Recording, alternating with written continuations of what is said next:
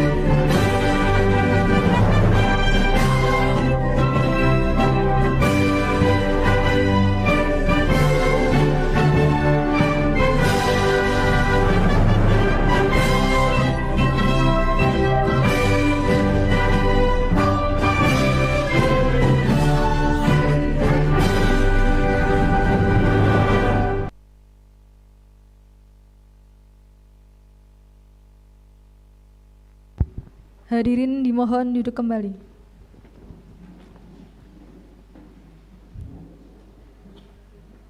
Bapak Ibu yang kami hormati, acara selanjutnya sebagai ungkapan syukur kita kepada Tuhan Yang Maha Esa, marilah kita ikuti bersama doa yang akan disampaikan oleh petugas.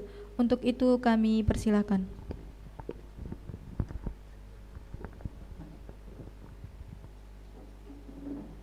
Mohon izin, mohon maaf untuk doa kali ini akan kami pandu dengan tata cara agama Islam.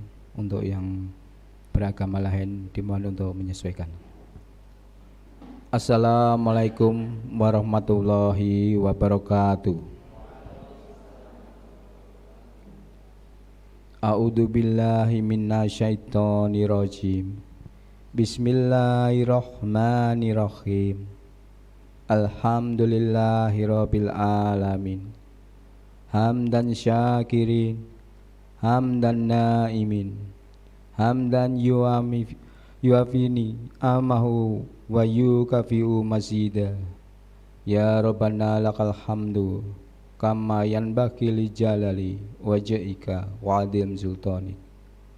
Allahumma sholli wa sallim ala sayyidina Muhammad wa ala ali sayyidina Muhammad.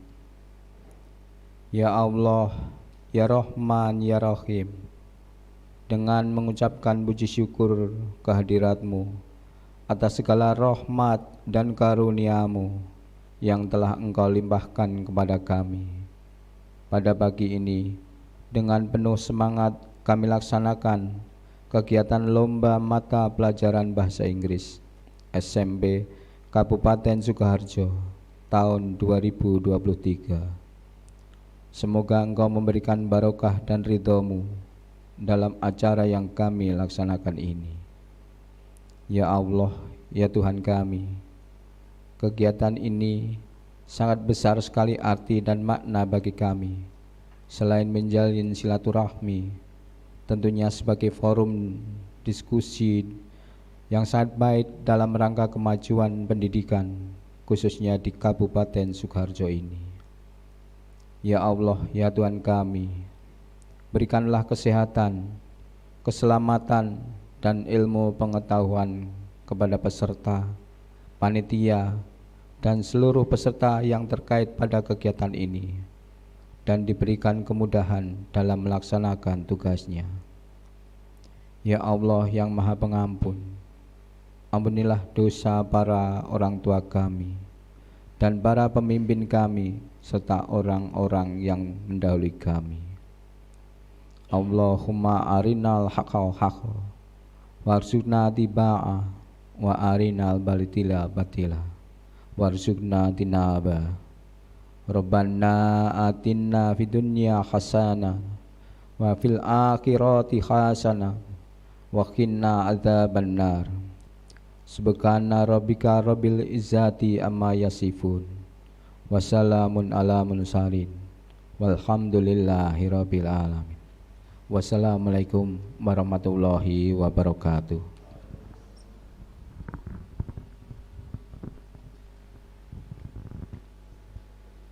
Bapak Ibu yang kami hormati, acara selanjutnya yaitu laporan Ketua Panitia yang akan disampaikan oleh Kepala Bidang Pembinaan SMP kepada Bapak Zainal Khairi SEMSI. Kami persilahkan.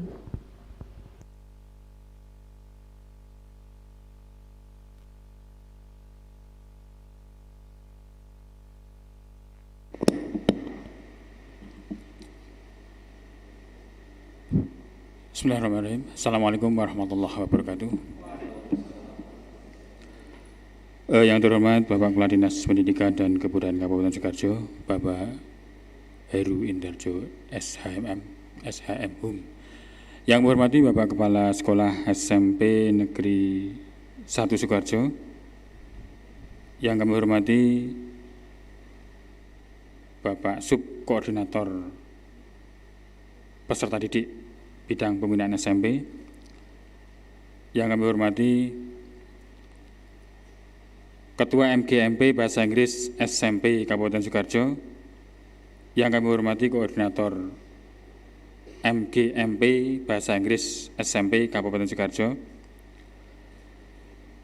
Yang kami hormati Bapak Ibu Dewan Juri, Bapak Ibu Panitia Pelaksana Kegiatan Lomba Mata Pelajaran Bahasa Inggris SMP Kabupaten Sukoharjo.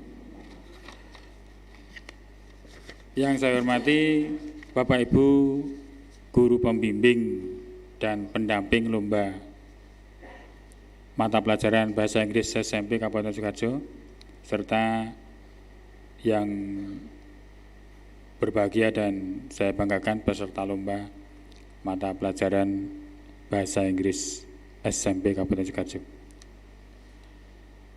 Alhamdulillahirabbil alamin wassalatu wassalamu ala asrofil anbiya'i wal mursalin wa ala alihi wa ashabi ajmain. Bapak-Bapak yang kami hormati, tidak lupa malah kita panjatkan puji syukur kehadirat Allah Subhanahu wa taala yang telah melimpahkan rahmat dan hidayahnya kepada kita semua, sehingga pada hari ini, pada pagi hari ini kita bisa berkumpul di aula SMP Negeri 1 Sukoharjo dalam rangka melaksanakan kegiatan lomba mata pelajaran Bahasa Inggris SMP se-Kabupaten Sukoharjo tahun 2023. Yang terhormat Bapak Kepala Dinas Pendidikan dan Kebudayaan Kabupaten Sukoharjo, kami laporkan penyelenggaraan kegiatan lomba mata pelajaran Bahasa Inggris SMP tingkat Kabupaten Sukoharjo tahun 2023 sebagai berikut. Dasar pelaksanaan: 1. Undang-Undang Nomor 20 Tahun 2003 tentang Sistem Pendidikan Nasional, Lembaran Negara Republik Indonesia tahun 2003 Nomor 78 tambahan Lembaran Negara Republik Indonesia Nomor 4301. 2. Peraturan Pemerintah Republik Indonesia Nomor 4 Tahun 2022 tentang perubahan atas Peraturan Pemerintah Nomor 57 Tahun 2021 tentang Standar Nasional Pendidikan. 3. Peraturan Menteri Pendidikan dan Kebudayaan Republik Indonesia Nomor 18 Tahun 2018 tentang penguatan pendidikan karakter dan satuan pendidikan formal. 4. Peraturan Daerah Kabupaten Sukoharjo Nomor 8 Tahun 2010 tentang penyelenggaraan pendidikan. 5. Dokumen pelaksanaan anggaran Satuan Kerja Perangkat Daerah Dinas Pendidikan dan Kebudayaan Kabupaten Sukoharjo pada program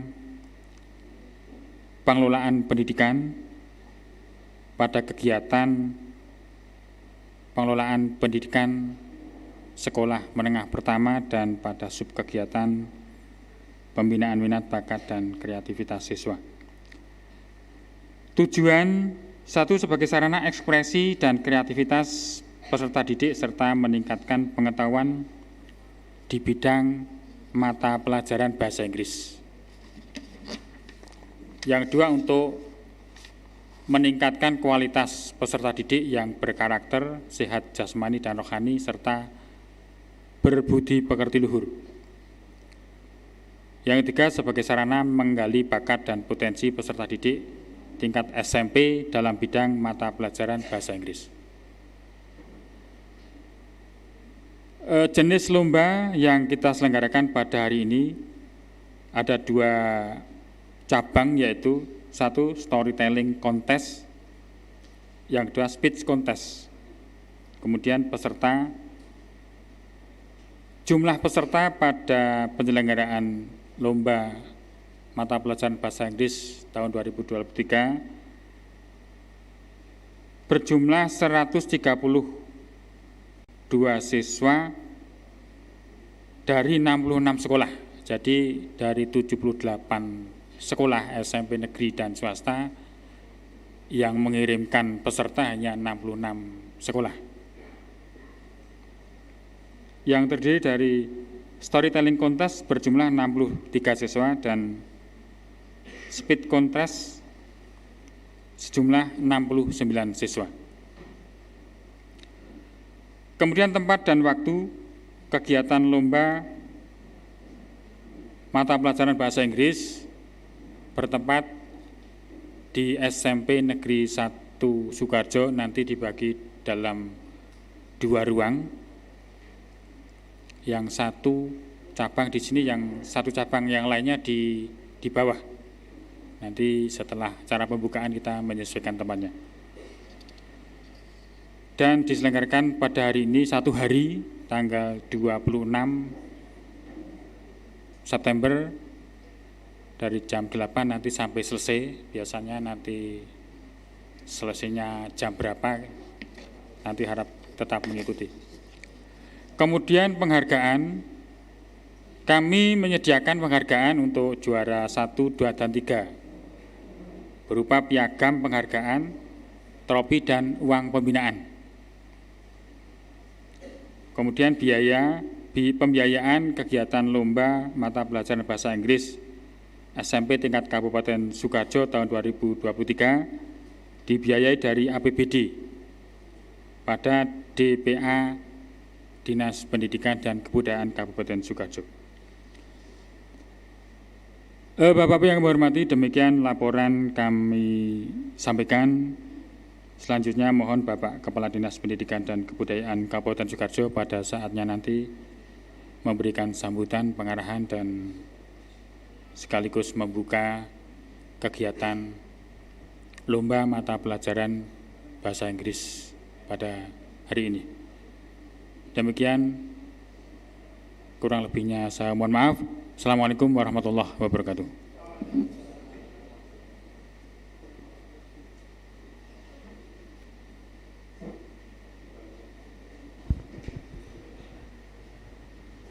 Bapak Ibu yang kami hormati, acara selanjutnya marilah kita ikuti bersama pengarahan Kepala Dinas Pendidikan dan Kebudayaan Kabupaten Sukoharjo yang sekaligus membuka kegiatan ini secara resmi. Kepada Bapak Heru Indarjo SHM kami persilakan. Bismillahirrahmanirrahim. Assalamualaikum warahmatullahi wabarakatuh. Alhamdulillahirrabbilalamin. Wassalatu wassalamu asrafi ambi ursalin wa alihi wa sahbihi ajma'in. Asyhadu an la ilaha illallah wa asyhadu anna Muhammadan abduhu wa rasuluh. Amma ba'du. Ya, selamat pagi, salam sehat, dalam salam semangat buat kita semuanya. Yang saya hormati Kepala Bidang Pembinaan SMP beserta jajarannya, ada pejabat fungsional Mas Mulyadi beserta rekan-rekan sekalian dari Dinas Pendidikan Kabupaten Sukoharjo. Yang saya hormati Pak Kris, Kepala SMP Negeri 1 Sukoharjo, Pak Wid, Kepala SMP Negeri 2, muter nih. Oh, koordinator bahasa Inggris, iya. Yang saya hormati yang hormati koordinator MGMP bahasa Inggris, ini ya Pak Wid ya. Yang saya hormati Ketua MGMP bahasa Inggris Kabupaten Sukoharjo. Yang saya hormati Dewan Juri, Panitia Pelaksana kegiatan lomba mata pelajaran bahasa Inggris SMP tingkat Kabupaten Sukoharjo. Yang saya hormati Bapak Ibu guru pendamping lomba mata pelajaran bahasa Inggris pada kesempatan pagi hari ini, dan yang berbahagia saya banggakan anak-anak sekalian peserta lomba mata pelajaran bahasa Inggris tingkat SMP Kabupaten Sukoharjo. Yang pertama, puji syukur kita panjatkan kepada Allah Subhanahu wa taala atas taufik hidayah dan inayahnya yang diberikan kepada kita semuanya, sehingga pada kesempatan pagi hari ini di Aula SMP Negeri 1 Sukoharjo ini kita bisa hadir bersilaturahmi dalam rangka untuk mengikuti pelaksanaan lomba mata pelajaran bahasa Inggris SMP tingkat Kabupaten Sukoharjo pada tahun 2023 ini.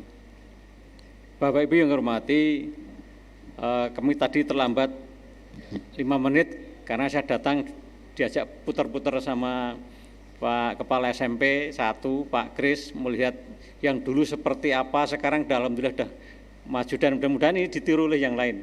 Itu Pak Wid ya. Bapak Ibu hormati, seperti kita ketahui bersama bahwasannya untuk bahasa Inggris ini adalah merupakan bahasa yang universal karena digunakan oleh sebagian besar masyarakat dunia, yaitu sebagai bahasa utama.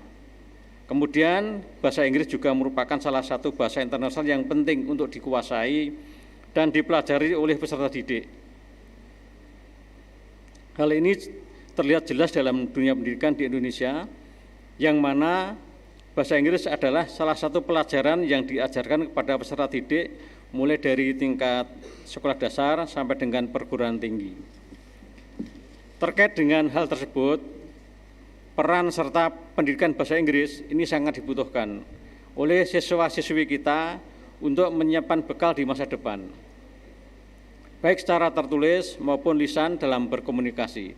Karena dalam dunia kerja nanti, apabila adik sekalian, anak sekalian ini sudah selesai kuliah, ini pada saat akan tes masuk di perusahaan yang bonafit yang besar atau BUMN, ini sebagian besar menggunakan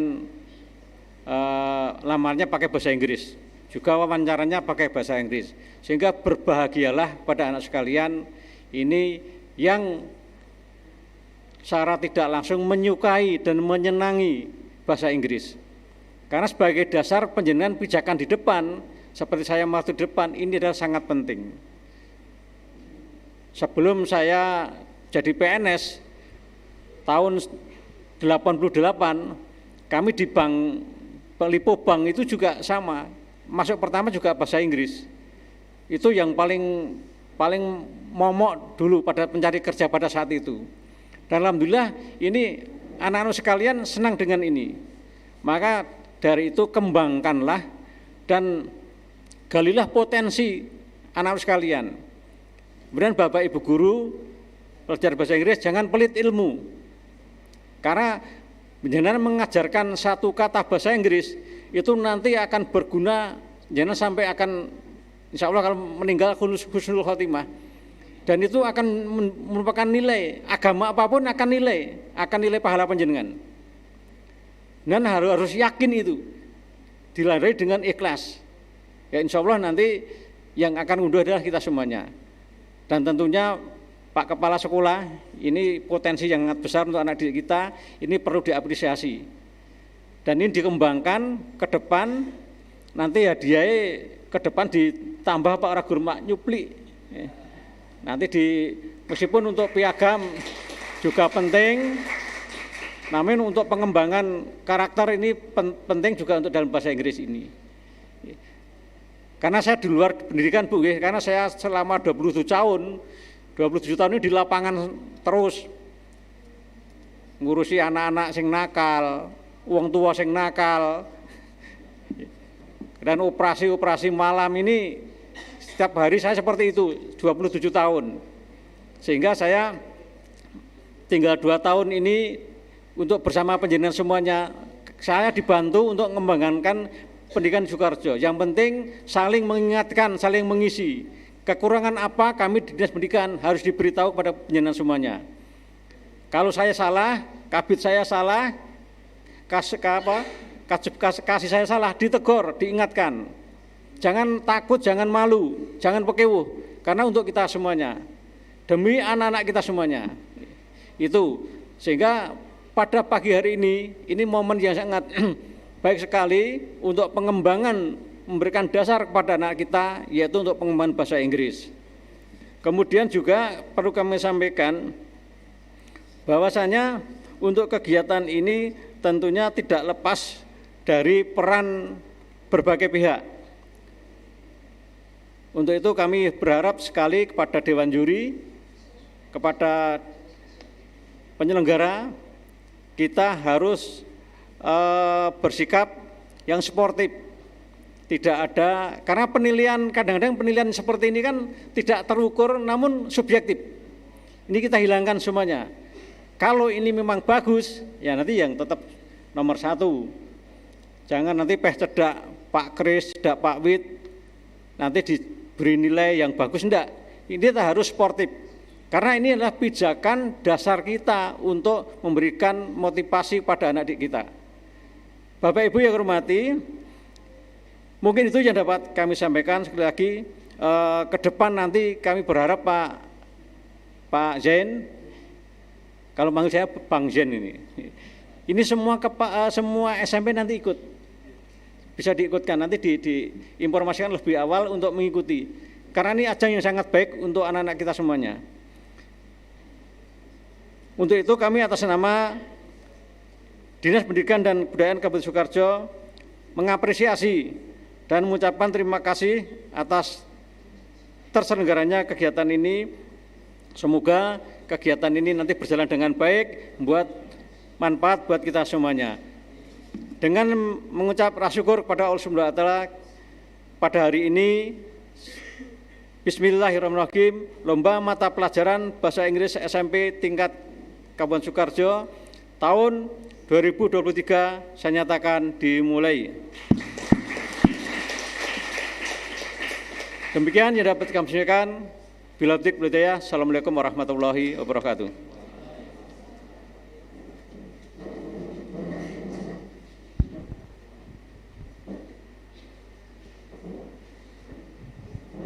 Bapak Ibu yang kami hormati, demikianlah seluruh rangkaian acara pembukaan Lomba Mata Pelajaran Bahasa Inggris tingkat SMP Negeri dan Swasta Kabupaten Sukoharjo tahun 2023 telah kita ikuti bersama, dan marilah kegiatan pembukaan ini kita tutup dengan bacaan hamdalah bersama-sama. Kami atas nama panitia mohon maaf apabila pada kegiatan pembukaan ini terdapat kesalahan, dan mudah-mudahan kegiatan ini dapat berjalan dengan baik sampai selesai. Terima kasih atas perhatiannya. Wassalamualaikum warahmatullahi wabarakatuh.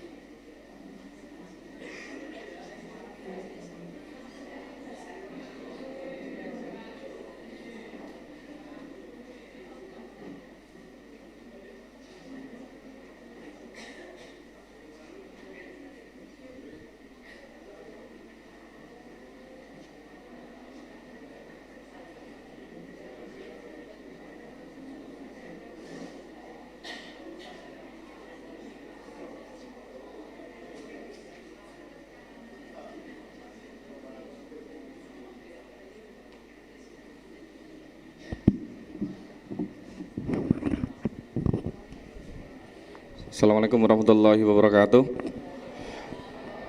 Bapak, Ibu, dan peserta, selamat pagi semuanya. Ya, kami dari panitia memberikan tambahan informasi untuk nanti sebelum tampil teks harap dikumpulkan tanpa menggunakan map. Sekali lagi, teksnya tanpa menggunakan map, hanya dimohon untuk diberi nomor tampilnya. Ya, untuk teksnya diberi tulisan nomor tampil yang agak besar begitu, supaya bisa Dewan Juri bisa menilai ini tampil nomor berapa. Sekali lagi, untuk menjaga netralitas, mohon untuk mengumpulkan teks tanpa map. Terima kasih. Monggo Pak Har. Bismillahirrahmanirrahim. Assalamualaikum warahmatullahi wabarakatuh. Selamat pagi Bapak, Ibu, dan anak sekalian. Terima kasih dan saya ucapkan luar biasa kepada Bapak, Ibu, dan anak sekalian yang telah hadir memenuhi undangan untuk mengikuti kegiatan lomba. Perlu saya sampaikan prosesi lomba bahwa nanti untuk cabang lomba storytelling tetap ada di ruangan ini. Kemudian untuk cabang lomba speech contest akan diselenggarakan di ruang laboratorium IPA, jadi sebelah barat lapangan basket, ya, sebelah barat lapangan basket. Kemudian untuk mekanismenya khusus untuk cabang speech contest, karena ruangan yang dipakai itu tidak terlalu luas, maka peserta itu akan dipanggil tiap 10 nomor tampil. Jadi 10 nomor tampil dipanggil untuk masuk ruangan, kemudian tampil, setelah itu kemudian istirahat sejenak, kemudian dipanggil lagi nomor berikutnya dan seterusnya. Kemudian untuk peserta yang belum mendapatkan giliran untuk tampil bisa istirahat di luar, bisa di masjid atau di kursi-kursi yang ada tendanya, bisa di depan kantor panitia atau di depan ruang perpustakaan, atau mungkin juga bisa di masjid. Untuk yang keperluan ke belakang, ini banyak tersedia di sebelah utara tempat speech atau di sebelah selatan masjid itu tersedia untuk ruang atau kamar kecil. Kemudian di sebelah barat ruang panitia yang di tengah itu juga tersedia, baik di sebelah timur, di sebelah selatan atau utara, bisa digunakan ya. Kemudian kami mohon nanti untuk Dewan Juri berdiskusi sejenak sebelum nanti dilanjutkan dengan kegiatan penilaian. Untuk itu kepada Dewan Juri kami mohon untuk bisa menyiapkan diri untuk diskusi, menyamakan persepsi sebelum kemudian nanti melaksanakan tugasnya. Terima kasih. Baik, terima kasih. Saya menyambung apa yang disampaikan Pak Haryanto, Ketua MKMB dan juga panitia. Alhamdulillah, langsung aja Bapak Ibu guru semuanya, pendamping para peserta didik Lomba Bahasa Inggris dan Dewan Juri yang kami hormati. Kami mengingatkan bahwa pelaksanaan Lomba Bahasa Inggris ini sudah didukung sepenuhnya oleh pemerintah Kabupaten Sukoharjo melalui Dinas Pendidikan dan Kabupaten Sukoharjo. Beliau tadi Bapak Heru Indarjo SHMU sudah komitmen untuk meningkatkan kualitas termasuk anggaran, hadiah dan sebagainya. Mari kita sambut dengan meriah. Yang kedua, komitmen kami selaku pengurus dan panitia bahasa Inggris sudah mengingatkan dan membuat semacam fakta integritas gitu ya, bahwa independensi dan konsistensi dalam penilaian itu yang utama.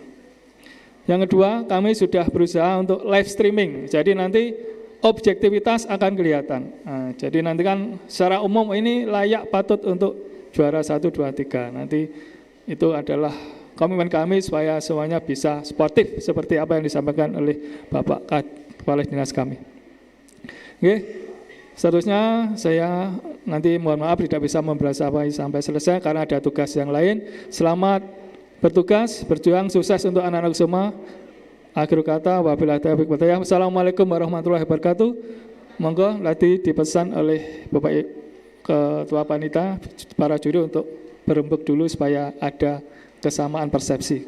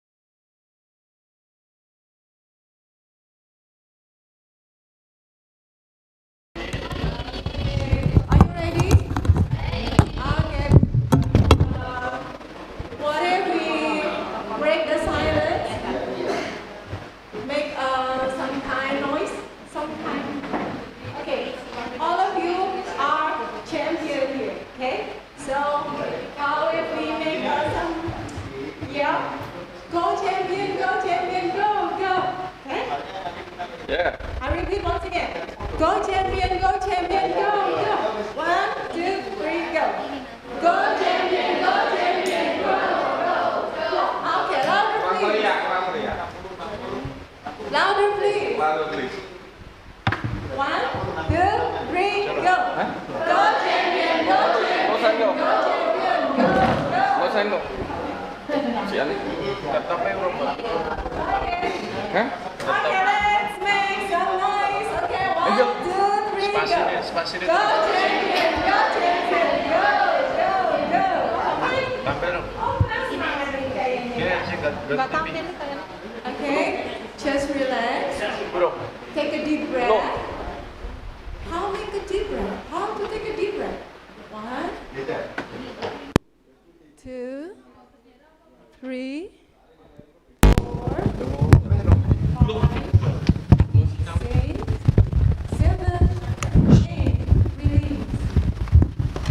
Feels better? Okay, once more. Take a deep breath. Sambungan DDM-nya sudah. 6, 7.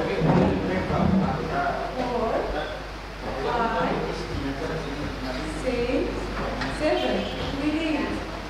Okay, feels better now? Good.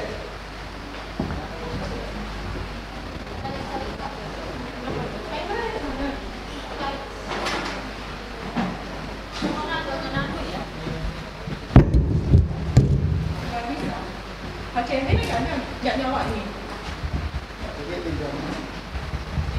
Tidak. Wah, kurang sih.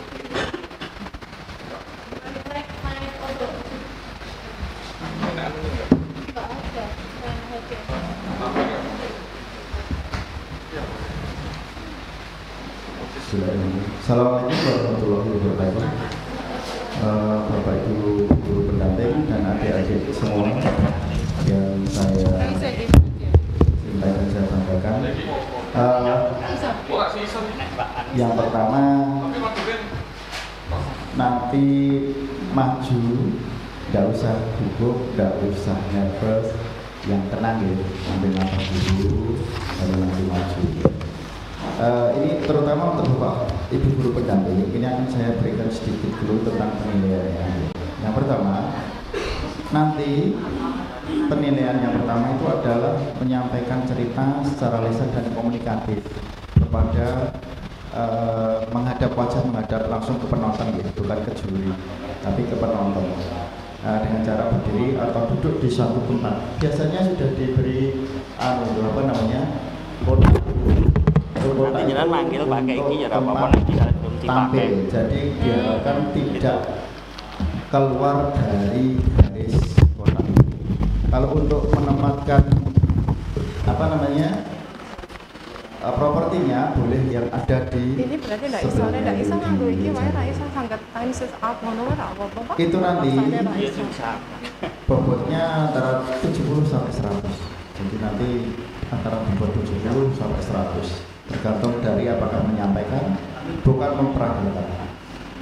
Kemudian yang kedua, pakaian tanpa identitas sekolah yang mendukung dan tidak mengganggu ketercapaian isi cerita. Dulu sudah disampaikan bahwa pakaian tidak boleh seragam. Jadi nanti kalau ada yang seragam atau ada yang menggunakan pakaian dengan identitas sekolah, itu nilainya sudah pasti kami nilai minimal.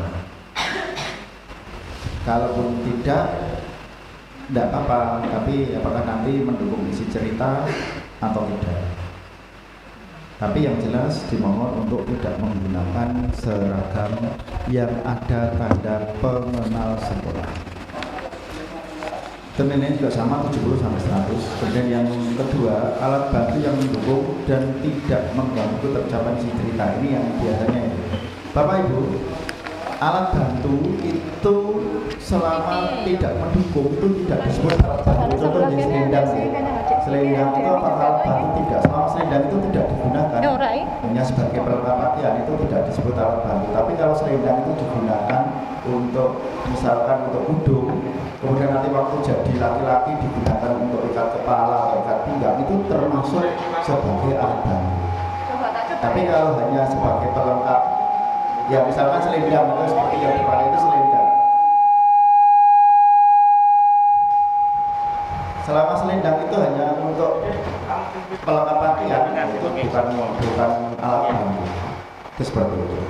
kemudian apa ini pas itu mahkota itu selama itu tidak digunakan untuk mendukung isi cerita, itu juga sebagai pelengkap pakaian, bukan sebagai alat bantu. Alat bantu itu boleh 1 minimal atau maksimal 2. Kalau lebih nanti ada pengurangan nilai. Kalau tidak menggunakan pun juga nilainya berbeda dengan nilai. Itu nilainya juga antara 70 sampai 100. Kemudian yang 1C mimik wajah dan bahasa tubuh mencerminkan nilai karakter yang diusung. Ini sama, nanti apakah mimiknya karakternya yang ditunjukkan waktu pentas, kemudian bahasa tubuhnya nanti juga anggutannya itu dari 70 sampai 95. Kemudian pengetahuan kebahasaan ini yang paling penting Bapak Ibu untuk anak-anak, nanti itu adalah cerita yang disampaikan secara runtut dan lancar. Ini runtut dan lancar, apakah ada jeda pakai pakai berhenti, itu nanti juga mempengaruhi penilaian. Penilaiannya antara 70 sampai 95. Kemudian tata bahasa, kosakata dan ungkapan yang dipilih juga sama. Tata bahasa, kosakata biasanya ini sudah dipilihkan oleh Bapak Ibu gurunya masing-masing, sehingga ini anak tinggal menghafalkan aja ya, kalau tata bahasa, kosakata dan ungkapan. Ini nilainya juga 70 sampai 95. Yang C, kalimat disampaikan dengan ini yang paling penting. Kalimat disampaikan dengan ucapan, tekanan kata dan intonasi yang baik dan benar. Ini yang paling penting nanti mempengaruhi. Itu nanti apakah anak bisa mengucapkan dengan tekanan atau intonasi yang baik dan benar, nanti nilainya sama 70 sampai 90. Terakhir, keterampilan berkreasi ini Bapak Ibu jangan sampai lupa. Nanti harus ada pesan moral yang disampaikan. Kalau tidak ada pesan moralnya, itu nanti juga nilainya akan kurang. Kalau seandainya waktunya habis, itu dianggap pesan moralnya, kalau belum disampaikan ya pesan moralnya ada. Jadi pesan moral itu nanti bisa saja ada, itu antara 75 sampai 90, dan tidak ada itu nanti nilainya di bawah 75 sampai 90 atau 70 kalau tidak ada pesan moral. Kemudian kreativitas tampak dalam mengembangkan isi cerita. Ini kreativitas dalam mengembangkan isi cerita itu adalah mungkin ada cerita yang dirubah dari tadinya, dirubah menjadi lebih modern atau lebih apa, itu namanya kreativitas dalam mengembangkan isi cerita. Misalkan ada film di sana itu tidak naik tuyul kakangnya, tapi naik mobil Mercy ataupun sebagainya, ataupun ditinjau dari sudut pandang yang mana, itu namanya kreativitas tampak dalam mengembangkan cerita. Kalau yang C, kreativitas tampak dalam menyampaikan cerita. Ini beda, kalau tadi isinya, kalau ini cara menyampaikannya, mungkin dengan berbagai macam, ataupun dengan lagu, puisi, ataupun dengan menggunakan apa, itu kreativitas dalam menyampaikan isi cerita. Itu nanti juga ada penilaiannya juga. Terakhir, waktu. Ini yang paling penting, waktu yang tersedia itu antara 5 sampai 6 menit. Kalau kurang dari 5, itu nilainya kita beri nilai minimal. Minimal itu 70.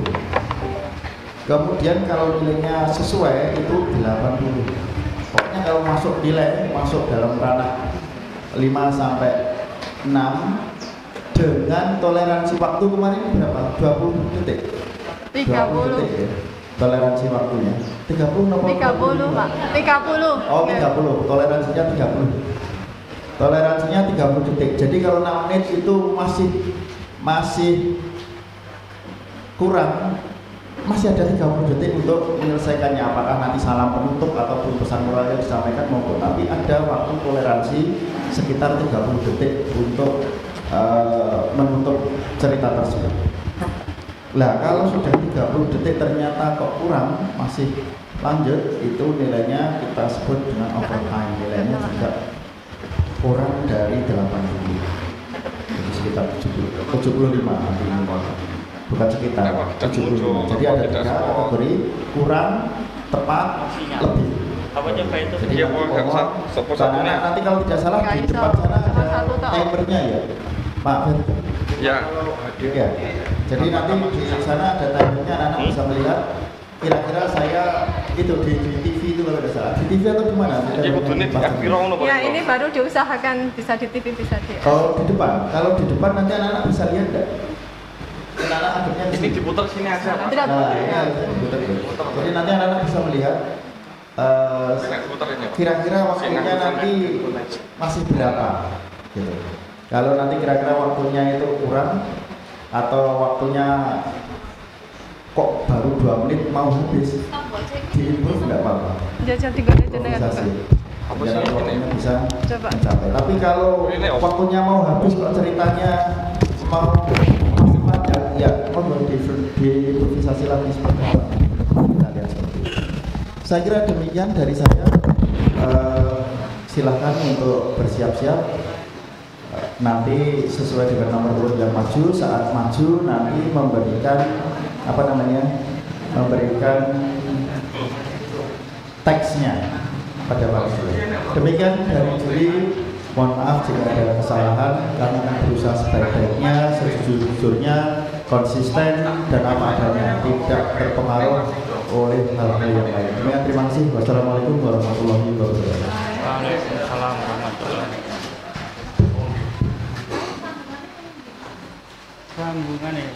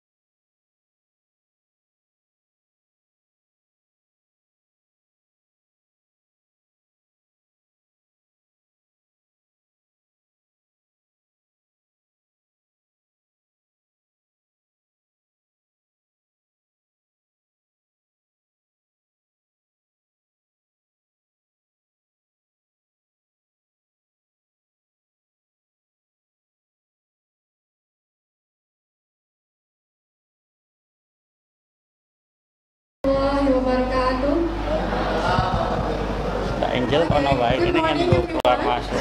Ya. Okay. Saya sana Pak. Iki saya sana. We will start our storytelling competition. Okay, please be prepared. Number 1, come forward, please.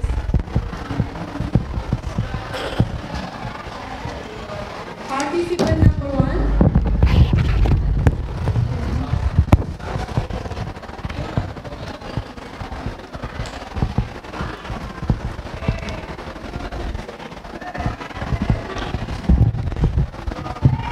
Okay, for preparation, participant number 2, please come forward and sit over there. Tes. Untuk peserta A, B, C. silakan untuk mempersiapkan dan duduk di corner di sudut sebelah sana. Terima kasih.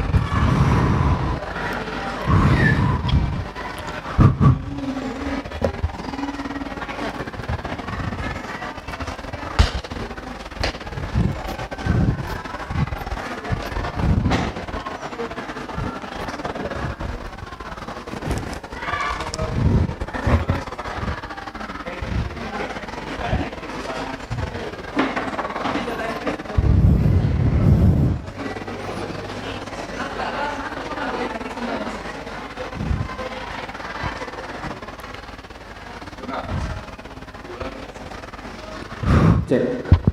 Tes. Dewan juri 1. Tes. Dewan juri 2 siap. Oh iya. Peserta siap.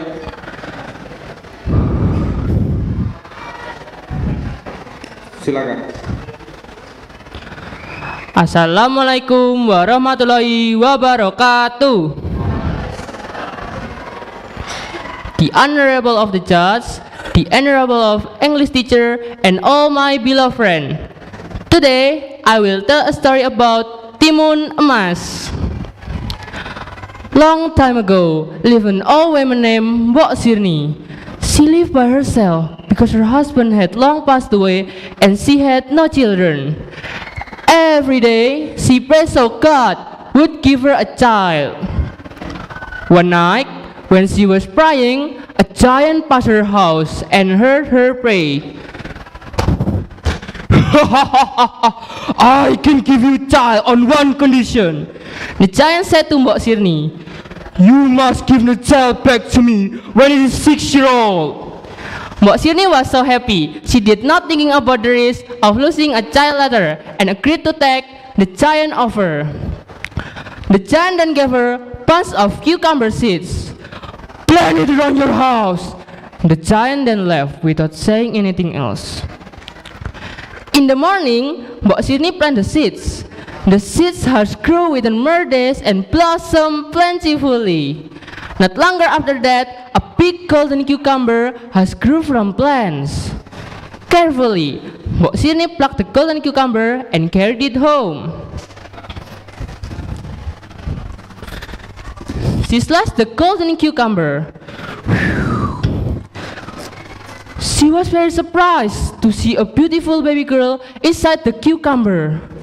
Oh, she's beautiful. She then named the baby Timon Mas.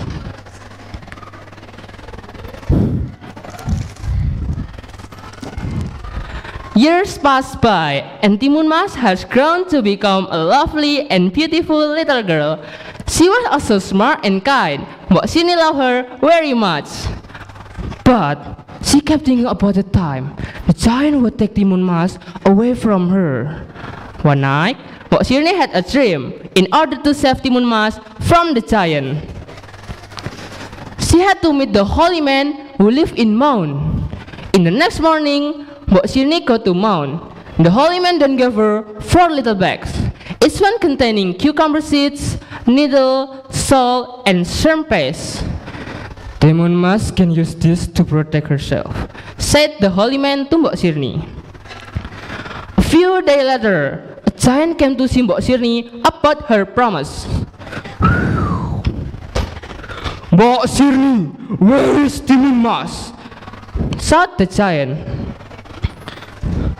My daughter, take this bag with you. It can save you from the giant. Now run and soak the the back door.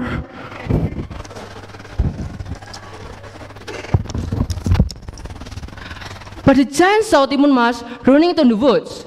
The giant was angry. He rushed toward Timon Mas. Mbok Sirni tried to stop him, but the giant was unstoppable. The giant was getting closer and closer. So, Timon Mas opened the first bag she got from Mbok Sirni. Inside the bag were cucumber seeds.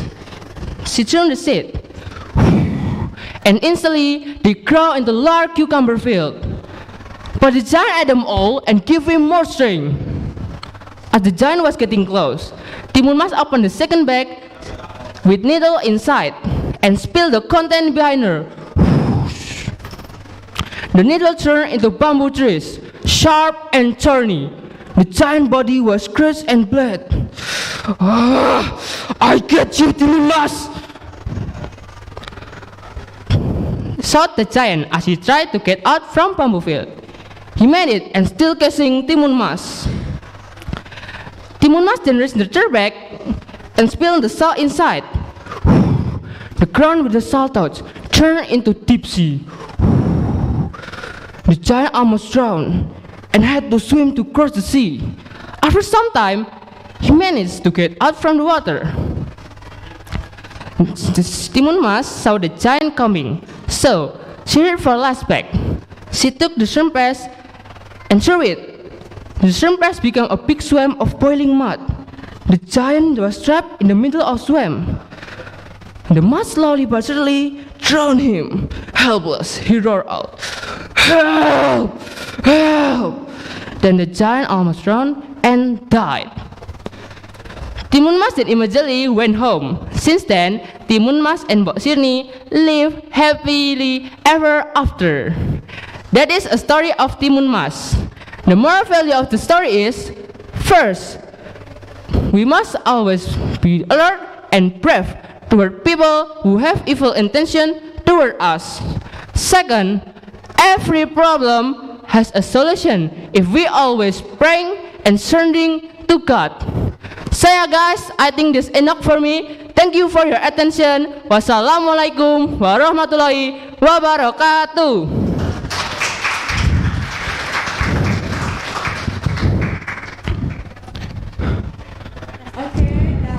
The first participant with the time 5 minutes 34 seconds. Lepasnya gimana ini? Lepas. Amit.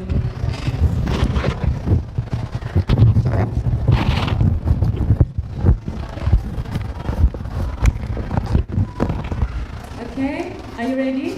Yes. Okay, let's start. Assalamualaikum warahmatullahi wabarakatuh. Ladies and gentlemen, good morning. How are you today? I'm glad if you're fine. So, today, I'm Griselda, who will tell you a folktale from West Kalimantan. Can you guess what folktale I'm about to tell you? As you might expect, I'm here to tell you the story of the crying stone. I know you all may be curious, so let's get started. Once upon a time, there was live a poor old widow and her daughter named Darmi. They lived in a small village in Borneo. Darmi was very beautiful, but her behavior was far from good. She doesn't like her mother while in the field, but she always was improving herself every day. She always wanted to look rich and beautiful, but she didn't care about her mother spending the while to get food. What a mean girl. One day, the mother asked Darmi to accompany her in the field. Darmi, accompany me to the field, please. My back's hurt. Asked her mother. What? No, I don't want to go to the field.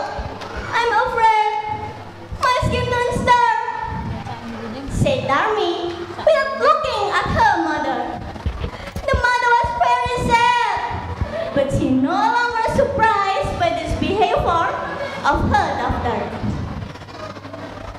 When the mother came from work, Darmi asked money to buy her beauty doll. Mom, give me money please.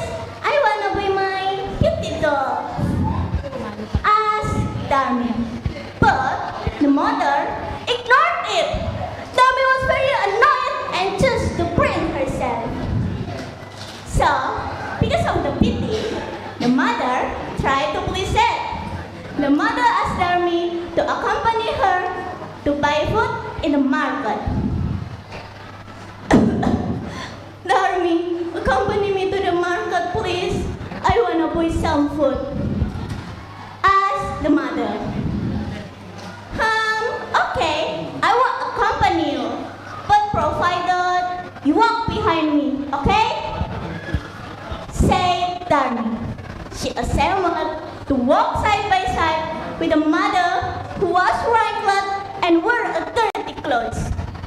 Although the mother was very sad, but finally she agreed it. On the way to the market, everybody admired Darmi's beauty. Darmi's appearance was really contrasted with the one walking behind her. That it made people wonder. Hello, pretty lady. Who is the woman behind you? Is that your mother? Said a man. What? No, she's not my mother. She's my servant, said Darmi with scornful indignation. The mother was very sad, but she didn't say anything. She could understand that Darmi was ashamed. Darmi always answered that the mother is her servant to many people that ask it. So, at last, the mother cannot hold the pain anymore. She prayed to God to punish her daughter. The God answered her prayer. Oh, my Lord, please punish my daughter. I cannot hold the pain anymore. Slowly by slowly, Darmi's leg turned into a stone. The process continued to the upper part of Darmi's body. She was very panicked. Mom, what's happening to me? Mom, please forgive me, help me. She cried loudly, but it was too late. Her whole body finally became a big stone. Until now, people could see the tears dropping from her eyes. That's why people call it the crying stone or batu menangis. The moral of the story is the mother love is very sincere and unlimited. No matter what circumstances happen, the mother will always continue to struggle for her daughter happiness. That's my story. Thanks for your attention. Wassalamualaikum warahmatullahi wabarakatuh. That was the performance number 2. Participant number 3, please come forward. Participant number 4, please be prepared.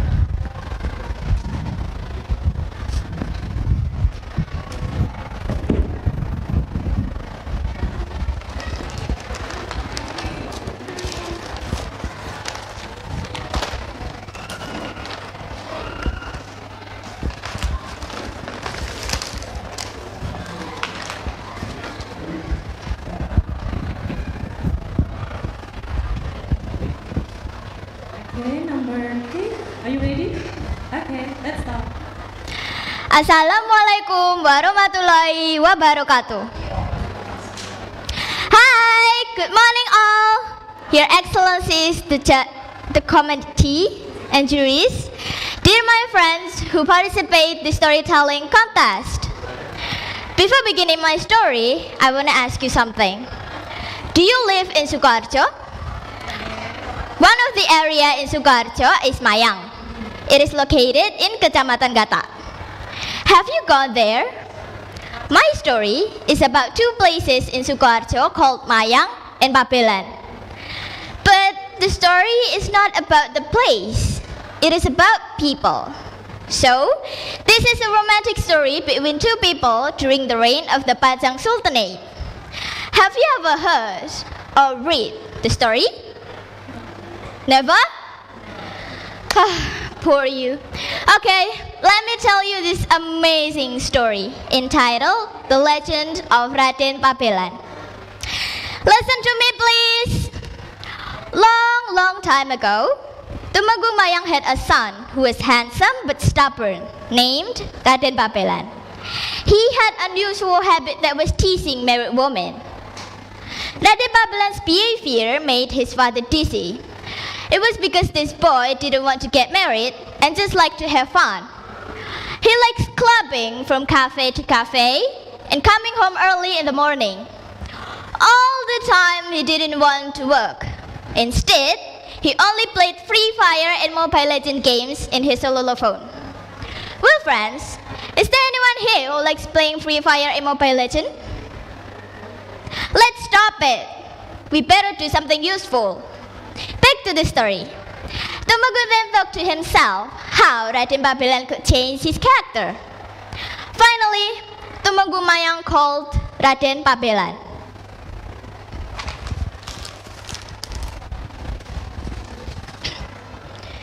You are an adult. It is time for you to get serious and married. My son, you are very handsome. What if you approach the Princess Kedaton, the daughter of Sultan Pajang? She is a good woman and can be a good wife and mother to your children. Take this to her, said Tumenggung Mayang to his son. Long story short, Raden Pabelan sent a bucket and a letter for Princess Kedaton. She was in her room, watching Korean drama. Her nanny gave her the flowers from Raden Pabelan, and she liked it. Moreover, when she read his letter, which full of sweet seduction, Princess Kedaton's heart was so happy that she screamed with joy. I'm happy, really happy! Princess Kedaton was also curious about Raden Pabelan's good looks. They told her that Raden Pabelan's look was almost the same as Ta Eun Woo. To prove that, the princess asked one of her trust nanny to tell Raden Pabelan to secretly come to meet her. In the evening, Raden Pabelan came through the secret path shown by the nanny. He didn't forget to bring flowers, then he began to tease her. Hi, beautiful princess. Let me introduce myself. My name is Raden Pabelan.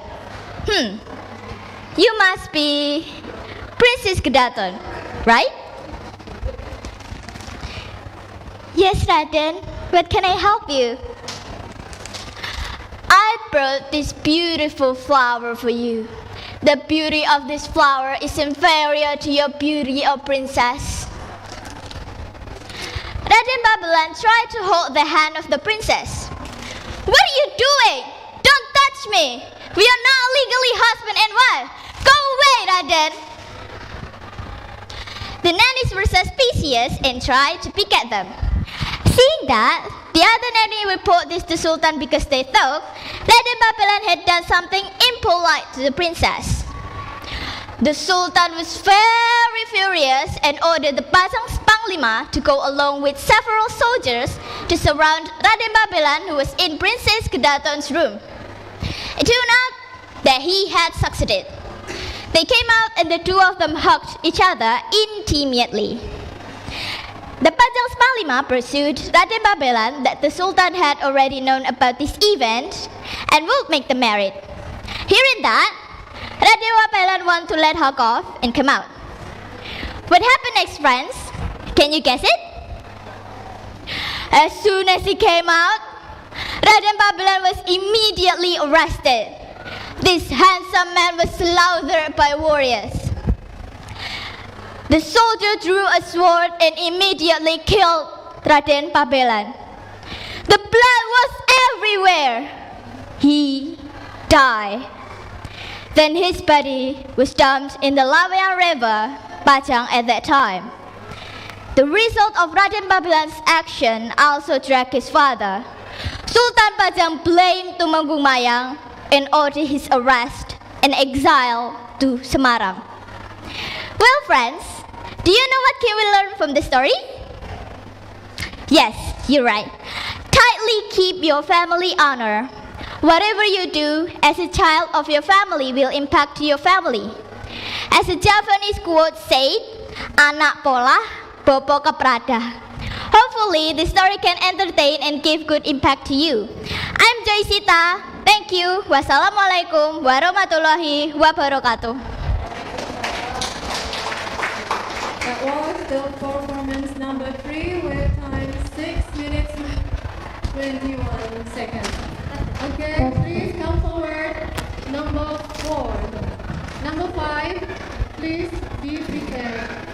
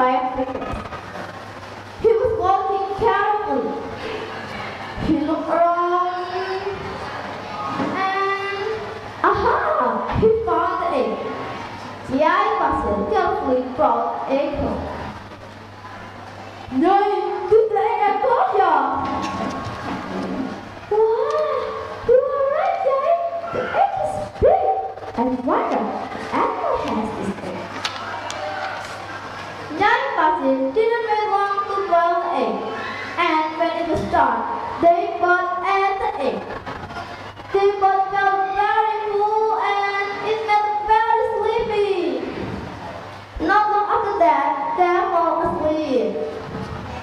in the morning, Kiai and Nyai Pasir woke up as usual. Kiai Pasir took a bath and went to the field. On the way to the field, he felt his body so uncomfortable. He felt his body itch. Suddenly, he felt himself so hard, he was screaming in pain. Oh my God, what happened to me? What happened in my body? It's so itch. Oh my God, that's so hot. Oh, very hot. I need water. Oh no!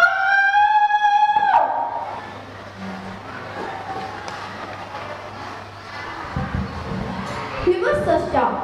He saw his skin turning into scales, just like the scales of a reptile. He touched his head. He felt something growing on his head. He completely shocked. A horn was growing, and his head and tail. His body is slowly getting bigger. He turned into a dragon. Meanwhile, at home, Nyai Pasir also felt the same. She was so panicked. She was screaming. She was running to the field. She wanted to look for her husband. When she arrived at the field, she saw a dragon moving his body on the ground. Slowly, Nyai Pasir also turned into a dragon. The two dragons were trying to walk, but they were too big to do that. On the ground, they are unable to move their bodies. They move their bodies so heavily and it made a very big hole. The hole was getting deeper and deeper. Soon, water came out of the hole. Water came out so much and it made a lake. Since then, people have named the lake is Telaga Pasir, or we call us Telaga Sarangan. The moral from the story is, be careful to what is not just. Alright, that's all my story. Thank you for your attention. Be diligent, don't be lazy, be confident and be happy. Good job and good luck everybody. See you next time and don't miss it. I am Siwah Yutinimsi. Wassalamualaikum warahmatullahi wabarakatuh. Okay, that was performance number 4 with 5 minutes 43 seconds. 5 minutes 43 seconds. For the next performance, please. Ini ditaruh. Number 5. Number 6. Please be. Terus bisa.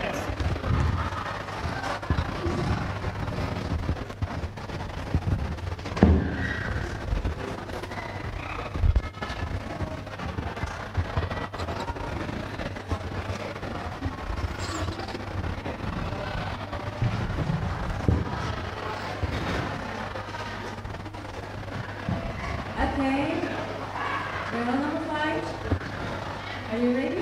Yes, I'm ready. Okay, shall we begin? Yes. Okay. Assalamualaikum warahmatullahi wabarakatuh. First, let's say thanks to God for his blessings. Second, for the Prophet Muhammad, peace be upon him. Luckily, he brings us from the darkness to the lightness so we can be here in the best condition. Hi everyone, good morning. The honorable for all the judges, teachers, and audience. I am Anissa Rahma Kamila. Thank you for having me here. Today, I'm going to tell you a story about the legend of the crying stone. In a small village, there was a girl lived with her mother. The girl was very beautiful. She always put on her makeup and wore her best clothes. She didn't like to help her mother to work in a field. The girl was very lazy. This girl wanted to eat delicious food only. Once, her mother served meals, but she didn't like them. Suddenly, She threw away the plate, and all of the food shattered on the floor. She shouted at her mother using bad words. If her mother didn't fulfill her need, she would be mad. Her mother just kept silence. Every day in her house, she oppressed her mother by saying something with a bad expression. She never smiled. She said that she wasn't happy for having a mother like her. She was too old to be admitted as her mother. One day, her mother asked her to accompany her to go to the market to buy some food.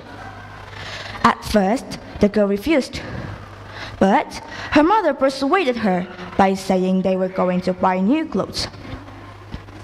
The girl finally agreed, but she asked her mother to walk behind her because she didn't want to walk side by side with her mother. Although her mother was very sad, she agreed to walk behind her daughter. On the way to the market, everybody admired the girl's beauty, but they were also curious. Behind the beautiful girl, there was an old woman with a simple dress. The girl and her mother looked very different. "Hello, pretty lady. Who's the woman behind you?" they asked. "Oh, she is my servant," answered the girl.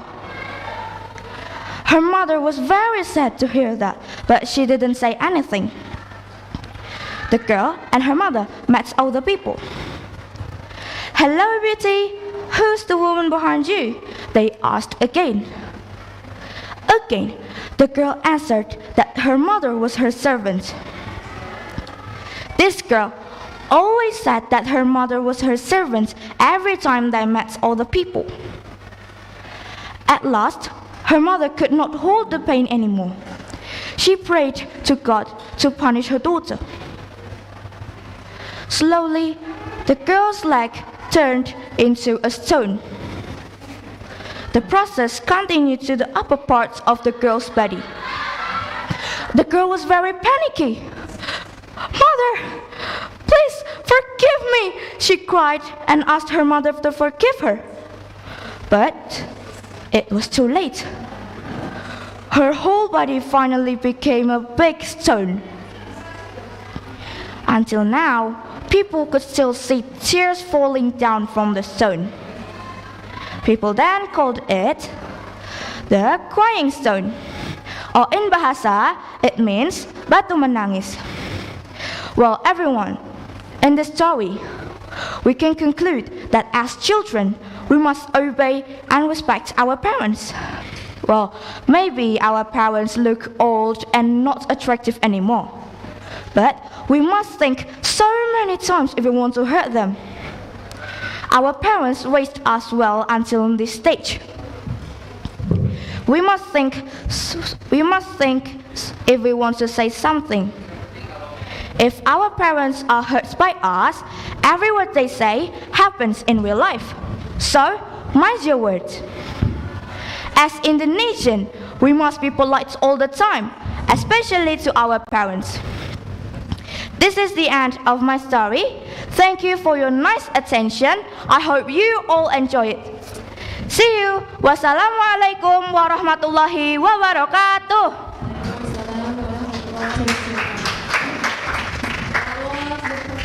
Number 5. The time is 5 minutes, 10 seconds. 5 minutes, 10 seconds. Okay, for the next performance, please welcome number 6. Number 7, please be prepared.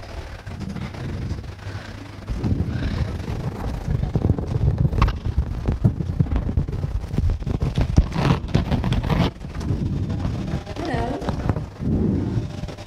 Are you ready? Okay, let's begin. Assalamualaikum warahmatullahi wabarakatuh. Hello everyone, my name is Pinsa and today I would like to tell you about the story of Roro Jongda. So, without any further ado, let's hear the story. Once upon a time, there was a giant named Prabu Boko. He is the king of a big kingdom in Java Island. I'm a king who rules the land of Java. No one can defeat me, and no one dares to be with me, except my beloved one. Prabhupada had a very beautiful daughter. Her name was Sorojongam. She had beautiful skin and long black hair. Her beauty made many knights fall in love and would do anything for her. Father, you know I'm beautiful, right? Even I'm the most beautiful woman in this country. But I want to find someone who loves me for my heart, and not only for my beauty, said Sorojongam. I know. I also not only want a son-in-law who is strong and tough, but also sincerely love you and will sacrifice his body and soul to you and the kingdom. My daughter, remember, beauty is a gift from God, but beauty can bring you disaster. So be careful with your every word and action. Yes, Father. Meanwhile, farther with the kingdom of Boko, there's a kingdom named Pengging Kingdom. The king was Prabu Damarmoyo. He was a smart and wise king. One day, Prabu Boko wanted to expand his kingdom, so he sent his force to launch a surprise attack on Pengging. Prabu Damarmoyo sent his son, Bandung Bondowoso, to fight Prabu Boko's army. I'm Bandung Bondowoso. I will be the first man who defeats you. Are you serious? You really just stand here alone? Well, really. The king doesn't need to interfere in this war just to fight your army. I see. Seems like you underestimate me now. Alright then, I'll show you. Both of them fought fiercely. They released their mainstay and deadly move. Prabu Boko was surprised that this young man could match his supernatural power. Prabu Boko issued his ultimate, but it was blocked by Bandung Bondowoso. And finally, Bandung Bondowoso was able to defeat Prabu Boko. Prabu Boko dead on the battlefield. Innalillahi raji'un. Now, I, Bandung Bondowoso, hereby declare my victory, and from now on, this kingdom will be my own territory. Before he could finish his sentence, Sorojongam appeared in front of him. His eyes widened, his heart beating fast, and he could not even think clearly. He fell in love at first sight. Who are you? You're beautiful and different from others. You made my heart stop for a moment. I want to marry you. What did you say? You just killed my father in front of me, and now you want to marry me? Are you nuts? I don't know that he was your father. Prabu Boko's power was extraordinary. I had no choice but to fight him with all my strength. I'm really sorry about this. I, Bandung Bondowoso, has never found a woman whose beauty can melt my heart. I'm willing to do anything so that I can marry you. I respect you as a great man and take responsibility for his kingdom. But if you really want to marry me, I want you to make 1,000 temples in only one night. Wow, that's crazy, but anything for you, my queen. Actually, Sorojongam didn't want to marry Bandung Bondowoso. She couldn't refuse openly, so she asked for a request that she considered is impossible to fulfill. But she was wrong. Bandung Bondowoso was an ambitious and powerful young man. For him, nothing is impossible. With all his supernatural power, he called thousands of genie drops to make 1,000 temples. Before the sun rose, Bandung Bondowoso was almost completing the 1,000 temples. He felt happy. My sweetheart Sorojongam, I will completing the 1,000 temples soon. Tomorrow morning, I will marry you, shouted Bandung Bondowoso. Sorojongam was anxious. She didn't think that Bandung Bondowoso could do it. So she looked for ways to thwart Bandung Bondowoso's business. Then she gathered the women from the village to pile upright as a sign that the sun had risen. The sound of rice pounding became louder and louder, make the genie drops scare away. Oh no, the sun's gonna rise! We have to go! I'm sorry, my love, we don't want to get burned, said one of the drops. Sorojongam had drinking. Bandung Bondowoso was hurt and angry. He was betrayed by the girl he loved with all his heart. Sorojongam came to Bandung Bondowoso. I'm going to account the temples. You made 999 temples. That's amazing. I really appreciate it. But you failed. I want 1,000 temples. Your face is beautiful, but your heart is cunning. You have lied to me even though you know that I love you very much. Now that I grant your wish, I curse you to become the last statue. Her children smiled, and her body becomes stiff. Then she turned into the last one. Now, from this story, we can learn that we have to be beware with our every word and action. Think before you say it. That's all. Thank you for listening. Wassalamualaikum warahmatullahi wabarakatuh. Bu, ini nanti saat saya nyopot juga kayak di belakang gitu, nanti biar nggak copot gimana ya Bu? Oh iya. Okay, for the next performer, I will hold the station around 2 minutes. Sorry, 3 minutes. Tes.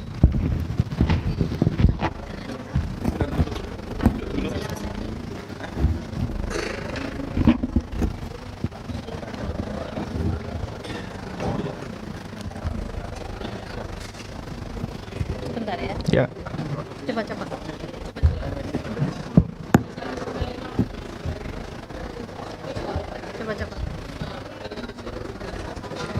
Sudah. Sudah ya.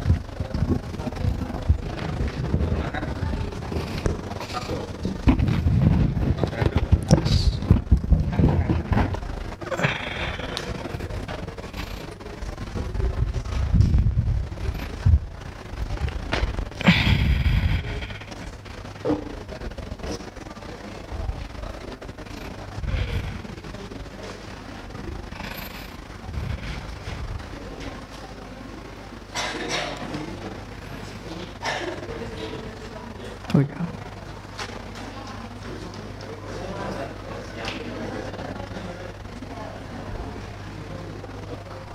Sudah. Ya. Duduk dulu. Oh ya.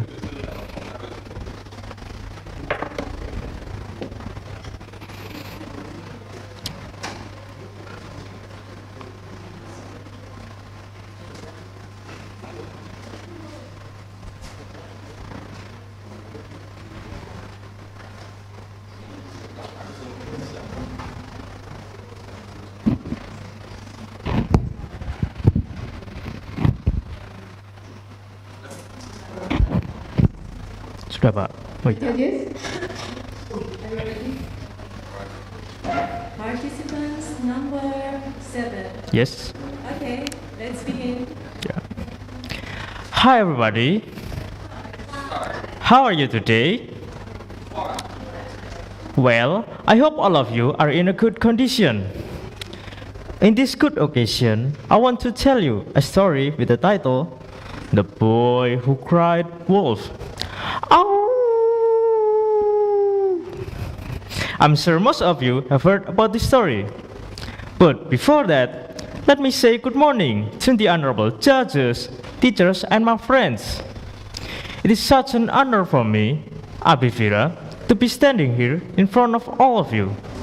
And firstly, let us give thanks to the God who has given us His blessings and His grace so that we can all gather here today in good condition and health. Well now, listen to me please.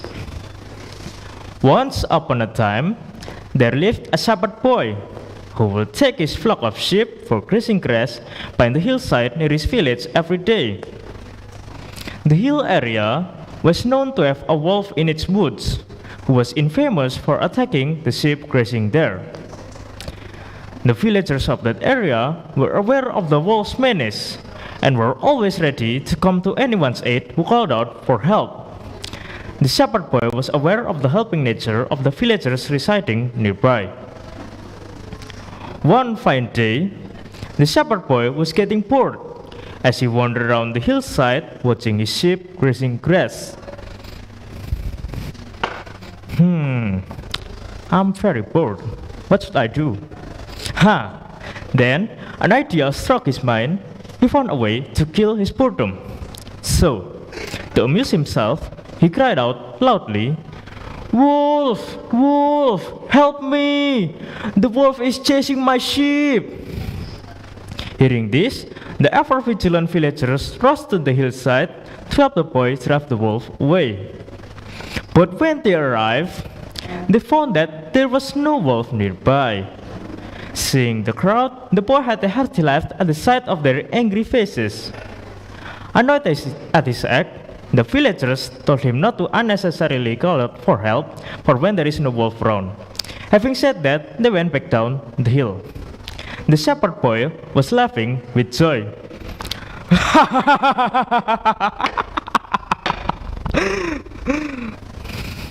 Later, the boy sang out again, "Wolf! Wolf! Help me!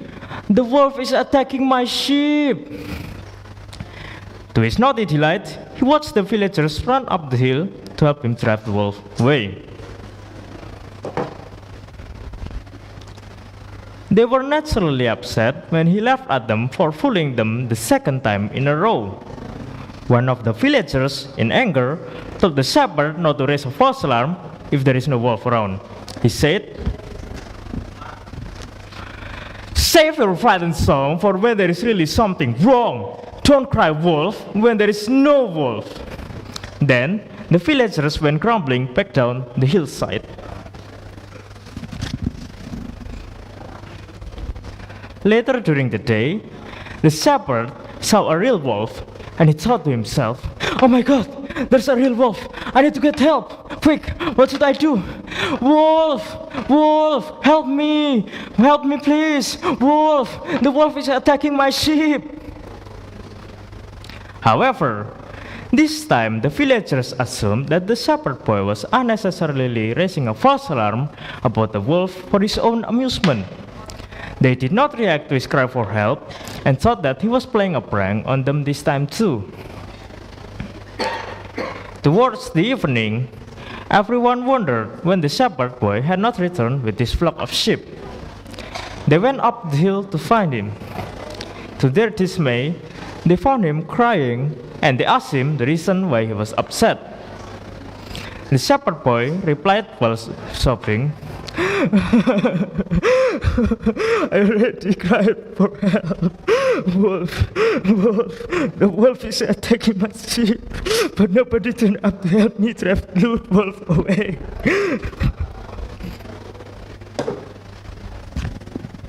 The villagers told him that they had come to his aid when he had raised false alarms in the first two instances. However, when they saw him ridiculing them for their helping nature, they assumed that the third one was a prank call too. Hence, they did not pay attention to it. Then, an old man tried to comfort the boy as they walked back to the village. "It's okay, we will help you look for the lost sheep in the morning," he said, putting his arm around the youth. Well, audience, from this story, we can take the moral value. The moral value is, once a liar, always a liar. No one believes a liar, even when the latter is speaking the truth. So, from now on, let's not lie to the others and always tell the truth. Okay, I think that's all. Thank you very much for your attention. Goodbye. Performance number 7.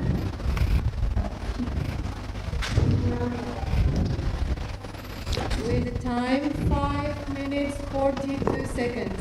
5 minutes 42 seconds. Okay, for the next performance is number 8. Number 9. Please be prepared. Hello, girl. Okay. Are you ready? Yeah. Okay, let's start. Good morning, everyone. My name is Karisa Naranja. In here, I will start telling about Timon Mas. A long time ago, there was a widow named Branda. Her husband had passed away a long time ago, so that she lived there alone. She had no children, and she prayed to God to get a child. One night when she prayed, a giant passed her house and heard her pray. The giant said, I can give you a child, but you shall give the child to me when she is 17 years old. Miranda was so happy and didn't think the risk of losing the letter. She agreed to offer. Then the giant gave her the cucumber seeds and asked Miranda to plant them around her house. Tomorrow, she planted the seeds just like what the giant asked. Shortly, the seeds grew after some days, and there were several cucumbers there. However, the most interesting thing was a huge golden cucumbers. Miranda plucked the golden cucumbers carefully and carried home. With care, she sliced it, and she was surprised that the cute baby girl was inside. Then, she named the baby with Timon Mas, which means golden cucumbers. She loved the baby really much. Years passed, and Timon Mas has grown to be a beautiful and lovely little girl. She was real smart and kind as well. That is why Miranda kept thinking about her promise with the giant. One night, Miranda had a dream. She must meet a holy man who lived in a place called Maling Kundang. That holy man got help to save her doctor. The next morning, Miranda went to Maling Kundang. She met the holy man and he gave 4 little bags to Miranda. That holy man said that he must convince them to work herself. Each one was containing cucumber seeds, needle, salt, and shrimp paste. That the made the soil with the salt.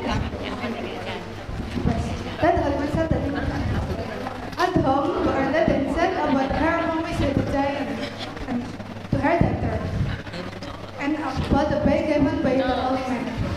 A few days later, the giant came to Miranda's house and asked for the promise. Miranda told her daughter to run from the back door and took the bag from a holy man with her. The giant was so angry and rushed toward Timon Mas. He was getting closer and closer. She then opened the first bag. It was the cucumber seeds. She drew the seeds and instantly they grew into the huge cucumber fields. The giant ate them all, so that she could run further. However, it was giving the giant more strength to just grow. He was getting close again. After that, she opened the second bag that contained needles and spilled them behind her. The needles magically turned into the large bamboo trees which were thorny. The giant bodies were bled and scratched. Unfortunately, he made it and chased her again. Timon Mas opened the last bag and threw it. It was the third bag and spilled it. That made the soil with the salt touch turned into the very deep sea. The giant almost down there, but he swam across it. From a far place, Timon Mas saw it. She then opened the last bag and threw it. That is a champagne and made the soil with the salt touch turned out the swamp of boiling water. Finally, the giant was trapped there and marched around him. Everything was ended. Timon Mas came back to her home and lived happily ever after in Borneo. That's all. Thank you.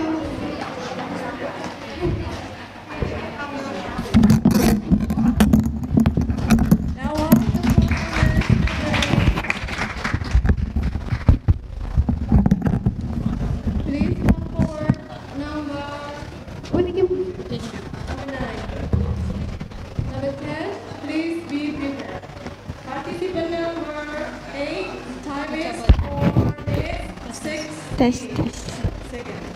4 minutes, 16 seconds.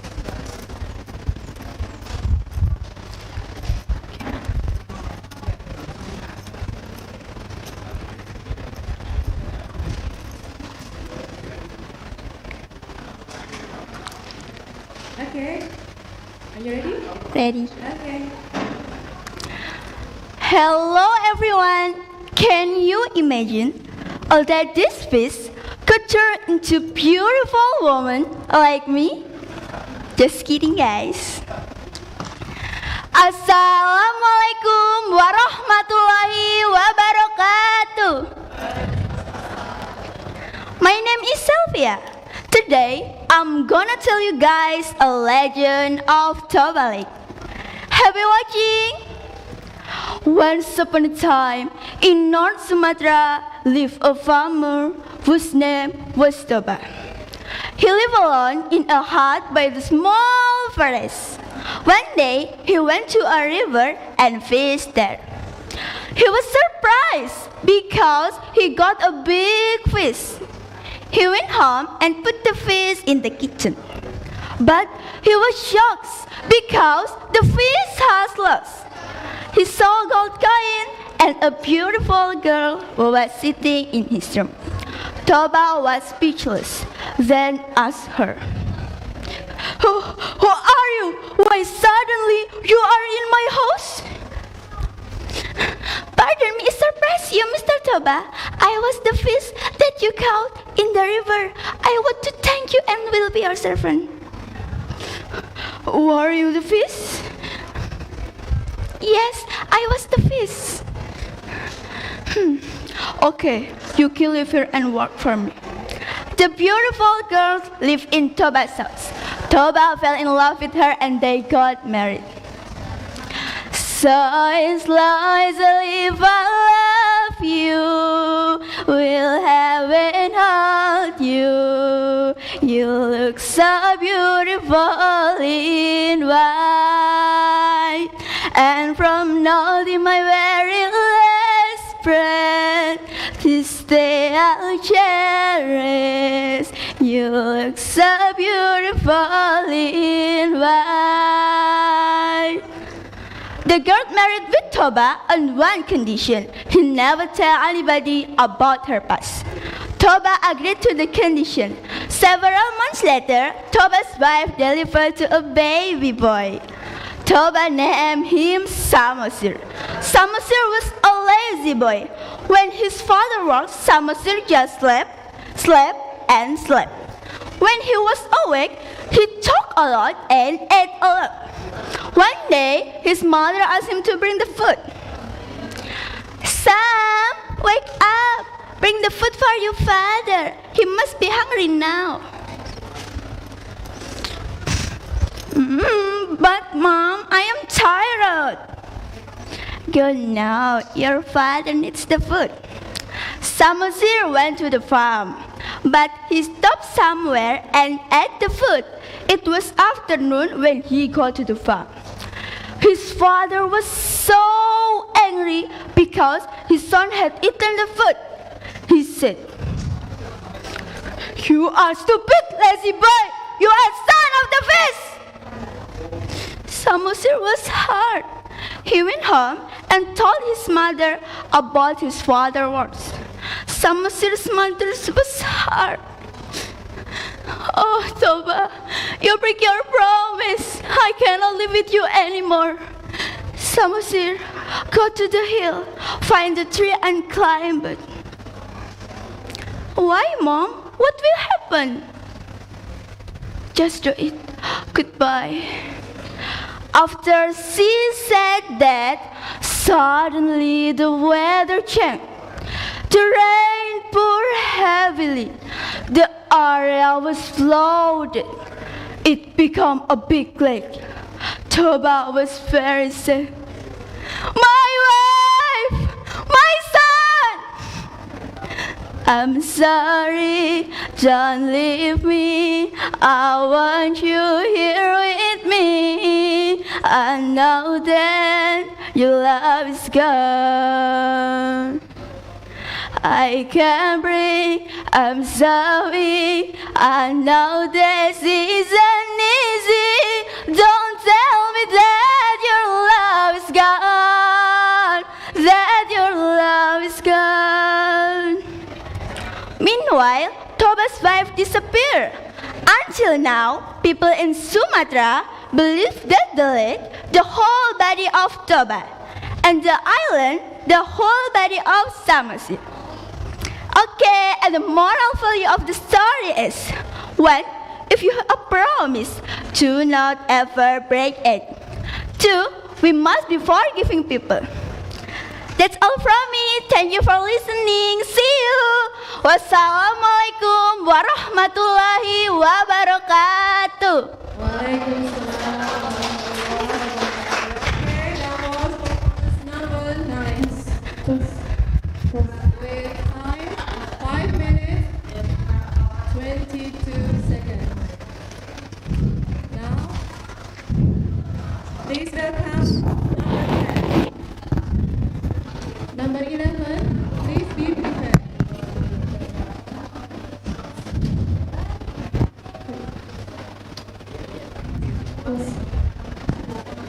Okay, after this.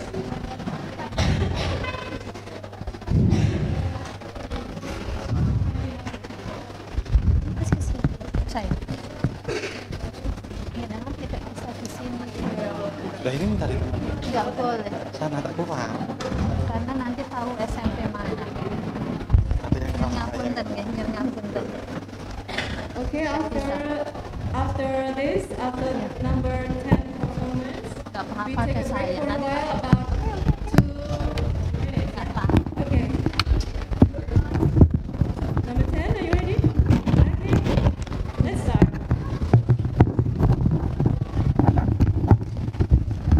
Assalamualaikum warahmatullahi wabarakatuh. Bismillahirrahmanirrahim. Nice to meet you everyone. Ladies and gentlemen, may I have your attention for a moment? First, I would like to introduce myself. My name is Divine Wardana, and this morning I will tell you a story from Cinderella.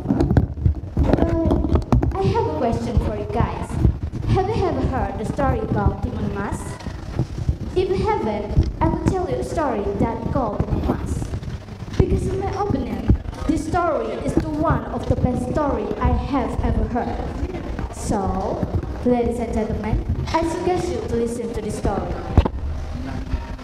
Once upon a time, there lived an old widow named Bosu. She lives alone. She wishes to have a child to accompany her in her old times. Her wishes come true when a green giant with an angel came to her. He gave Botsini a huge golden cucumber. He asked her to promise to give her a child to him to devour. Botsini got home. She eats the cucumber and spread the seed in her yard. She's surprised. The cucumber tree grows quickly. There are 3 cucumbers that bear fruit, but only one huge golden cucumber. She got the cucumber and was surprised that there was a cute baby inside. But she decided to name the baby Timon Mas because it was found in the golden cucumber. She was happy. Finally, she had a child to accompany her in her old days. With her joy of taking care of Timon Mas, but she forgot her promise to Butoijo. One day, Butoijo visited Botsini in his house and asked to devour Timon Mas. But Botsini told to come another day and lied him that they must continue her on.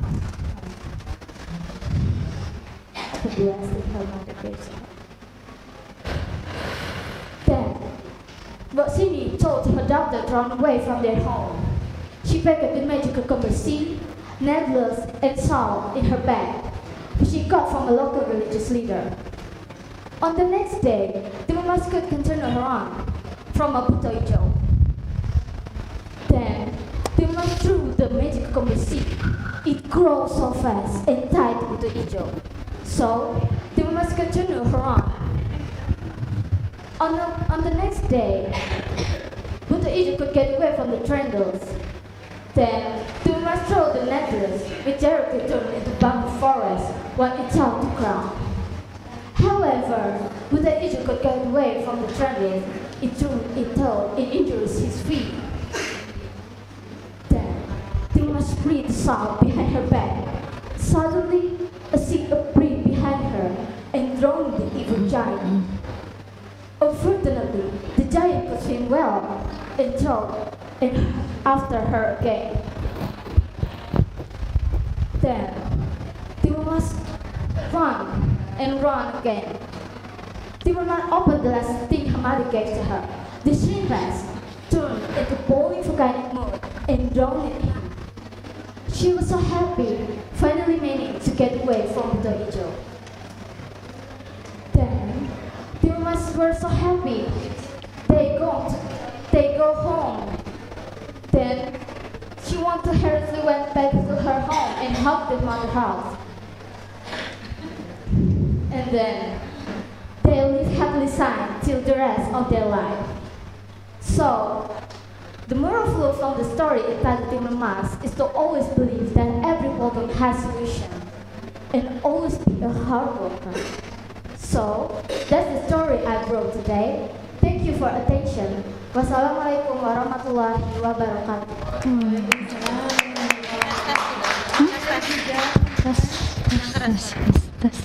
We take a break for a while.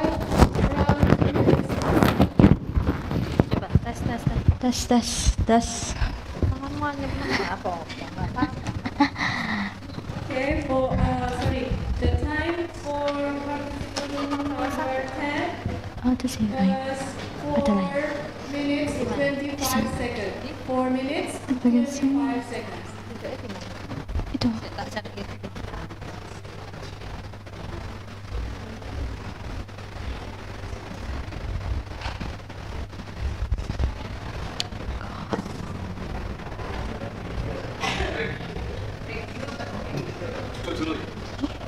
Oke.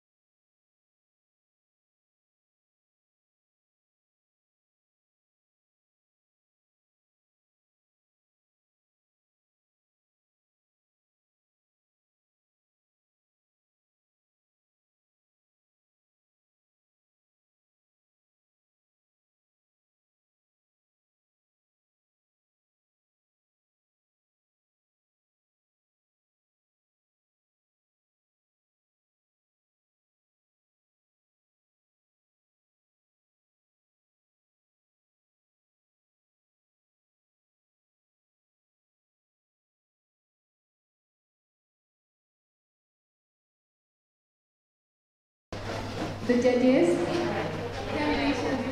Okay. Okay, number 11. Ready? Yeah. Okay. Yeah. Let's begin. Assalamualaikum warahmatullahi wabarakatuh. Ladies and gentlemen, I will be telling you a story about Cinderella. Please listen carefully and enjoy. Once upon a time, in a village, there's a beautiful girl named Cinderella. She lived with her wicked stepmother and her two stepsisters. They treated Cinderella very bad and did not appreciate her. Near from Cinderella's home, there was a beautiful king palace, and there would be held a big party. Of course, her stepmother and her sister were invited to attend the party. However, they did not allow her to go to the party. Cinderella felt very sad and cried. But suddenly, a fairy godmother appeared and said, "Oh, don't cry. I can't send you to the ball now." But she kept crying and looked so sad. She said, "I don't have a dress to wear in the ball."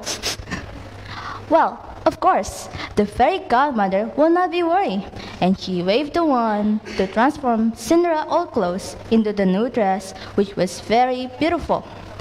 Furthermore, the fairy godmother touched Cinderella's foot with the wand, and suddenly Cinderella had a beautiful glass slippers. Cinderella was so shocked and said, "Wow, thank you, but how I could go to the ball?" Then the fairy godmother then went into the kitchen and saw 4 rats. She turned them into golden 4 horses and a beautiful buggy. Before leaving home, the fairy godmother said, "Cinderella, you have to go home in the middle of the night, because this magic only works until midnight. Understand?"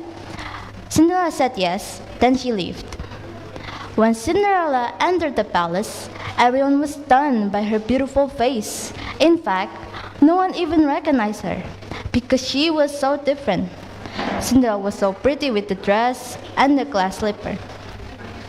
A handsome prince also saw Cinderella, and he fell in love.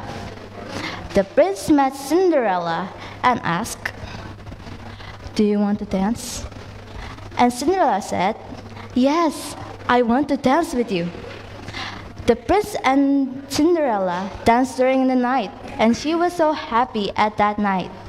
But there's one problem. Cinderella forgot the fairy godmother warning that she should go home in the middle of the night. At the last moment, Cinderella remembered her promise to the fairy godmother. Then she went home quickly. "I must go," said her. She ran quickly, but one of her glass slippers left, but she did not come back to pick it up.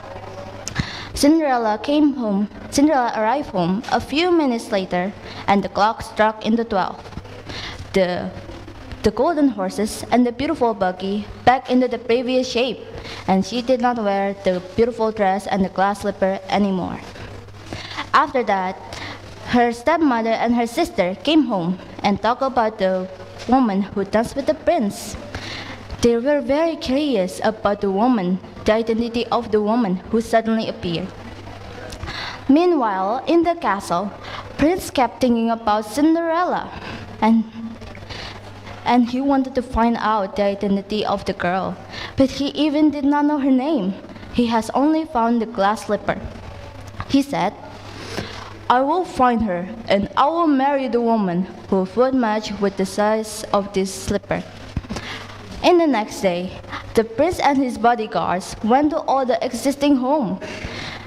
They wanted to find a woman who matched with the size of the slipper. Cinderella's stepsister also tried the glass slipper, but their feet do not match. When Cinderella wanted to try the glass slipper, her stepmother prevented and forbidden her. But, however, the prince said, "Let her try." When Cinderella wore a glass slipper, she had a perfect leg for the shoe, and the prince was convinced that she was the girl who danced with him at the dance. Prince married Cinderella, and they lived happily ever after. The end. Okay, for the moral of the story, you have to be kind to anyone, anywhere, and anytime, and you can't underestimate others. Well, that's the end of my story. I hope all of you enjoy. Thank you. Okay, here's participant number 11. For the next number, please come forward. Number 15, please be prepared.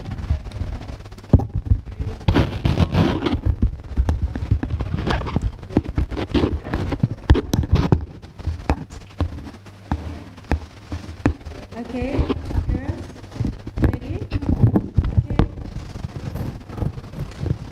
Hi, good day everyone. I am Raden. I would like to present a popular story in Indonesia, Bawang Merah and Bawang Putih. Once, there lived Bawang Merah and Bawang Putih who were half sisters.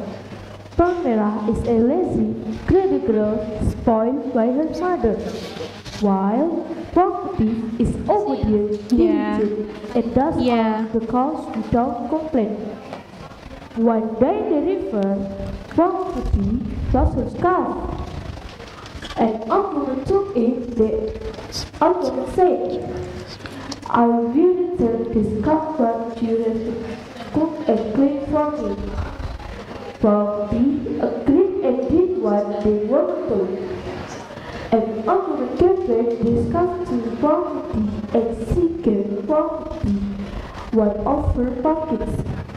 And Uncle said, "Choose, which pocket do you want?" Then Bawang Putih chose the small one. Bawang Putih opened the pumpkin at home, and surprisingly she found cherry inside. Bawang Merah and her mother get jealous with Bawang Putih. They went to the river and deliberately lost the scarf. They visited the opponent's house and asked for pockets. The opponent gave them one. On the way home, they opened the pumpkin, but they were shocked. The pumpkin was full of snakes. They went home and felt night and got angry with Bawang Putih. This story tells us about how someone gets jealous and one gets deceptive without hard working. And some good deeds will always be rewarded. That's all for me. Thank you. Okay, give me applause. Yes, okay. Number 12, time is 2 minutes 18 seconds. 2 minutes 18 seconds. For the next performance is number 13. Number 14, please be prepared.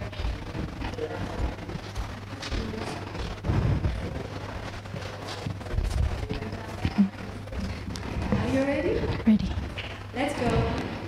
Assalamualaikum warahmatullahi wabarakatuh.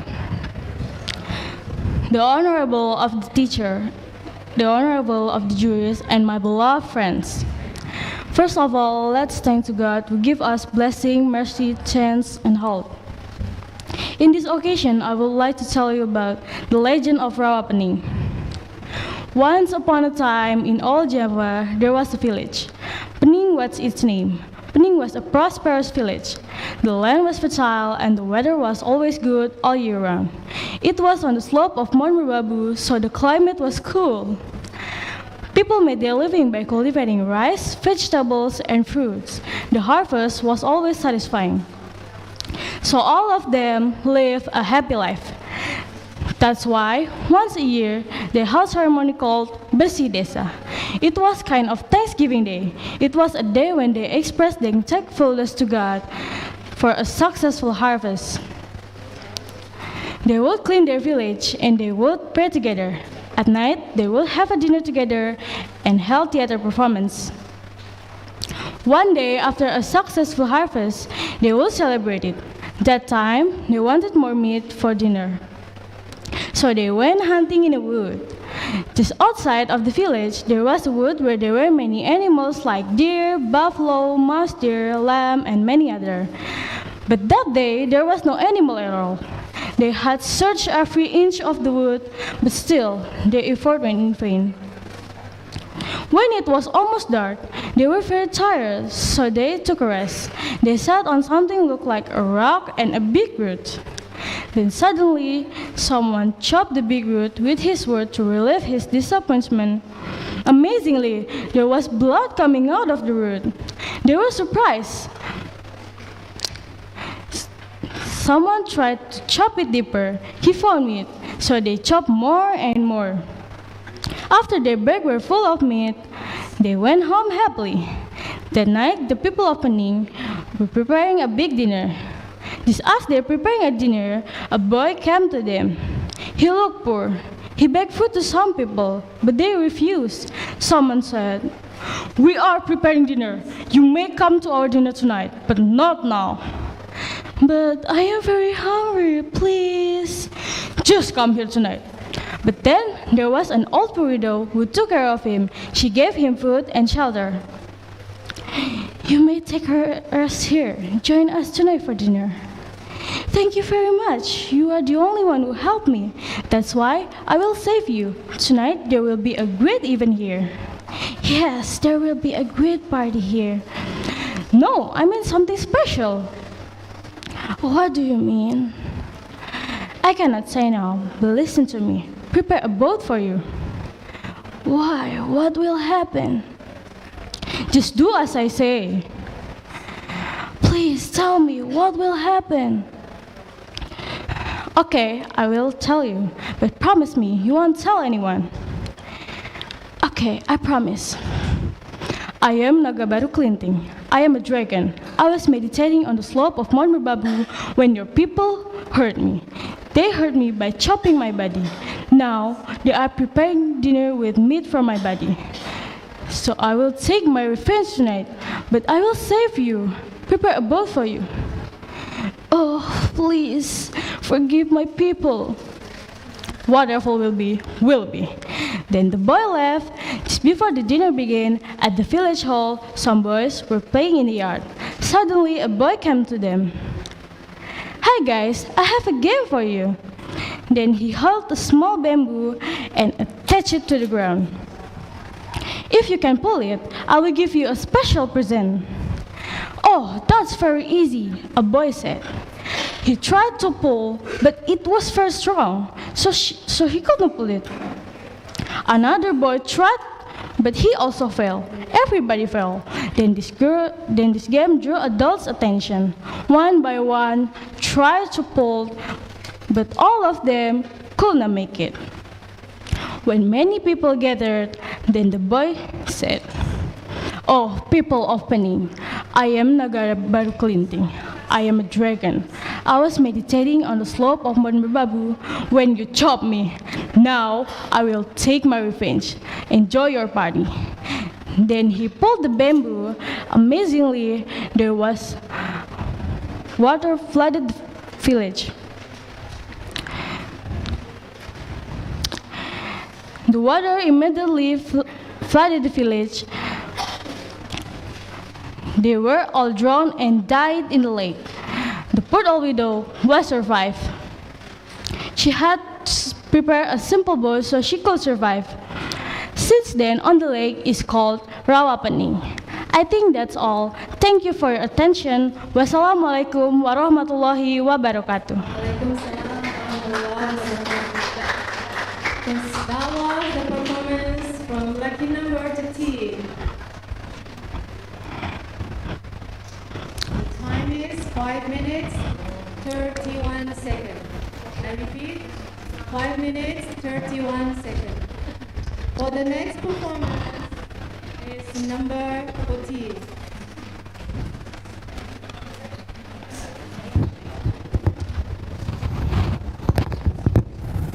Number 15. Please be prepared. Hello. Are you ready? Okay. Hello everyone! We are the noble judges and all the participants of annual storytelling contest. Let me introduce myself. My name is Naila Anindita. Today, I will deliver a Balinese story. Have you ever been to Bali? Do you know the popular story from Bali? Jangan dicoba dulu ya. Well, let me start my story and help me listen. Once upon a time, in Kira village lived a supernatural being named Chawan Ara. She was very powerful. Her face was very frightening. But her life was very happy because she had a very beautiful daughter named Ratna Mangali. Ratna Mangali was a very kind girl. She liked to help others. Every day, she planted and watered the flowers by singing a romantic song in the garden. But Ratna Mangali was a very pretty girl. No man would brave to apply her because all people were afraid of her mother. One day, while Ratna Mangali was walking around the village, she was surprised. Whenever she met boys, they ran from her. Suddenly, there was a man shouting, "Hey, all the men in this village, don't go to the girl. Don't fall in love with her. Don't marry her, because all of you will die by her mother." After that, Ratna Mangali fell down and cried. She was very sad. She prayed to God. "Oh God, why do people in this village hate me? Actually, I need a prince in my life without being afraid of my mother." Suddenly, she stood up. "Stop talking! Nothing negative about me or my mother. She will be very angry hearing this. So, let's stop." Then, the wind blew strongly and heavily. What happened? Her mother came. She shouted, "Hey, all people in this village! I'm Ratna Mangali's mother, a very powerful woman in the world. I'm Tawanara! How dare you are! You mentioned my pillow, Dr. sad and cried. So all of you must be dead."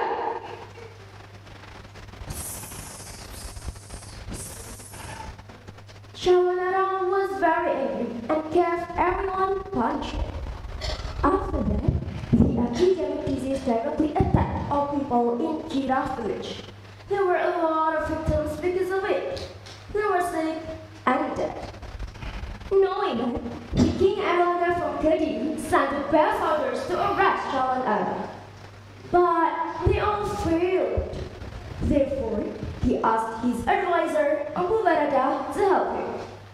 Only Empu Barada from Mangali's village could solve the problem. He had a good idea to defeat Chawanara.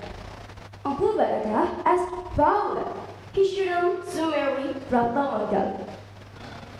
The proposal was accepted. Bahula and Ratna Mangali got married, and they stayed in Ratna Mangali's house with Chawanara. From Ratna Mangali, Bahula got information about the weakness of Chawanara. As soon as Bahula begged to Lemah Tulis, he broke the black magic book of Chawanara and he got everything to Empu Barada. Chawanara was very furious to Empu Barada. "How tricky you are! You stole my holy book!" Empu Barada answered, "Don't talk too much. You deserve to get it." At the end of the story, Empu Barada and Chawanara had a great fight. Now I know your weakness, and look at this! You will die! Ah! Kalian putih! Shouted Chawan Ara. Finally, Chawan Ara was dead. What Chawan Ara had done, she brought destruction in the world. Too many victims died because of her. And Ratna Mangali and Pabelan lived happily ever after. So audiences, is the story interesting? Do you know the lesson that can we take from the story? There are two moral messages that we can take from this story. First, we should not easily get angry because it will show negative attitude from ourselves. Second, don't use our power to hurt others. Okay guys, this is all of my story. Thank you very much for your attention and see you guys! Check.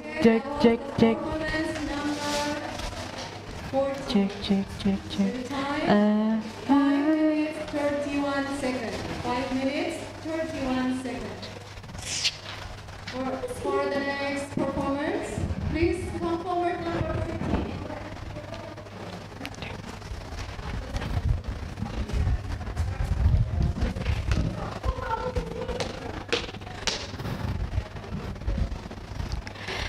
Assalamualaikum warahmatullahi wabarakatuh.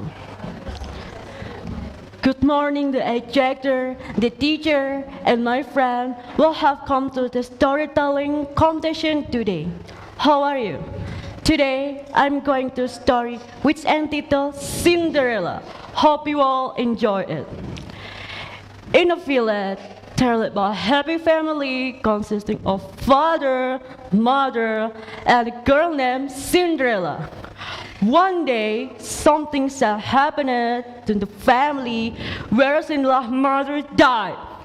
And finally, her father remarried to a widow who already had two daughters. Cinderella's father worked outside in the village and always leave Cinderella with her stepmother and stepsister. Stepmother and stepsister being tried like a slave. And Cinderella is very sad, and she hopes her father soon go home.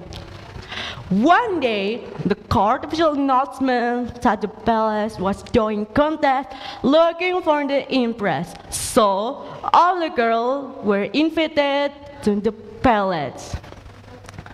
And Cinderella's stepsister was busy decorating herself with fancy dress and jewelry to go to the party. Cinderella is sad because she wasn't always too calm and she doesn't have good clothes. But it turned out Cinderella's sadness known the fairy mother. Fairy mother bewising Cinderella that dress to clothes to beautiful dress. And also means become bodyguard in the Cinderella kitchen and people to carry it. But the fairy mother advised that the magic power will disappear at exactly 12 o'clock at night. Everything in the palace, all the girls looked Cinderella envy because they were beautiful and graceful. The prince invited Cinderella to dance until Cinderella forgot that it was almost 12 o'clock at night. And also, the palace clock was simmered. Tang, tang, tang, tang, tang, tang, tang, tang, tang.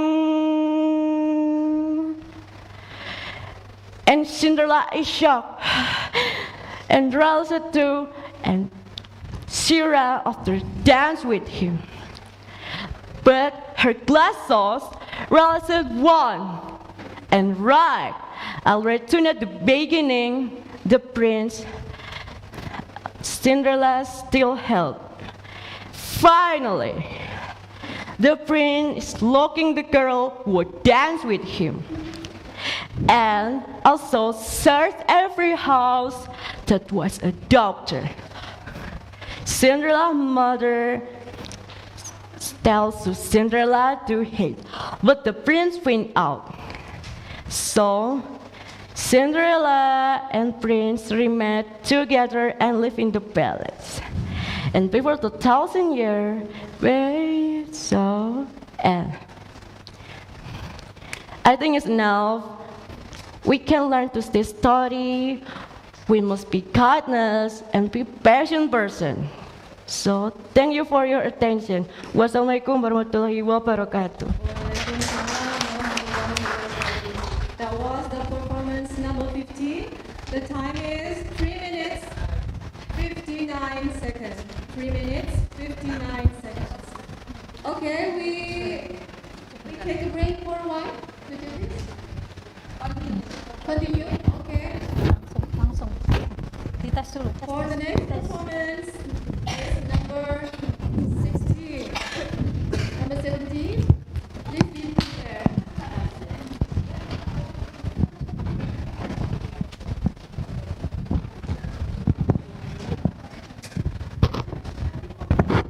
Okay, number 16. Ready? Ready? Okay, let's go. Assalamualaikum warahmatullahi wabarakatuh. Good morning, everybody.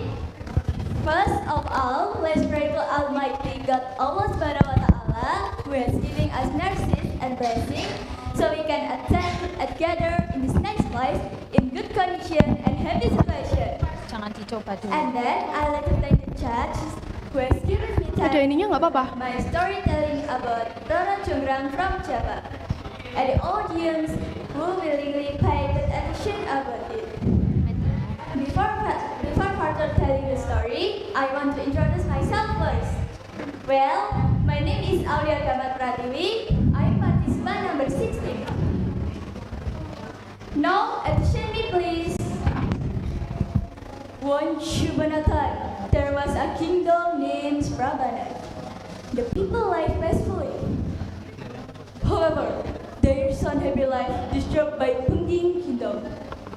The king Bandung Bondowoso went to occupy Prabanan. The war between Prabanan and Pungging could not be avoided.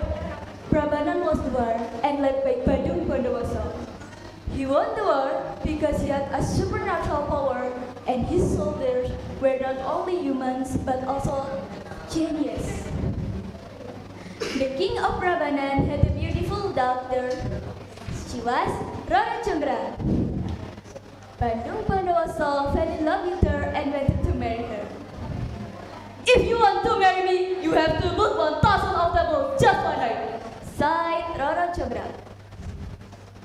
She had Bandung Bondowoso because she made the people of Prambanan suffer. What? Impossible! You just gave me an excuse for not marrying me! Sighed Bandung Bondowoso, but he did not give up. He asked the genius to help him. And then, all those genius worked hard. Meanwhile, Rara Jonggrang knew that the building 1,000 of temples was almost finished. She was so scared. She did not want to marry Bandung Bondowoso. And then, she had a great idea. She asked all the ladies inviting to help her.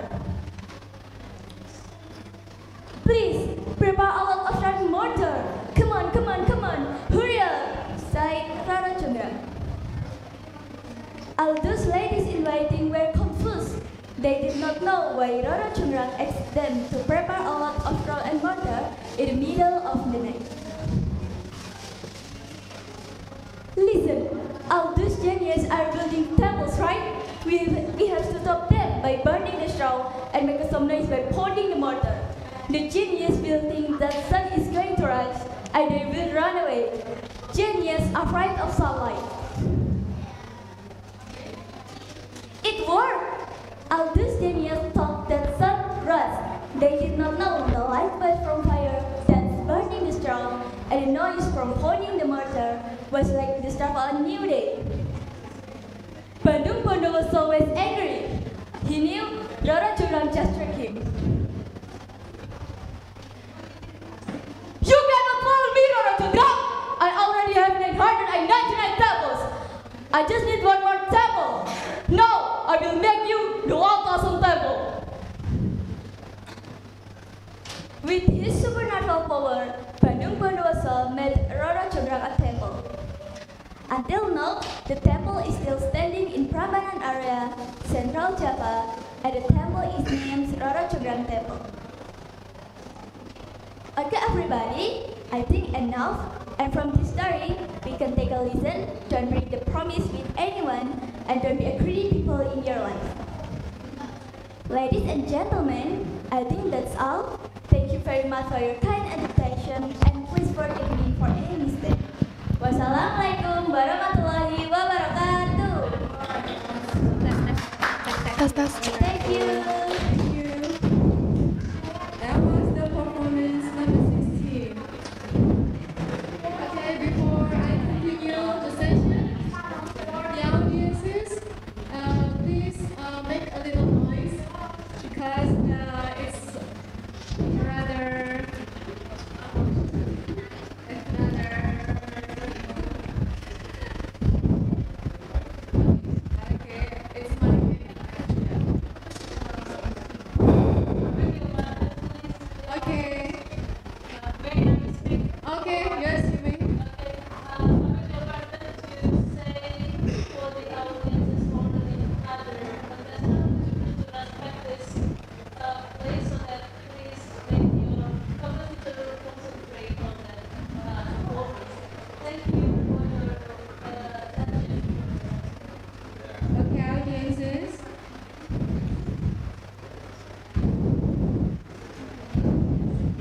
Thank you for your cooperation.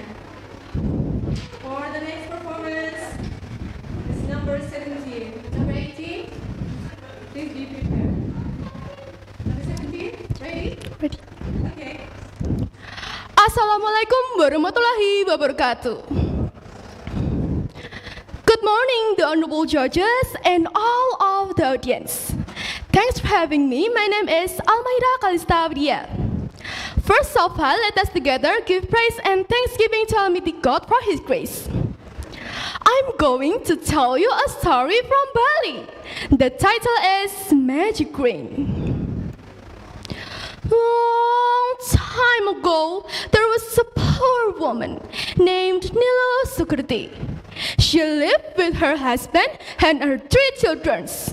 Although they were poor, they were happy. Nilo Sukriti was a good mother. She loved her children very much. Nilo Sukriti helped her husband to earn some money by helping others. One day, she went to the market. On the way there, a man was trying to hit a snake. This creature ate my chicken. I will kill it. Don't do that. Let me buy it. Are you kidding me? But that's up to you. Who did? Nilo Sukriti gave him some money and put the snake inside her bag. She continued her trip to the market. Suddenly, she saw a man was trying to kill a mouse. The man said, "The mouse always eats his rice." Nilo Sukriti felt sorry. She bought the mouse and put it inside her bag. When she almost reached the market, suddenly she saw a man was trying to beat a cat and a dog. He said, "A cat and the dog always ate his fish." Nilo Sukriti did the same thing. She showed her loving personality. She saved their lives by buying them again and again. She had the cat and the dog with her. It made her have no money left. She already spent all of her money by buying the animals. Nilo Sukriti was tired. She rested under the big tree. She fell asleep. When she woke up, there was a very big snake in front of her. The snake was about to talk. "Don't be afraid, Mom. I'm the mother of the snake you saved. I want to thank you. Here, please accept my ring. It is a magic ring. Whatever the thing you insert through the ring, it will change into gold, said the big snake. Nilskirti opened her pack. The snake went out and followed his mother. Nilskirti was curious. She took the small twig and inserted it through the ring. Amazingly, the twig changed to gold. She was so happy and went home. She also brought the mouse, the cat, and the dog with her. At home, Nilskirti and her husband started to change everything into gold. They became wealthy. They did not tell anyone about the ring, including their children. Unfortunately, their children played the ring. It fell and broke into 2 pieces.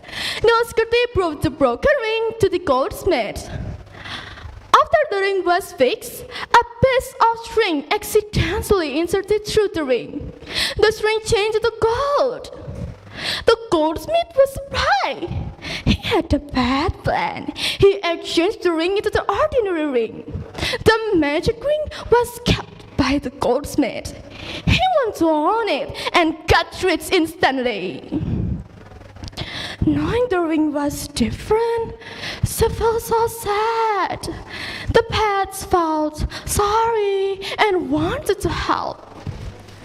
They went to the goldsmith house. On the way there, the dog used his nose to trace the ring. They found the magic ring was inside the box. The mouse used his teeth to open the box. It made a noise. The goldsmith woke up from his sleep. The cat then made sound of meow, meow. The goldsmith thought, it was just a cat, and they back to sleep. Finally, those animals were able to get the ring back, and they gave it into Nilskirti. She was so happy and thanked them. The story above tells us one good turn deserves another. Someone who always do favor. Here are his good deed will be repaid someday. So don't stop doing the good deed. Thank you for listening. Wassalamualaikum warahmatullahi wabarakatuh.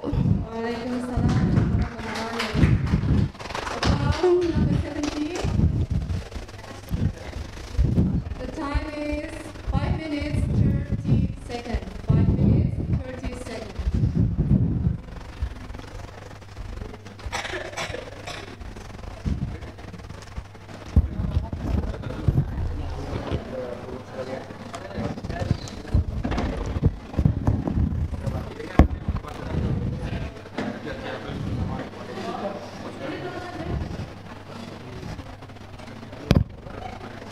Maaf ya, Dek. Ada pasien. Oke. Maaf ya, Dek. Sampai 20 belum. Dari mana? Ya. Let's continue. Ya, ready. Let's begin. Assalamualaikum warahmatullahi wabarakatuh. Good morning, everyone. How are you today? The honorable ones, the juries, the participants of English storytelling contest, and all audiences. I am the participant number 18. My name is Ralisa Tiara Haryanto. Thanks to the committee who has given me a chance to tell my story. I am standing here. I want to tell you a story. Before I begin to tell the story, I would like to invite you to thanks to Allah the Almighty, who has given us mercy and blessing, so we can meet together in this blessing place. And also, let's deliver salawat and salam to our Prophet Muhammad sallallahu alaihi wasallam, who has brought us from the darkness to the brightness. Ladies and gentlemen,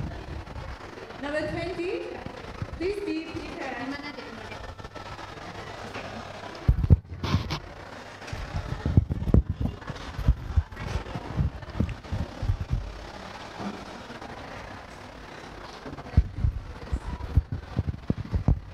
Okay, are you ready? Yes. Okay, let's begin. Assalamualaikum warahmatullahi wabarakatuh. Hello everyone, my name is Raka Rajendria. I'm here to tell you a story about Bandung Bondowoso. Once upon a time, there was a kingdom in Prambanan village which was led by a king named Prabu Baka. Prabu Baka had a daughter named Roro Jongrang. Roro Jongrang is known as very beautiful princess. Everybody want to marry her. Once, when the Prambanan was defeated by the Bengking kingdom, her father Prabu Baka died on the battlefield when he was killed by Bandung Bondowoso.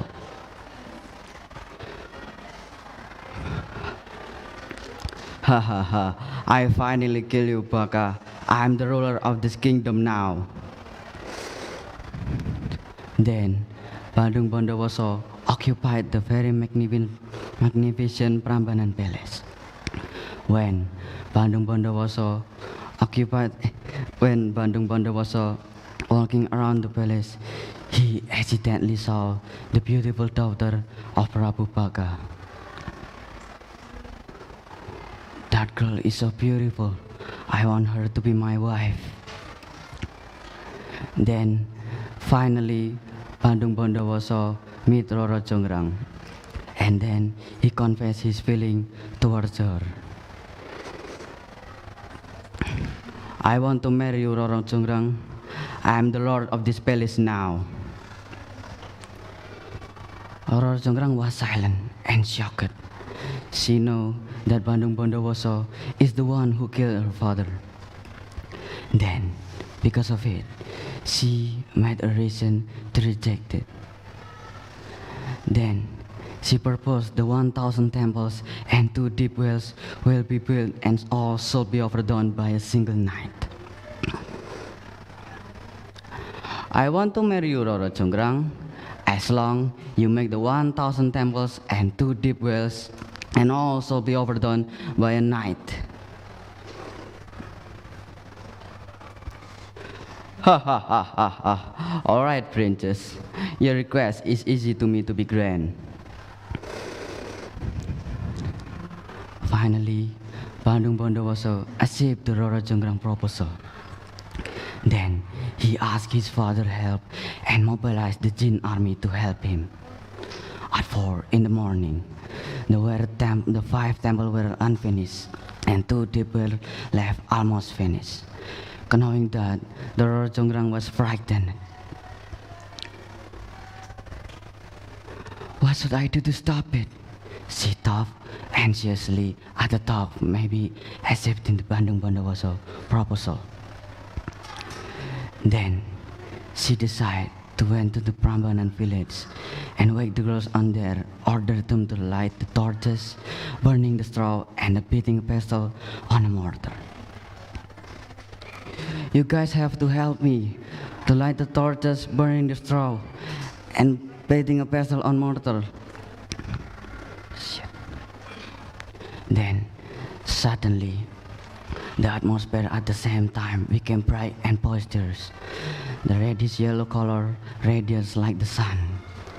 Knowing that, the Chinese on that then immediately left the work and left one single temple were unfinished. Knowing his effort has failed, Bandung Bondowoso angry. Then, at his anger, he cursed the Roro Jongrang to be the 1,000th temple. I curse you to be the 1,000 temples, Roro Jongrang. You have betrayed me. Then, in the beginning, Roro Jongrang on his knee, begging desperately. No, please, don't turn me into stone, please. But then, Bandung Bondowoso didn't accept his apology. There is no apology for you. It's all too late. Then the stone was placed at the largest temple room at the Prambanan village. Then is now the temples were known as Prambanan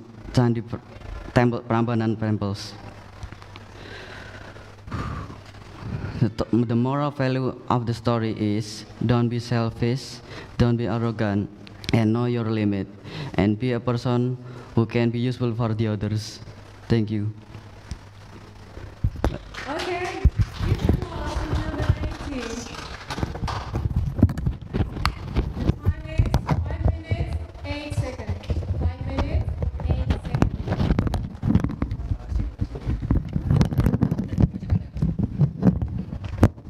For the next performance, it's number 20.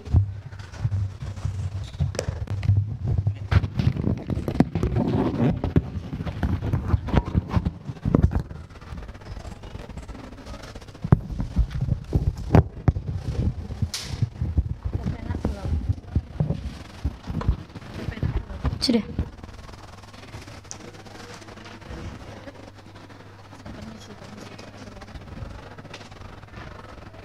Number 20.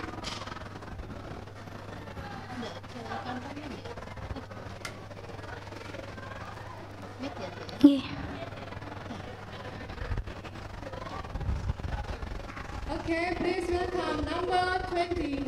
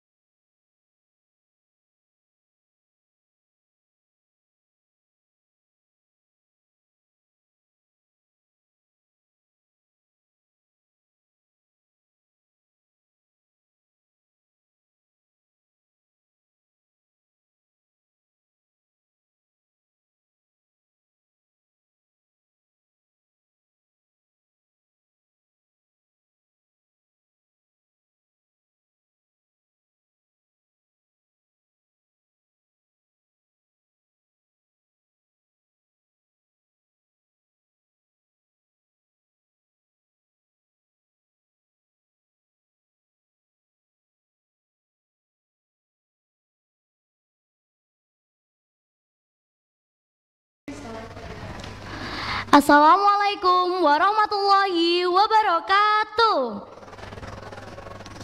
Hello everyone, I'm from number 20. I want to tell you a story about Cinderella and Enchanted Snake. Have faith in your dream, and someday a rainbow will come smiling through.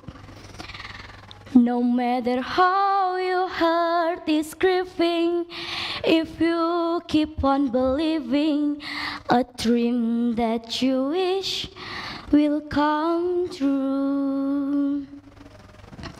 Once upon a time, in a quaint village, there lived a kind and gentle girl named Cinderella.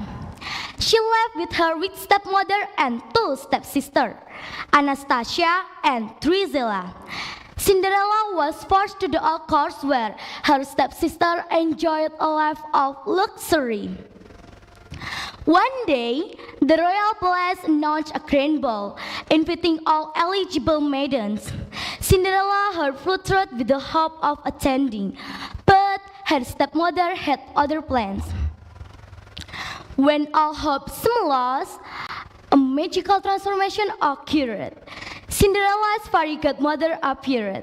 Waving her wand, in an instant, Cinderella rocks into a magnificent gown and a pumpkin into a carriage. The fairy godmother conjured Cinderella to return before midnight when the magic will wear off.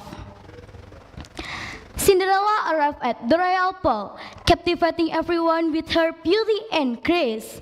Even the prince was enchanted by her presence, and they danced the night away. As the clock struck midnight, Cinderella hurriedly fled the palace, leaving behind a glass slipper. She returned to her humble life, cherishing the magical night she had experienced. The prince was determined to find the mysterious maiden. He searched the entire kingdom, hoping that the glass slipper would lead him to his true love. Finally, the prince arrived at Cinderella's home. Anastasia and Drizella tried to fit into the glass slipper, but failed. Cinderella's turn came, and it fit perfectly. She was revealed as true enchanting maidens. Cinderella and the prince were married in a grand ceremony. Her stepmother and stepsister, realizing their cruelty, sought forgiveness. Cinderella forgave them, and they all lived happily ever after, proving that kindness and goodness triumph over all.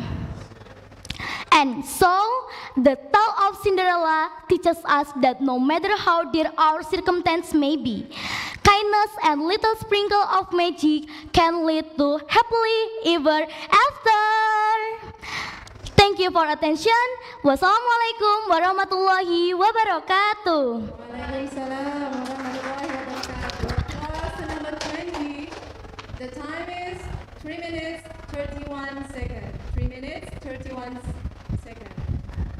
Okay, for the next participant, we will have a break for a while, about 30 minutes to get a break. So if you Ini di charge dulu sekali. Ini baterai Oh, baterai. Kali-kali. so you can take your time to Matiin nggak? have your lunch or pray. Okay, we will come back to this place about 30 minutes. Okay. Thank you.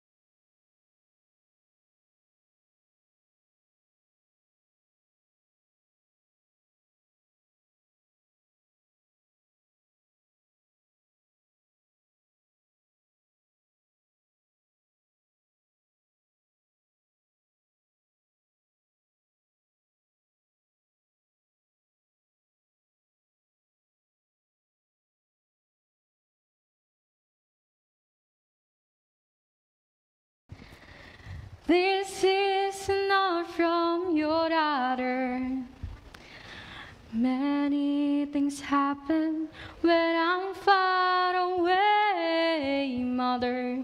How are you today? I miss you, Mom. Hello, everyone. Let me ask you something. You love Aunt your mom, well? Don't you? Today, I bring you an unusual story. This is the story of the crying stone. Once upon a time, in a small village in Kalimantan, lived a poor old widow and her daughter named Darmi. Darmi was very beautiful, but unfortunately, her attitude was not as beautiful as her face. She was a lazy girl. She never helped her mother to work in the farm. She was only busy to print herself every day. Though her mom was getting older and weaker, she didn't care about it. One day, Darmi needed to buy a compact powder in the market. Her mother offered to go there together. Darmi agreed, but in one condition, that she didn't want to walk beside her mom, to walk behind her. With a sad heart, her mother agreed. The girl and her mother looked very different. The girl looked very beautiful in her pretty dress, while her mother walked behind carrying a shopping basket, dressed very simple and dirty like a maid. On the way to the market, people greeted Darmi. W-O-W, wow, you look so beautiful. You're like an angel. Who is the woman behind you? Asked the young man. She just a maid, she replied. The mother was very sad, but she didn't say anything. She just kept her anger and her sadness in a silence. They kept walking and then they met other people. Hello, sweetheart. Ooh, you look so beautiful. Who is the old woman behind you? Is she your mom? Asked the other man. She's my servant. Why do you ask me that? Is it in front of you? Answered Darmi. At first, the mother could still hold back. Every time she had an answer from her daughter. However, he heard repeatedly, and the answer was very painful for her heart. Suddenly, the mother stopped and sat on the side of the road, sending the tears. Mom, why do you stop walking? Darmi said slowly to her mother, but her mother only kept silent. Several times Darmi asked, her mother still didn't say anything. In the deep sadness, the mother stood and said, My dear daughter, for years I treat you with a full of love. I always forgive you, but now I can't hold it anymore. The mother sat and raised her hands up in prayer. Oh God, forgive me who cannot educate my own daughter, that she become a rude girl. Oh God, give her punishment. The mother prayed. Suddenly, the sky became cloudy and dark, thunder rumbled, and soon the rain poured heavily. Mom, what happened to my leg? Mom, forgive me. I promise I will be a good daughter, Mom. Darmi cried. The girl kept crying and begging. However, it was too late. The punishment was unavoidable. Her whole body finally became a big stone. Until now, people still can see the tears falling down the stone. And then, people call it the crying stone.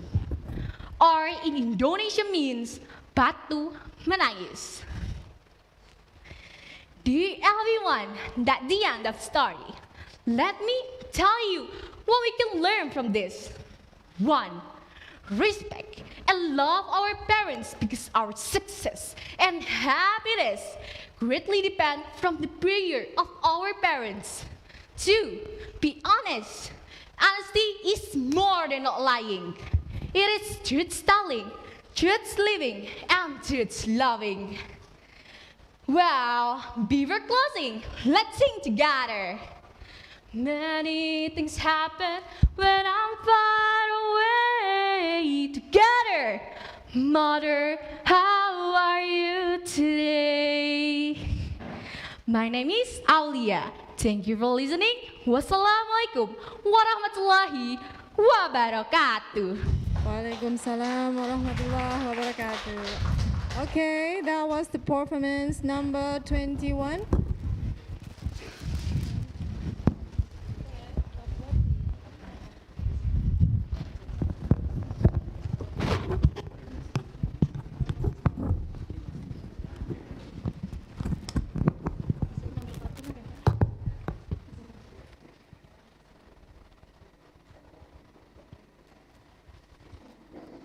Okay, for number 22.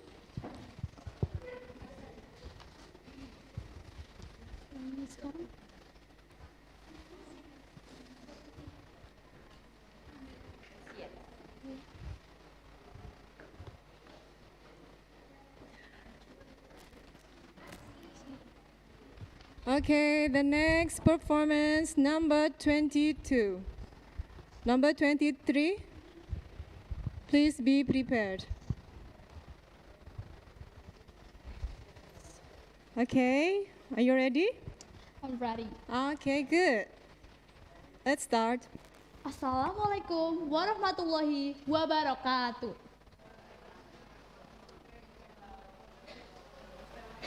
Good afternoon, everyone. Honorable jurists, respected teachers, and all participants. My name is Clarissa. Please spend a moment of your precious time to hear my story. Today, I would like to tell a story of Timon Mas. A long time ago, there was a widow named Mbak Rondo. Her husband had passed away, therefore she lived alone. She had no child. She often prayed to God, asking for a child. One night, when she was praying, a giant passed her house and heard her pray. The giant said, I can give you a child, but you should give the child back to me when she is 17 years old. Ha ha ha ha. But Rondo was happy and didn't take the risk of losing the child later. She agreed to offer. Then the giant gave her some cucumber seeds and asked Rondo to plant them. The next day, Rondo planted the seeds as the giant asked. Shortly, the seeds grew up after some days, and there were several cucumbers there. However, there was one golden cucumber that grew bigger than the others. Rondo plucked the golden cucumber carefully and brought it home. Slowly, she sliced the cucumber and was surprised to see a cute baby girl inside it. Wow, it's a cute baby! Then she named the baby Timon Mas, which means the golden cucumber. She loved the baby so much. You are my sunshine, my only sunshine. You make me happy when skies are gray. You'll never know, dear, how much I love you. Please don't take my sunshine away. Mwah. Years went by, and Timon Mas has grown to be a beautiful and lovely girl. She was smart and kind too. That was why Mbok Rondo kept thinking about her promise to the giant. The next morning, Mbok Rondo went to Maling Kundang. There, she met the holy man, and he gave her 4 little bags. These bags are for her.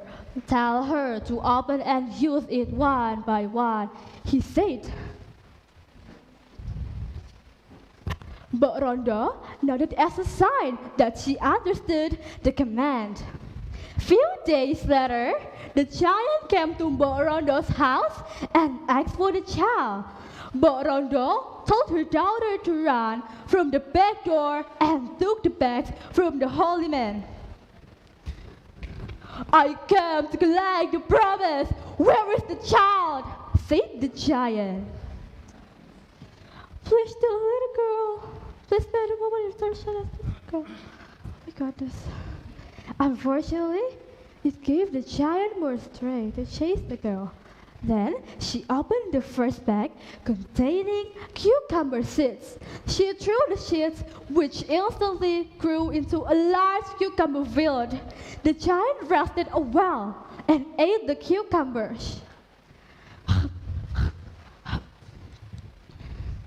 Timon Mas then opened the second bag containing needles. The needles magically turned into bamboo trees, lush and thorny. The giant's body was bled and scratched, but he made it and chased her again. Oh no, the giant is coming! Timon Mas then opened the third bag and spilled the salt, which turned into a wide deep ocean.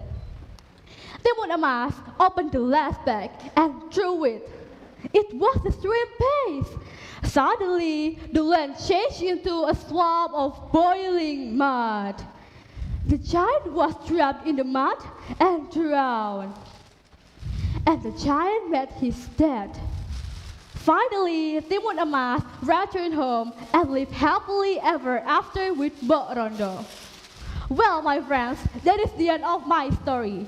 Timon Mas has good characteristics that we can exemplify.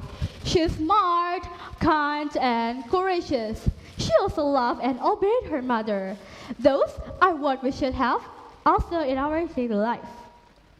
I think that's all of my presentation today. Thank you for your attention.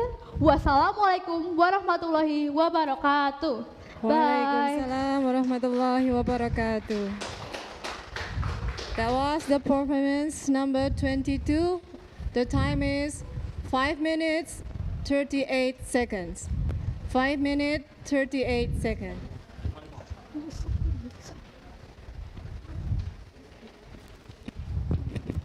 For the next performance will be number 23.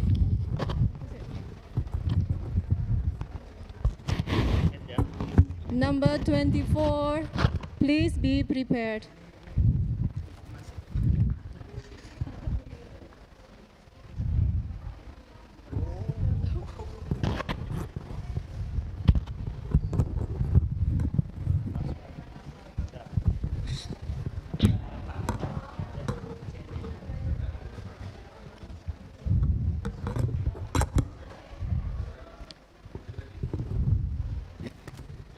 Are you ready? Yes, I'm ready. Okay, let's begin. Assalamualaikum warahmatullahi wabarakatuh.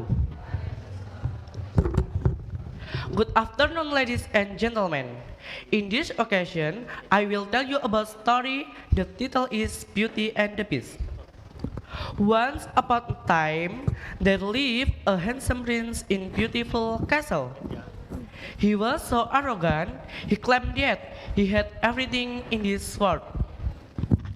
One day, there was a witch who hated the prince a lot. She used her magic to make the prince become a beast. She said that the beast woke up and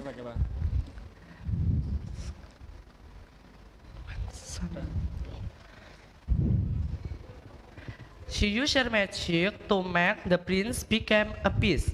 She said that The prince could return to be handsome, if only he could find someone who truly loved him and accepted him whatever he was. Started from that moment, the prince never went out from his castle. Some months later, there was an old man who came to the yard of his castle. The old man took a red rose at his yard without permission. The prince was so angry and he said that he wanted to kill the old man. The old man explained that he took the red rose of his daughter named Bella. The old man promised to the prince. Then he could like to come back to the prince after giving that rose to his daughter. The prince then let the old man leave his castle. But he couldn't. But he asked the old man to send his daughter Bella to accompany him in the palace. The old man was so sad to tell everything he faced to his daughter. But her daughter Bella promised to do everything of her father. The old man was so sad to let his daughter live with a very big castle, but he couldn't do anything. Bella then started to live in the castle with the beasts. The beasts treated her as maid. But Bella was always so patient. Day by day, the beast fallen in love with Bella. He was so admired with her beauty and her patience. One day, Bella got the information that her father of his castle. She said to the beast that taking care of her father for a while. The beast to give her permission to take care of her father for only 1 week. Then Bella agreed with the requirement from the beast. Unfortunately, after taking care of her father, Bella forgot that she should come back to the castle in 1 week. Then she directly went to the castle after remembering her promise. Bella was so surprised when knowing the beast laid down in the floor without breathing. Bella ran and hugged the beast tightly. She cried loudly and asked the beast to forgive her because she came late. She also said that she loved the beast and she could accept the beast whatever he was. Suddenly the miracle happened.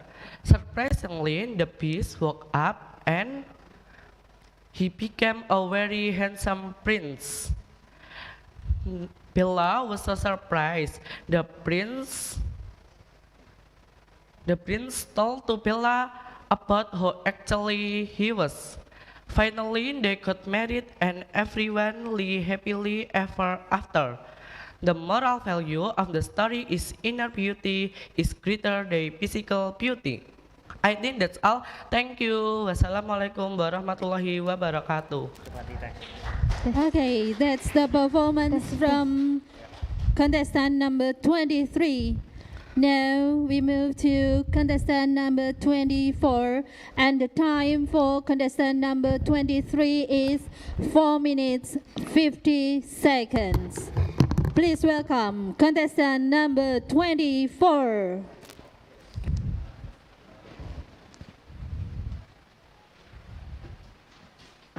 Are you ready? Yes. Okay, go. Assalamualaikum warahmatullahi wabarakatuh. Good afternoon, ladies and gentlemen, my dear friends and my honorable teacher. I'm the participant number 24. Today, I'm going to tell you an Indonesian story from North Sumatra. Once upon a time, on the north coast of Sumatra, lived a poor woman and his son, who called Maling Kundang. His father eventually died, and his mother lived alone as a poor old woman. Maling Kundang grew up as a skillful young boy. He always helped his mother to earn some money. One day, Maling Kundang decided going to overseas and promised to come back. Mother, please let me go to abroad. I promise I will be back and bring a lot of money for you. After several years had gone by, Maling Kundang finally decided to return to his village. He arrived wearing fine clothes and traveling on one of his luxury ships. Someone arriving in such splendor was uncommon to the villager. So many of them went down to the harbor to view the sight. One of the villagers recognized Maling Kundang from a scar that he had received while playing as a child. Upon recognizing the mark, the villager went to tell Maling Kundang's mother that her son had returned. Excitedly, she went to the shore and recognized her son the minute her eyes fell on him. When the older woman called him her son, he refused to believe that he had such an old woman as a mother. His disbelief was strengthened when his wife questioned why he had not told her that he had an elderly, poor mother. In an alternative translation, Maling Kundang was on the ship with just his crew. When his mother attempted to embrace him, he was too embarrassed by rigid appearance to acknowledge her, and instead had one of them carry her away. Distraught and finally realizing his son's weakness, Maling Kundang's mother gave up on her sons, acknowledging her and prayed to her God to punish her son for his behavior. The day after his mother's prayer, Maling Kundang set out of the village. Shortly thereafter, the ship was met by a violent storm. Maling Kundang believed the storm was his God's and nature's ways of punishing him for his mistreatment of his mother. He felt guilty about his behavior towards her, asked for forgiveness, and began to pray. However, his repentance was too late, for the ship was destroyed at sea. But in some translation of the tale, Maling Kundang was turned into coral. In other, the ship, the crew, and he become rock formations that are still standing. Thank you for your attention. Wassalamualaikum warahmatullahi wabarakatuh. Give applause to the contestant number 24. The time is 3 minutes 52 seconds. For contestant number 25, please, time is yours. For contestant number 26, please be prepared.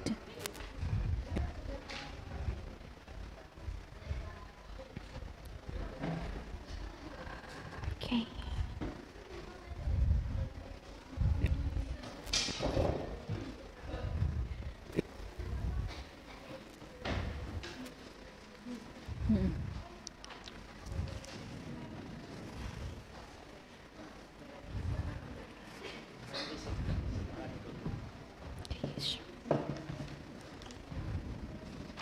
Are you ready? Yes. Yes. Okay.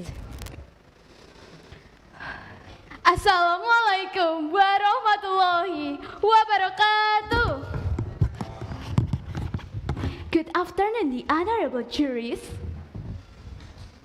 Good afternoon, everybody. My name is Neva Aulia Artaseli. I would like to tell you the story entitled The Legend of Rawa Penin. Once upon a time, a little boy named Baru Klinting came to a small village. He was very hungry. He knocked on every door to ask for some food. Give me some little milk, please. I'm starving, said Baru Glinting. No food for you. Go away from my house. Everybody snapped him. He was very sad. He walked away from the village. But suddenly, there was an old woman who was very kind called him. She gave him some food. Come here, little boy. I have some food for you. Here, enjoy your food, said the old woman. Thank you very much. Baru Glinting grabbed the food from the old woman's hands and ate it greedily, as if he didn't eat it for a long time. After finishing his meal, he thanked the old woman again and again. Then he asked permission to leave the village. In return of her kindness, he gave the old woman a large wooden mortar as a gift.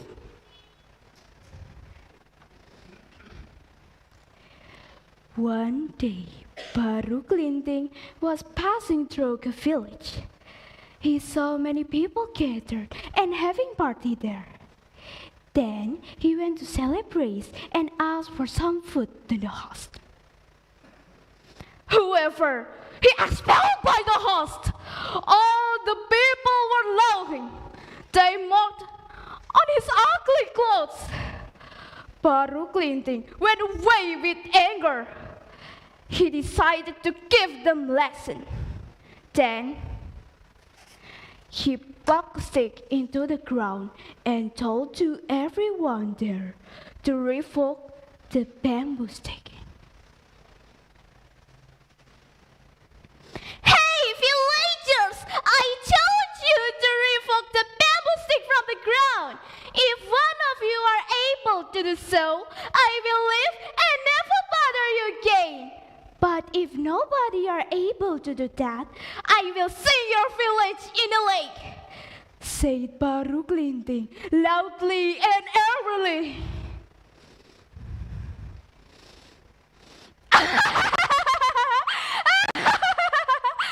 Did I say, little boy? Not only revoke the little bamboo stick, even we can break it into pieces. Hearing the words of the little boy, everyone in the village tried to pull the stick from the ground. They tried to pull the stick from the ground together. They tried again and again, but they failed. They all were very tired of trying to pull the stick from the ground. Seeing villagers fell and exhausted, Baru Glinting approached the stick. Using his index and middle fingers, he pulled the bamboo stick easily. All the people were shocked. Everybody was silent and dropped their jaws. They didn't believe of what they saw. Before their conscience came, the hole where the stick was pulled out, it showed water. The water did not stop flowing and flooding the village. They were drowned. They were not survived from the water exit. The old woman who gave the boy milk, she used mortar given by the boy as food. Finally, the village turned into a large lake that is known as Rawa.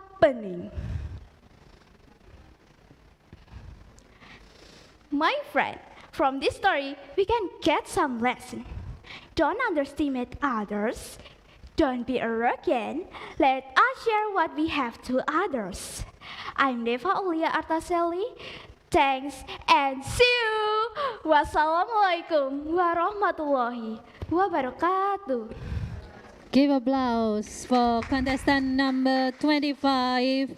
The time is 5 minutes 32 seconds. For contestant number 26. Okay, wait. For the juries, do you want to break? No? Okay, let's move to contestant number 26. Contestant number 27, please be prepared. Are you ready? Yes. Okay.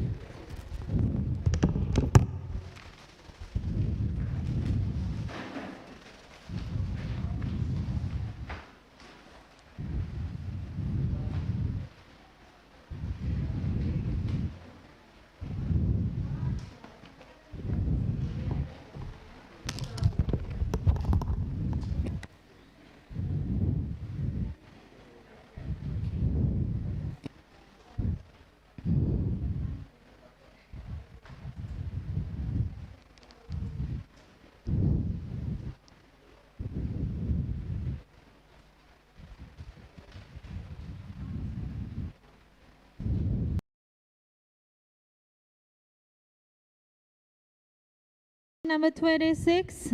Yes. Okay. Go. Good morning, ladies and gentlemen. Have you ever heard about Samosir Island? Or have any of you ever been to Samosir Island? Well, since all of you haven't went and heard about Samosir Island, there is a mystic dance in Samosir Islands called the dance of Sigale-gale. My name is Florina Widi Christiana, and today I will telling you the legend story behind the mystic dance of Sigale-gale. A very long time ago, there was a powerful kingdom ruled by a wise and fair king. He had a son whom he loved very much. The prince was disciplined and filial, and was gifted in every aspect of material arts, literature, and education. Everyone loved the charming prince, including his own father. But one Saturday, a plague broke out in the kingdom, and unfortunately, the prince had the disease. The king was panicking. He searched all over the kingdom for a doctor or shaman that could cure his son. But no one could. The king was furious when his son slowly got paler, sicker, and finally died. The king was very furious, and he ordered his palace guard to be held. Everyone who failed to cure his son. All of you failed to cure my son. I will kill all of you, behead all of you, off with your heads. And so, all the shamans and doctors will be hated. The king was missing his son. So every day, he spent praying to God instead of doing his kingdom's work. Oh God, please help me. Leave things to someone. Please help me. Send someone to bring my son back to me. Please, God. His prayers were not in vain. One day, a very well-known and powerful shaman came to the kingdom. Upon hearing his arrival, the king was filled with hope. He invited the shaman to come to the kingdom. He prepared a gangbang to welcome the shaman. Wise and powerful shaman, please help me. Bring my son back to me. Yes, I can do that very much. Yes, I can. But why should I? The king's voice explained. how his son was kind-hearted, disciplined, filial, and talented. He explained how his peoples will happy if his son were to sit on the throne one day. The shaman felt how deep and the love was and agreed to help under two conditions. I will help you under two conditions. One, you must prepare me a statue resembling your son very much.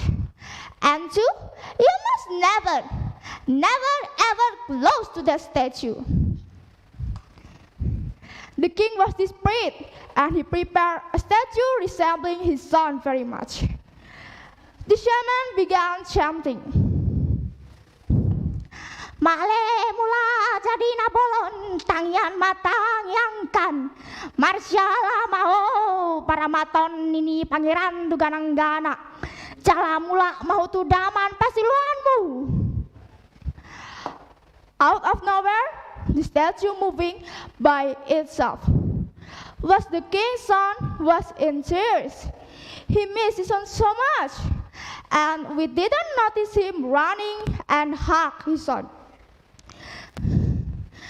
He had done. He let go and see that but the statue was no longer moving. My son! My son! My son! That day he learned that there was no one else to blame but himself. He learned not to dwell in the past. And that, ladies and gentlemen, is the moral of the story is we must never dwell in the past. For what in the future will give us, it's more than the past, will ever over. Thank you very much for your attention and see you later. See you. Okay, that's from contestant number 26. The time is 5 minutes 32 seconds.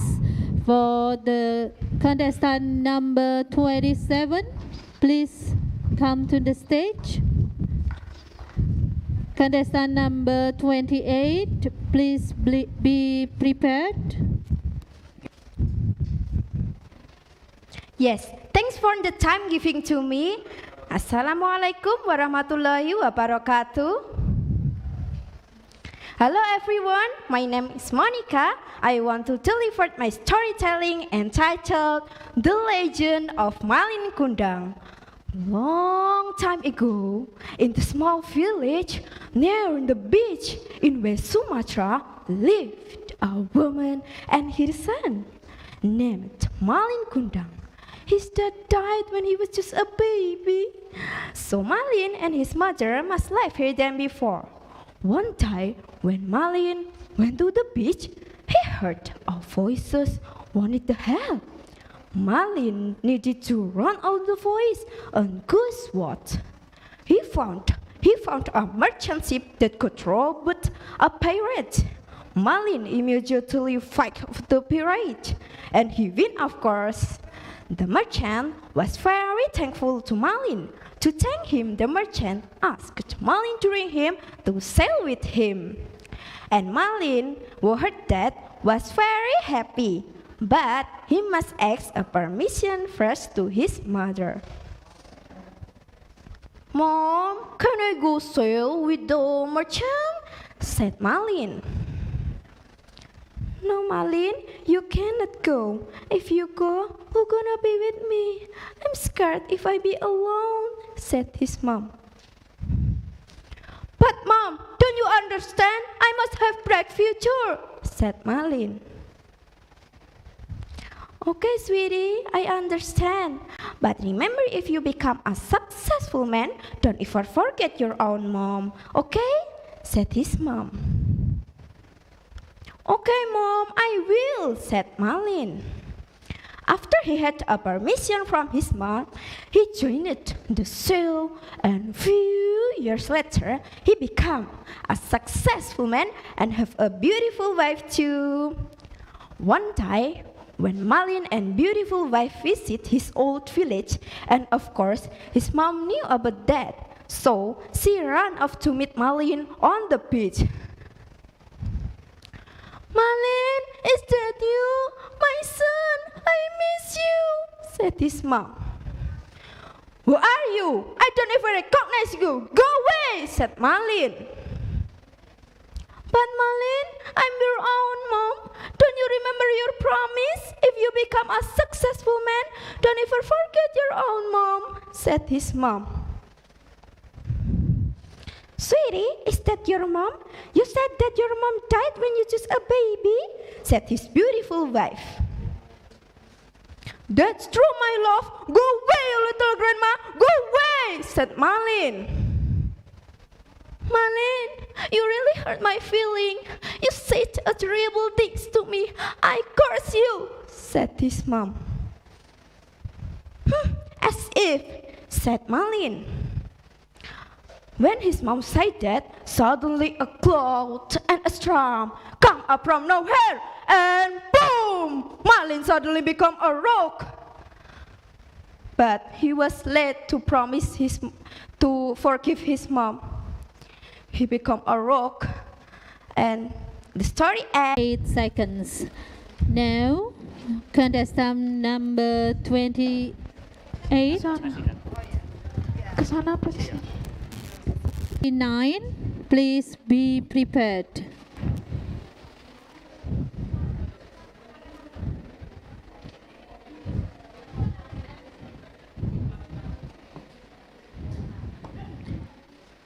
Pak. 3 minutes. Yes. 3 minutes. 3 minutes 38 seconds. Wait.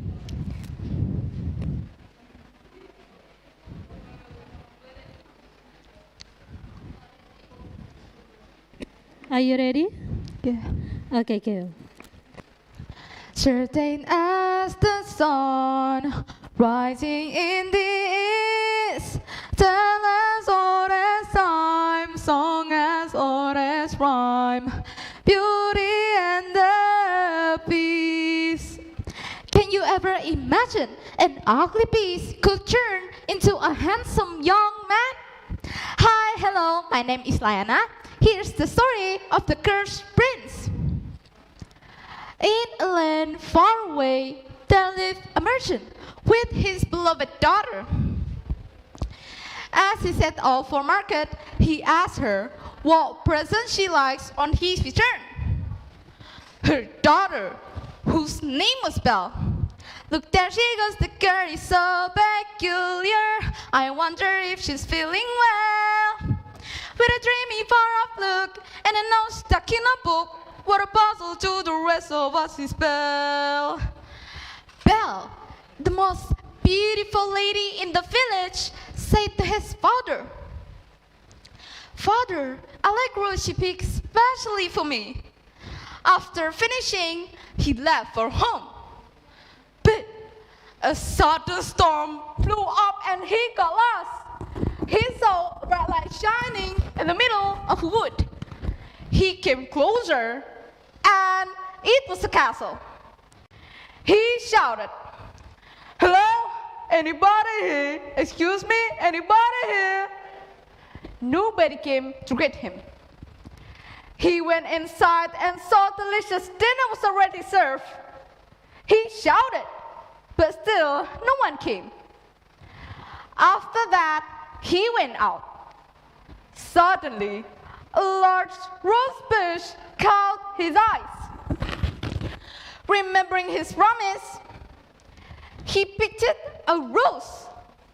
Instantly, a horrible creature was standing before him. Don't you dare pick my favorite flowers! You enter my house without my permission! I shall put you to death! Forgive me! Don't kill me! The rose is for my daughter, Belle! Okay, bring me your daughter.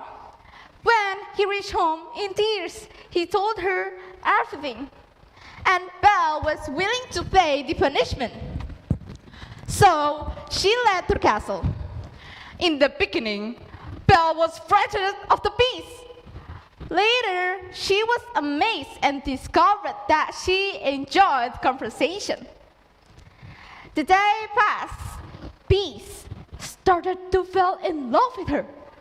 And then he asked the girl, Belle, will you marry me? Do you want to be my wife? Taken by surprise, Belle did not know what to say. Marrying such an ugly monster? Belle's refusal made him sad. Even unusual. One day, the beast gave her a magic mirror. You won't feel so lonely now. In the mirror, Belle stared for hours.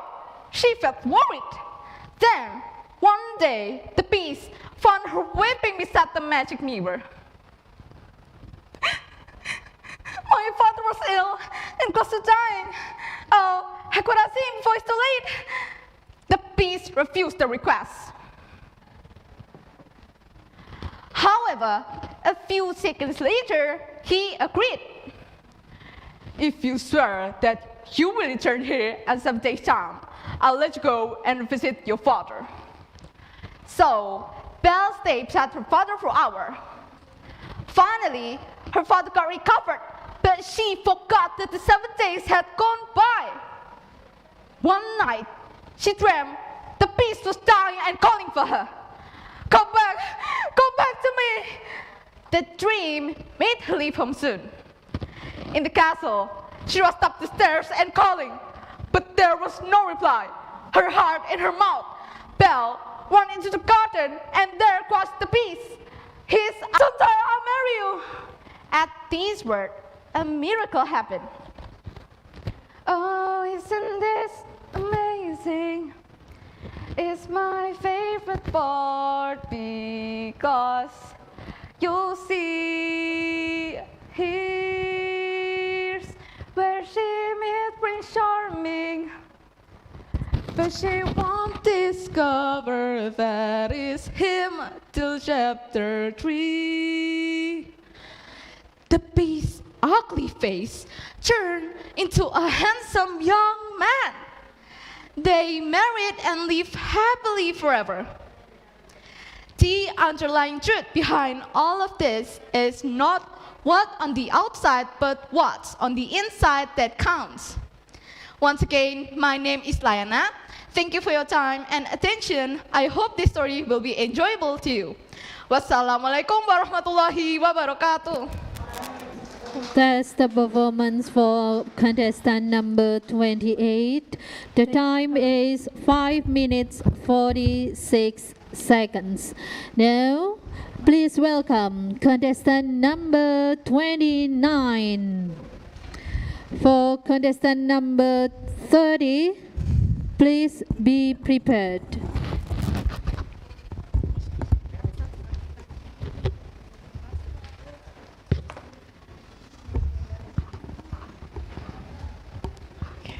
Yes. Are you ready? Okay. Yes.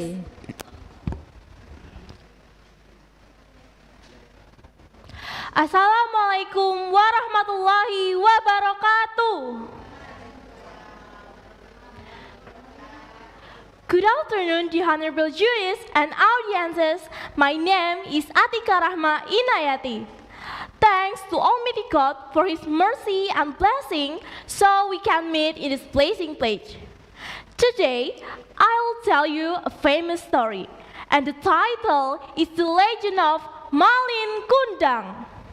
I'm sure most of you know about it, but I'll make the story more interesting for you. Are you ready? All right, listen to my story.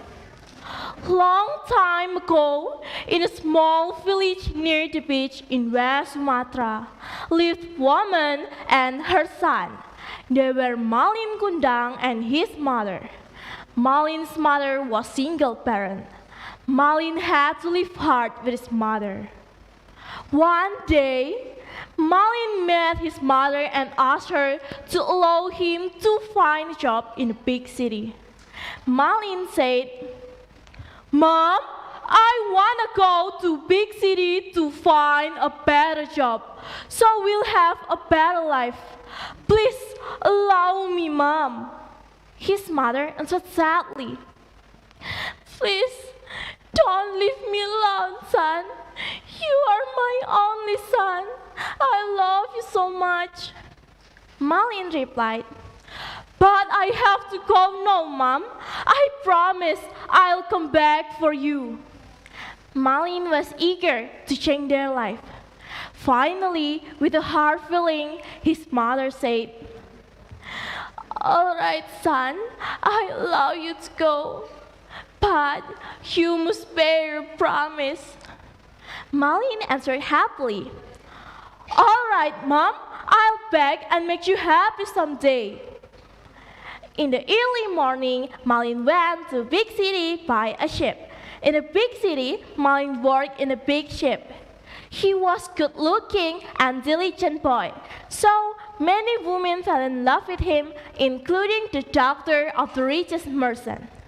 Fortunately, Malin also fell in love with her.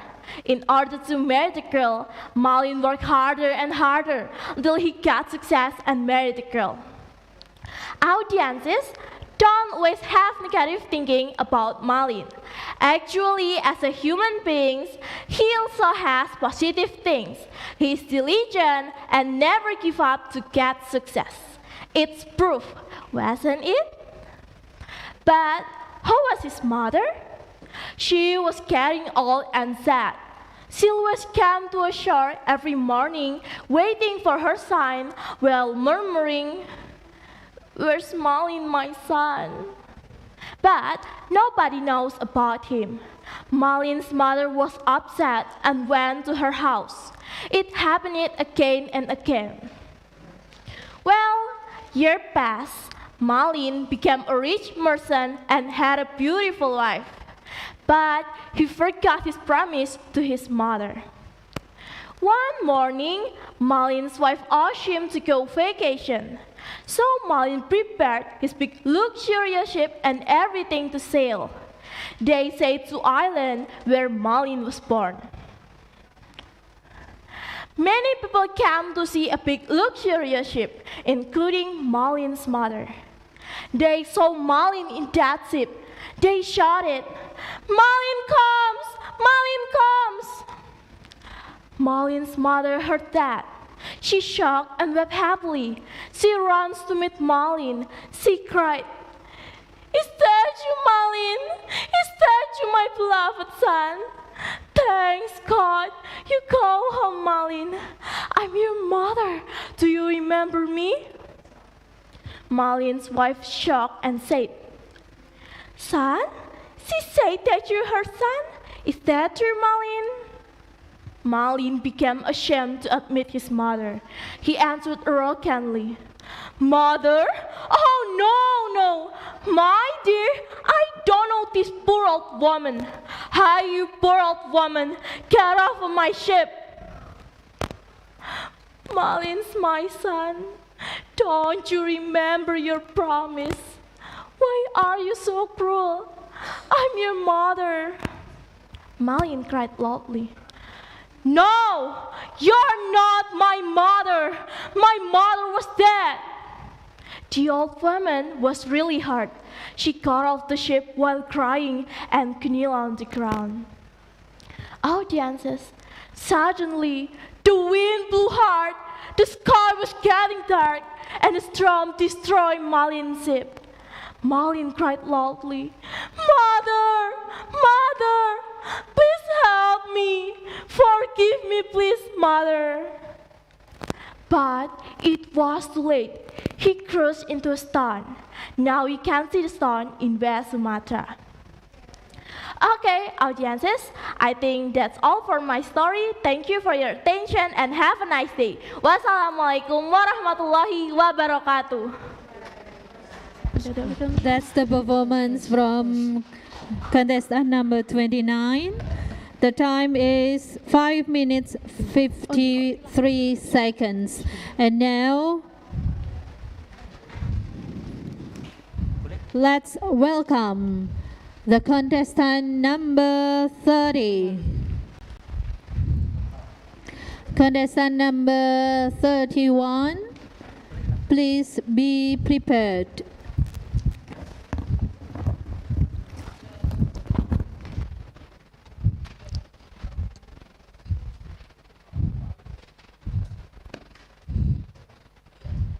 Hello everyone, can you imagine a fish like this can turn into a beautiful princess? Well, Assalamualaikum warahmatullahi wabarakatuh. I'm Wahyu Alis Prianda. Today, I'm going to tell you about the legend of Toba Lake. Once upon a time, there was a man who was living in North Sumatra named Toba. He lived in a simple hut in a farming field. He did some gardening and fishing for his daily life. One day, while Toba was fishing, he caught a big golden fish in his trap. It was the biggest catch he ever had in his life. He said, seems like I'm going to eat this giant fish for the whole week. Surprisingly, this fish can talk like human. Please, stop! Don't eat me! Please release me! I'm going to show you something. Suddenly, this fish turned into a beautiful princess.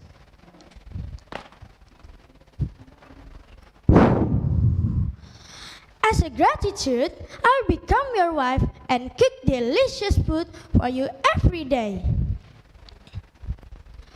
Okay, let's get married. Yes, but you have to promise me not to tell anyone about the secret that I was once a fish. Otherwise, there will be a huge disaster. Toba made the deal, and then they both came to Toba's house to get married.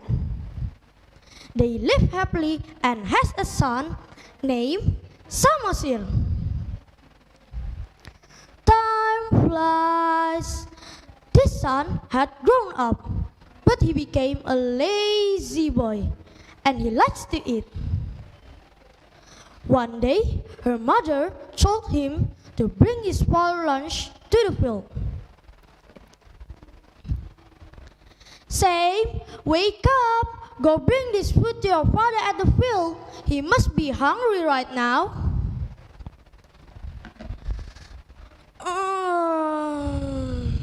5 more minutes, Mom. There's no saying later, Sam. Do it now. All right, Mom. Well, you might think that Sam will go straight to the field, right? But no. He also hungry and he ate his father's lunch. Yum, yum, yum, yum. While he was eating, his father found out and asked, are those my lunch?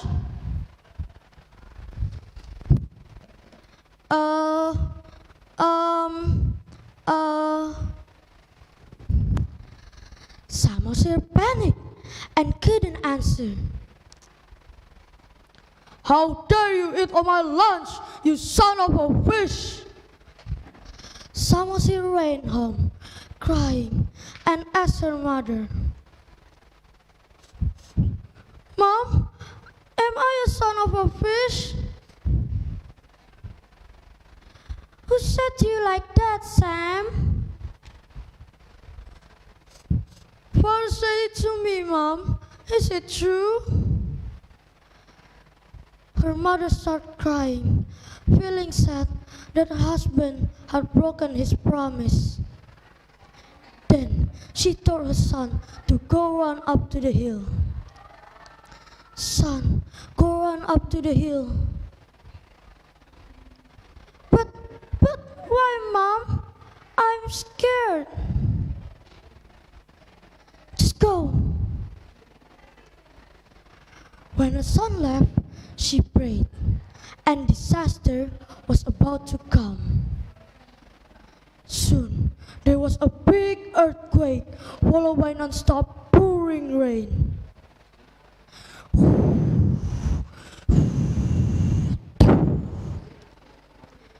The whole area got flooded and became a lake.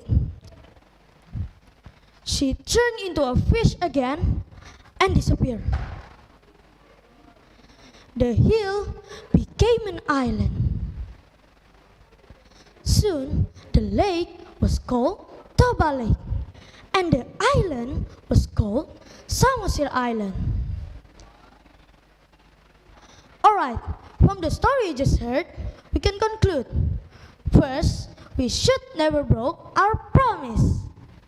Second, don't be lazy. Well, that's all for my performance today. I'm Wahyu Halis Prianda. Wassalamualaikum warahmatullahi wabarakatuh. Give applause to contestant number 30.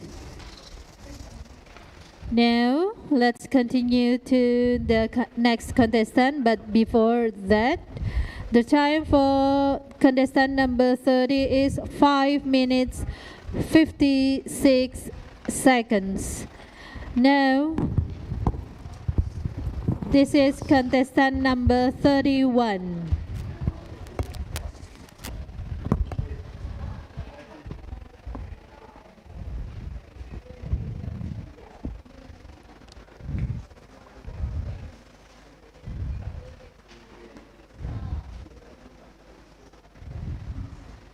Are you ready? Ready. Okay, go. Assalamualaikum warahmatullahi wabarakatuh. Dear committees, dear juries, ladies and gentlemen. First, let's thank God for His blessing for us, so that we can come together in this room in healthy and happy condition. In this very good occasion, I will tell you about the legend of Roro Jonggrang. So, now, listen to me carefully. Once upon a time, there lived a giant king named Prabu Boko. He is a famous king who is greedy and likes to blackmail his people. All of them are afraid of him. One day, Prabu Boko wants to rule the prosperous and fertile kingdom, namely Pengging Kingdom.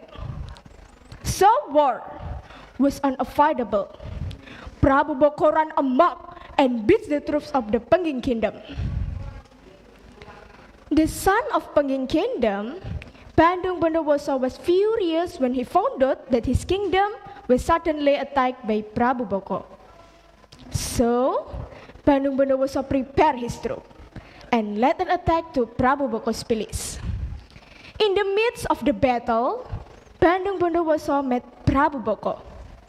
They fought fiercely and attacked each other using their supernatural power. Finally, Bandung Bondowoso managed to kill Prabu Boko and was able to enter his palace freely. Bandung Bondowoso was very surprised because he met a beautiful princess in the palace. The princess was the daughter of Prabu Boko, named Roro Jonggrang. Bandung Bondowoso was fascinated and immediately fell in love and even wanted to marry Roro Jonggrang. Hearing Bandung Bondowoso's proposal, Roro Jonggrang became confused. She was afraid of Bandung Bondowoso, but she did not want to marry the person who had killed his father. Then she politely refused the proposal. She proposed a requirement that was impossible for Bandung Bondowoso to fulfill. The requirement is to ask for 1,000 temples to be built in one night. Do you know what happened then? Do you know? Then, Bandung Bondowoso agreed to Roro Jonggrang's requirement. Even though he knew it would be impossible to build 1,000 temples in one night with his own strength. Finally, he called for army of spirit and mobilized them to build the temples. Thousands of spirits came from all directions. They immediately built the temples. Roro Jonggrang began to worry because it was only at midnight the 1,000 temples nearly finished. Even lack of one only. She touched her and got an idea to thwart Bandung Bondowoso's effort. She woke all the women in the country and asked to pound the mortar. Hearing the sound of the mortar, the roosters began to crow.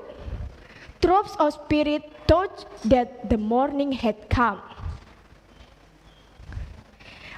They immediately ran away from the place. Bandung Bondowoso knew that he was tricked by Roro Jonggrang.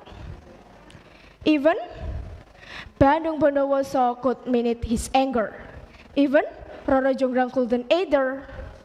Finally, Bandung Bondowoso cursed Roro Jonggrang to be a stone statue to replace the one unfinished temple. Suddenly, Roro Jonggrang turned into a stone statue. So, the 1,000 temples built by Bandung Bondowoso have been completed. Saying Roro Jonggrang became a statue, Bandung Bondowoso regretted and wept. But what power, the rest has become parade. Bandung Bondowoso could not leave the cars.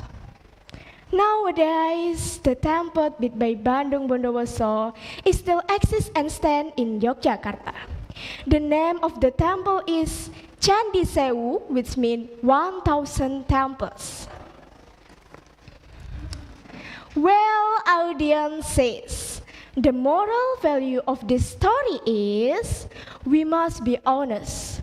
Don't tell the lie, wherever and whenever. Okay, ladies and gentlemen, I think that's all. Thank you very much for your attention. Forgive me for any mistake. Wassalamualaikum warahmatullahi wabarakatuh. That's the performance from contestant number 31. Now please welcome contestant number 32. But before that, the time for contestant number 31 is 5 minutes 41 seconds. Yeah. Are you ready? Contestant number 32? Okay, let's begin. Good afternoon, everyone. First of all, I would like to thank God, who has blessed two days in good condition. I also want to thank the judges for giving me the chance to stand here.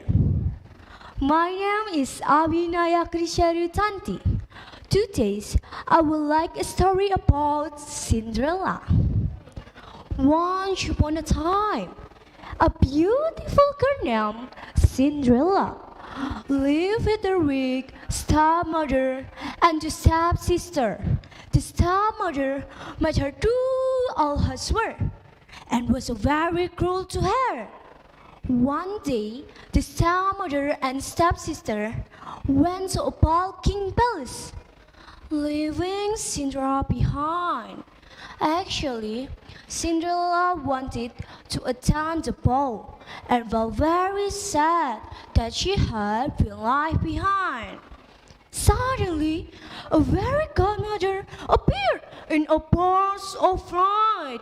She used the magic to transform Cinderella into a princess. Zim za bim zim ching. Oh no. Okay, let's try again. Zim za bim.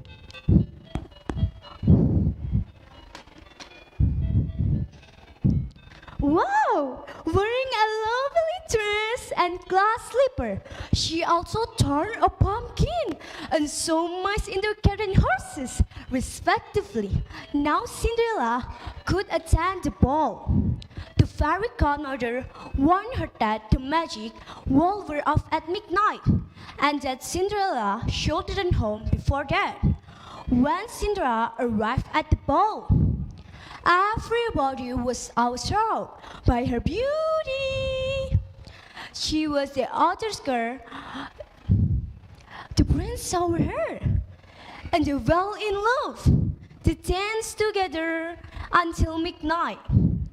Lavender's blue, dilly dilly, lavender's green. When I am king, dilly dilly, you shall be queen.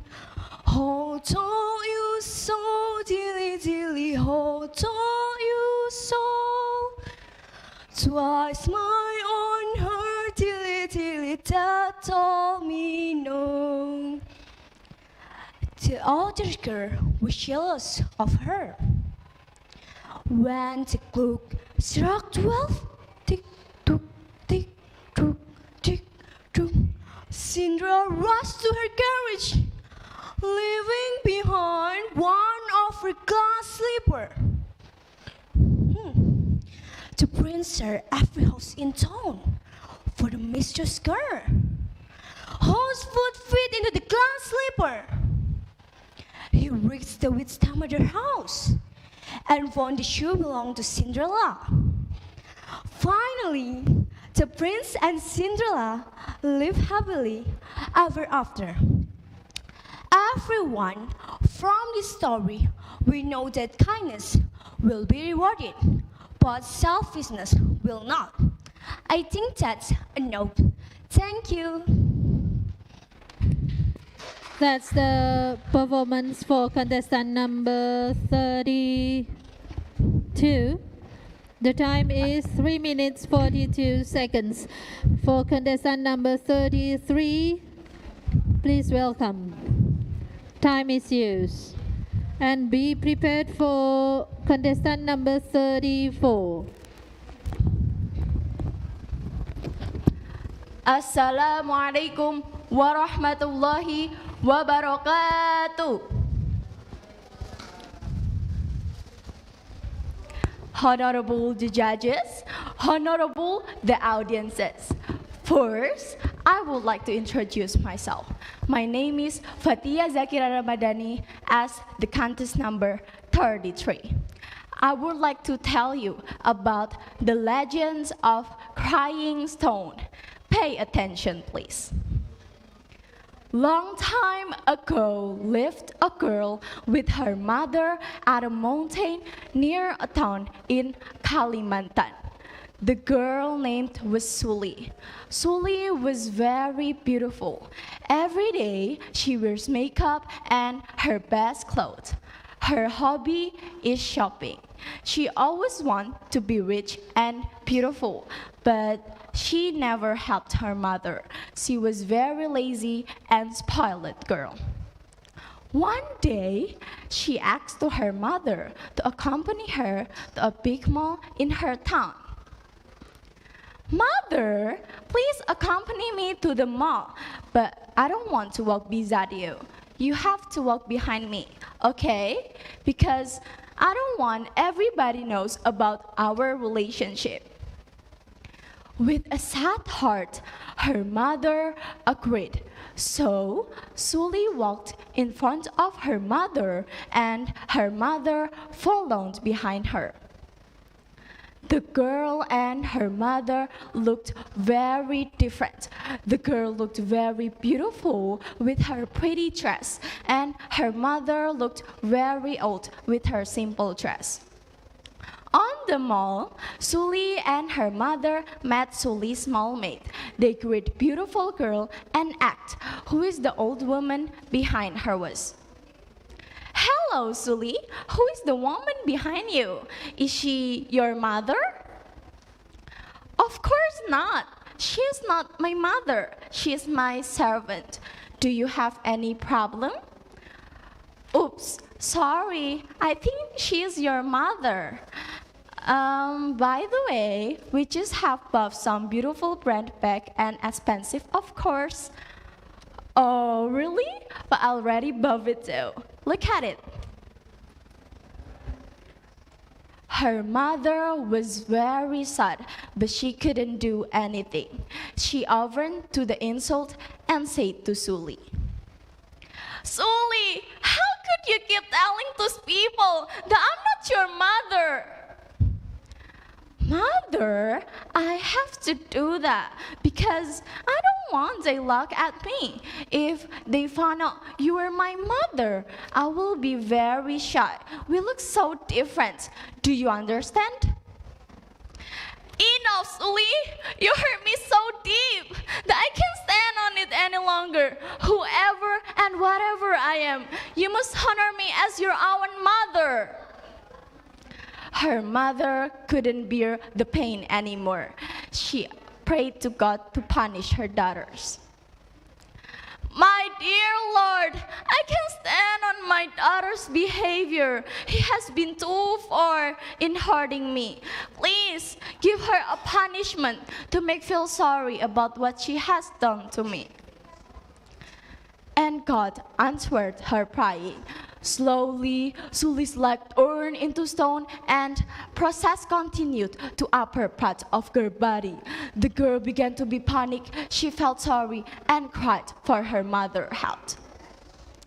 Mother, please forgive me. I'm really sorry about that. I don't want to do that anymore, mother. Please forgive me. But it was too late. Finally, her whole body turned into stone, and until now, people can still see the tears falling down on the stone. That's why the stone is called Crying Stone. Well, everyone, the moral value of the story is don't ever be a rebellious girl. That's all of the story about Crying Stone. I think enough for all of my storytelling. Thank you so much for your nice attentions, and I'd like to say goodbye. Wassalamualaikum warahmatullahi wabarakatuh. That's the performance for the contestant number 33. Now please welcome contestant number 34. The time for contestant number 33 is 4 minutes 54 seconds. Assalamualaikum warahmatullahi wabarakatuh. Good morning, ladies and gentlemen. How's everything with you? I really hope you are in a good condition so you can enjoy the story I deliver. I would like to tell you a story that I am sure everyone is already know from the costume that I wear. Yes, you're right. Little Red Riding Hood. Shall we begin? Once upon a time in a quaint village nestled at the edge of a dark forest, there lived a sweet little girl named Little Red Riding Hood. She was known for always wearing a bright red hood that her grandmother had made for her. One sunny morning, Little Red Riding Hood mother called her into the kitchen. Red, she said, your dear grandmother isn't feeling well. I've made her some fresh bread and a jar of sweet honey. Would you be dear and take this to her? Little Red Riding Hood nodded enthusiastically. Of course, mother, I'll go away. Her mother cautioned her. Now remember, stay on the path. Don't talk to stranger and go straight to grandma's house. Don't go there in the forest. Little Red Riding Hood promised to be careful, and when the wolf Little Red Riding Hood mother Little Red Riding Hood promised to be careful, and when with the goodies of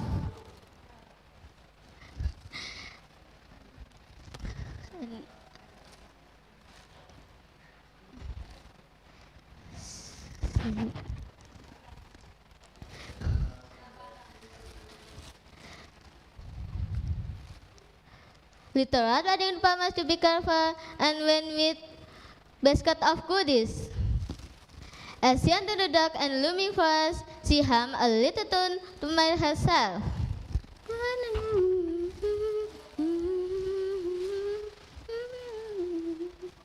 My dear fellow, do you know what happened? The wolf approached Little Red Riding Hood with a sly grin. Good day, little girl. Where are you going with that basket? Little Red Riding Hood, being a polite child, replied, I'm taking this basket of wet honey to my grandma. She's not feeling well. You know what, friends? The wolf eyes with mischief as he thought was a cunning wolf who had overheard her plans. How lovely! And where does your dear grandmother live? Little Red Riding Hood, not realizing the danger, innocently answered. She lives at the end of the path just past the big oak tree. She's not feeling well. You know what? The wolf, pretending to be shocked, said, Thank you, dear. I hope she feels better soon. With that, he hurried ahead. A cunning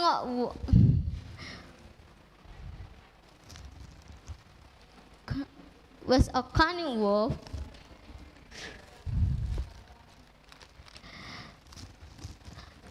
The wolf arrived at Grandma's cottage. He knocked on the door. Knock, knock, knock. Who is it?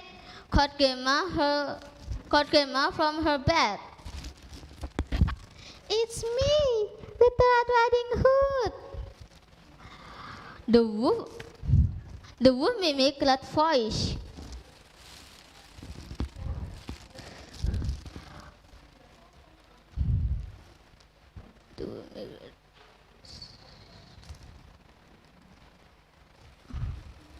She didn't know that lurking in the shadows was a cunning wolf who had overheard her plans.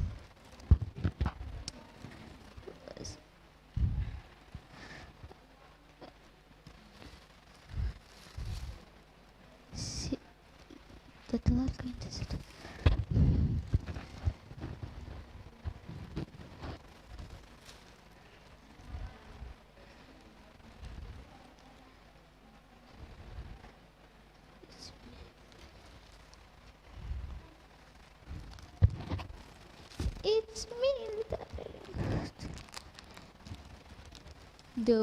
the wolf approached Little Red Riding Hood with a sly grin. Good day, little girl. Where are you going with that basket? Little Red Riding Hood with a sly grin.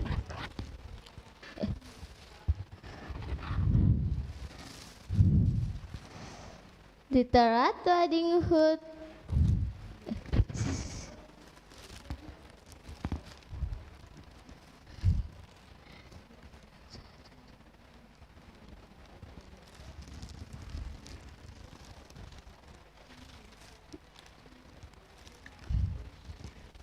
Thank you. See you. Wassalamualaikum warahmatullahi wabarakatuh. Okay, see you. Give applause to the contestant number 33 now. The 34, sorry. The time is 6 minutes 2 seconds. For contestant number 35. Okay, please welcome contestant number 35.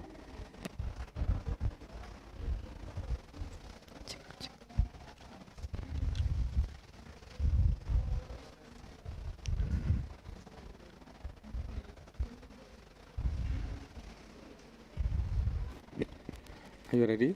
Yes. Yes. Now. Assalamualaikum warahmatullahi wabarakatuh. the honorable prodigals, honorable judges, honorable audiences, and all of the contestants of English storytelling. First of all, let's thank to Allah Subhanahu wa Ta'ala that we still have a chance to meet together in this nice room. I would like to inform you, my name is Dwi Ayuni Nur Safika.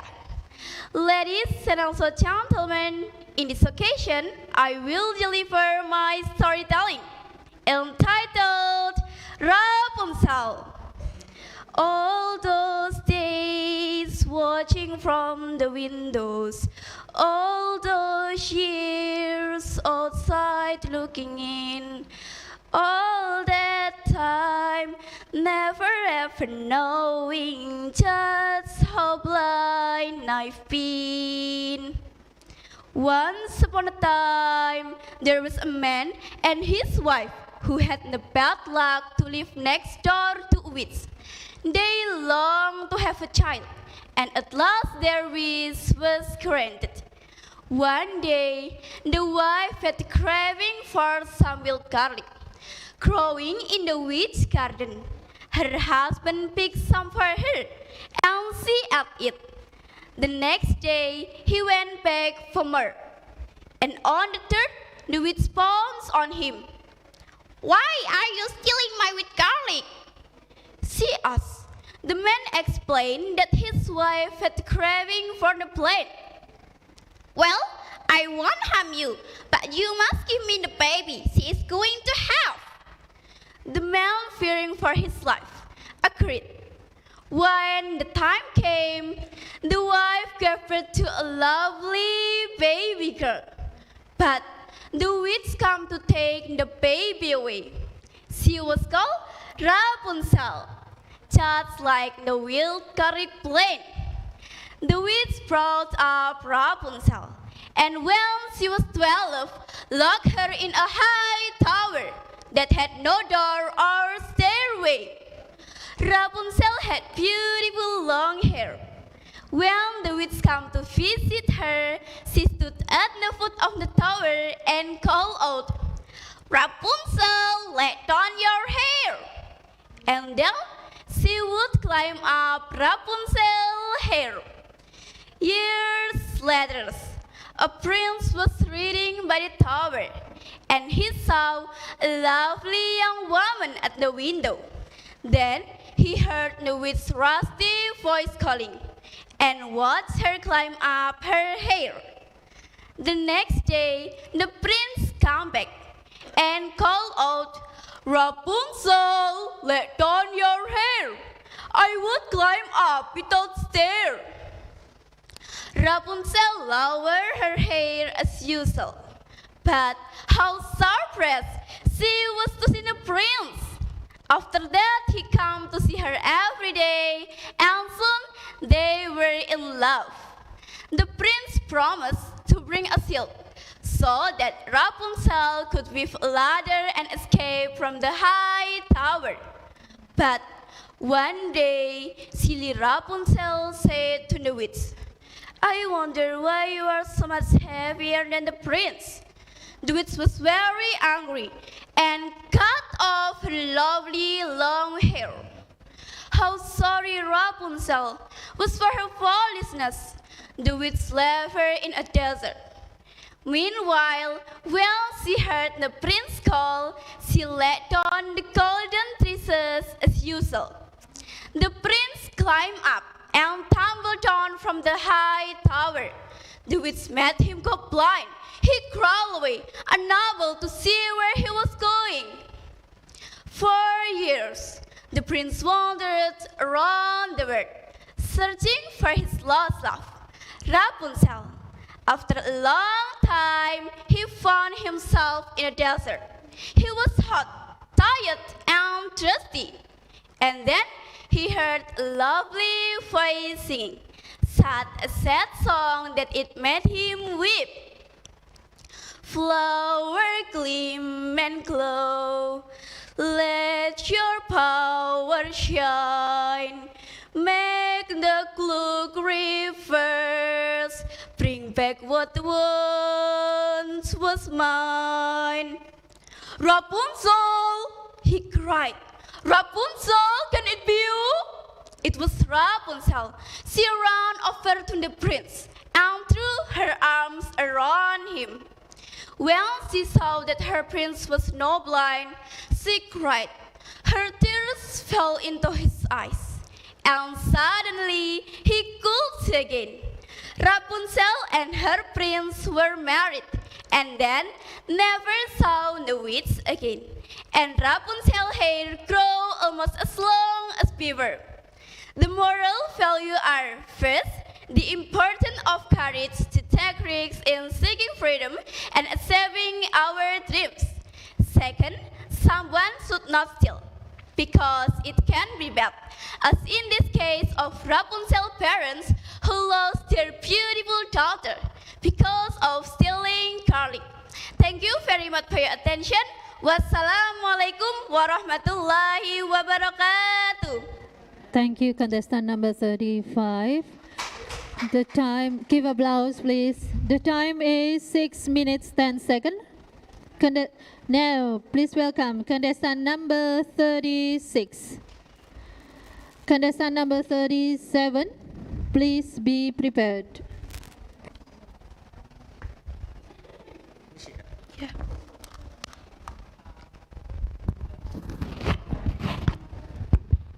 Yeah, are you ready? Go. Yes. The story of Roro Jonggrang. Assalamualaikum warahmatullahi wabarakatuh.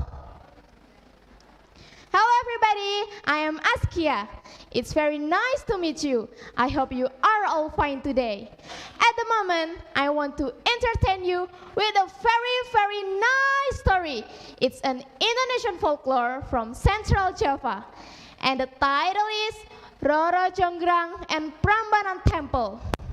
Well everybody, please listen and enjoy.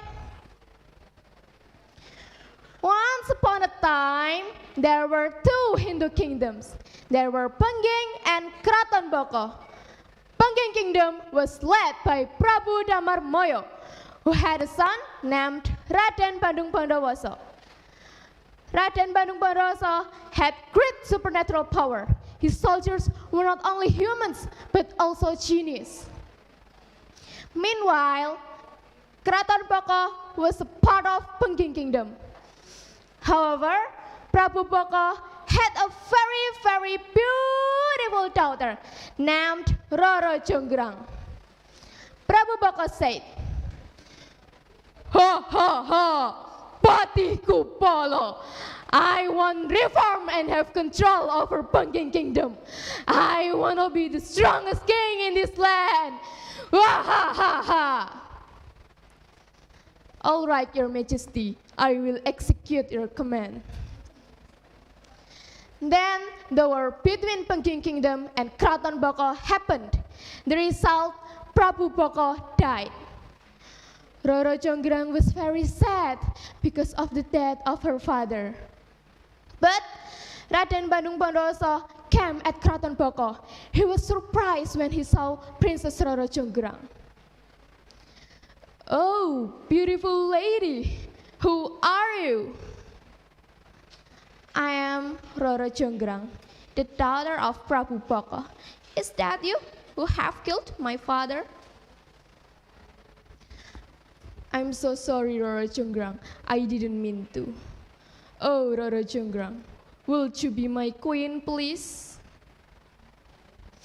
"If you want to marry me, you must build 1,000 temples for me, just in one night. Could you?" 1,000 temples just in one night? It's so easy. Bandung Bondowoso accepted the challenge. Then he called his genius army.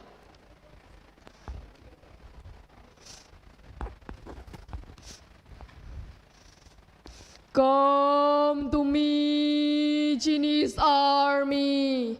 I need your help. Please help me. Please build me 1,000 temples just in one night. Come to me." and the genie's army worked rapidly. Roro Jonggrang was very worried, but again she had a strategy. My servant, please help me, please build me 1,000 temples. Please find a way to make the dark night seem to be bright as the sun was going to rise in the east.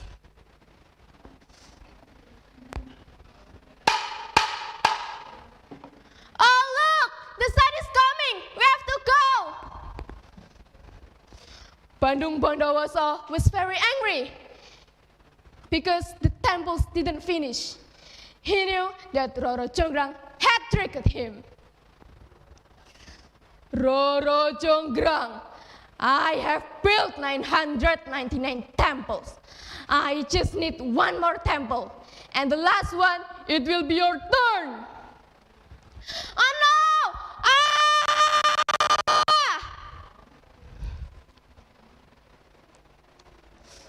Ladies and gentlemen, from this story, people called the temple Prambanan Temple, and the princess statue Roro Jonggrang statue.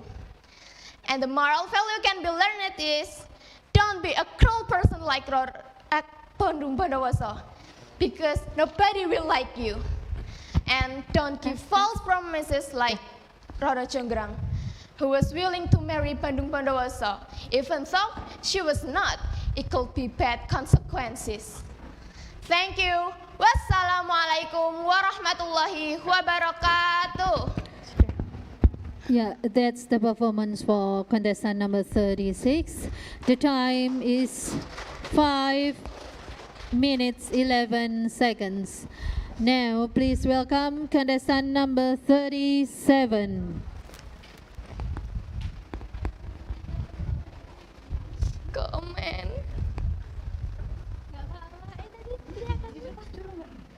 Oh iya, ininya.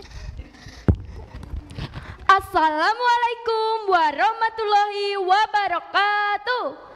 The honorable judges and the audience, I am Lavelia Nursela. On this happy occasion, I want to deliver a story about the legend of Maling Kundang.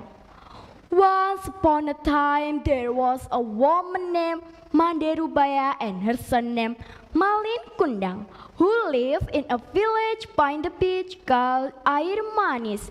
They loved each other very much. One day, Maling got sick and his mom took care of him and he got better. He loved her mom even more. When Maling grew up, he wanted to go big city. One day, there was a big ship and cart at the beach near Maling's village. Maling asked her mom to join a big ship and went to sail.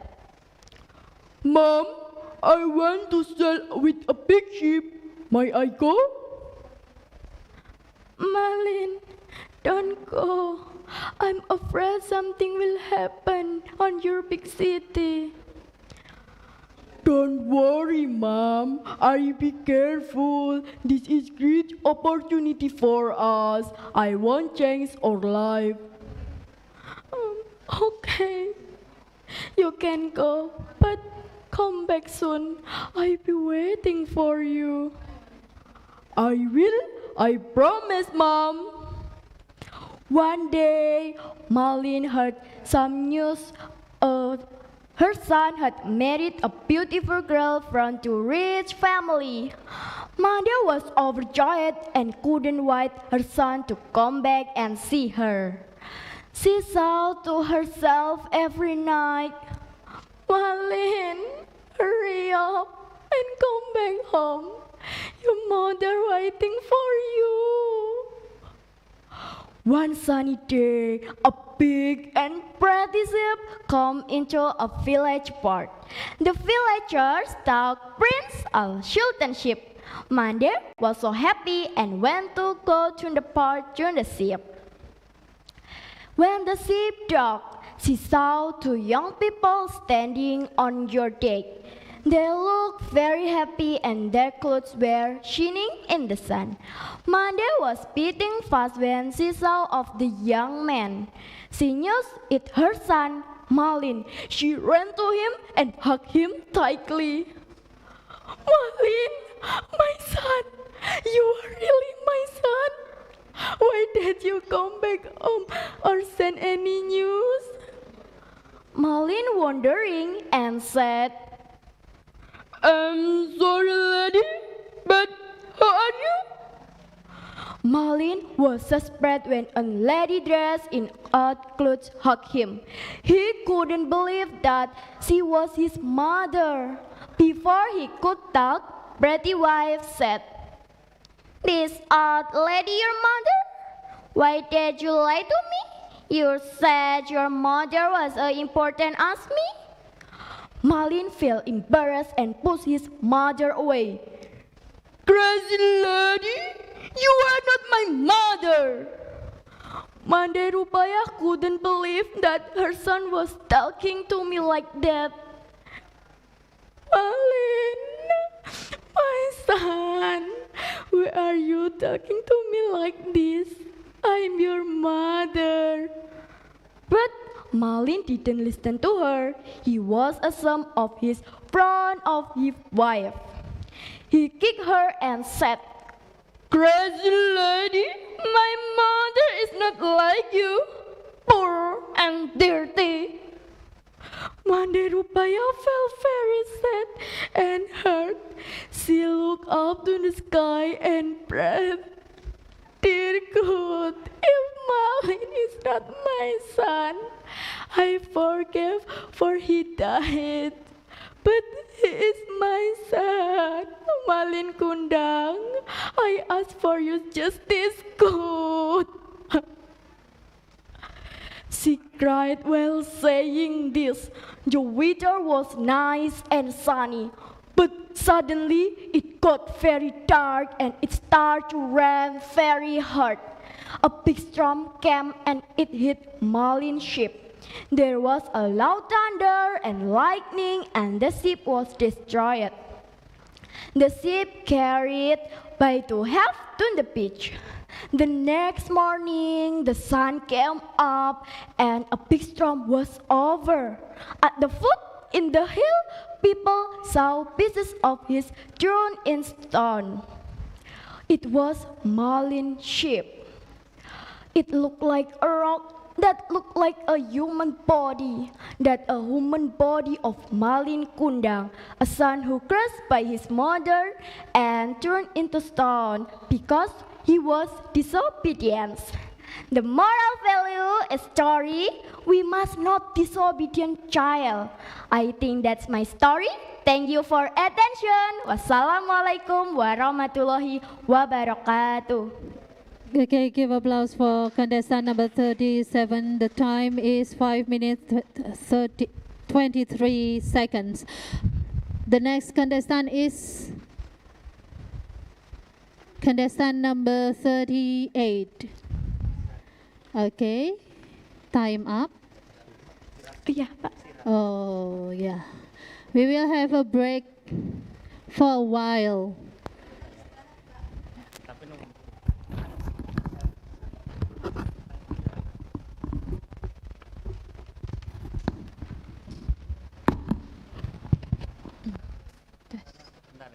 Yeah.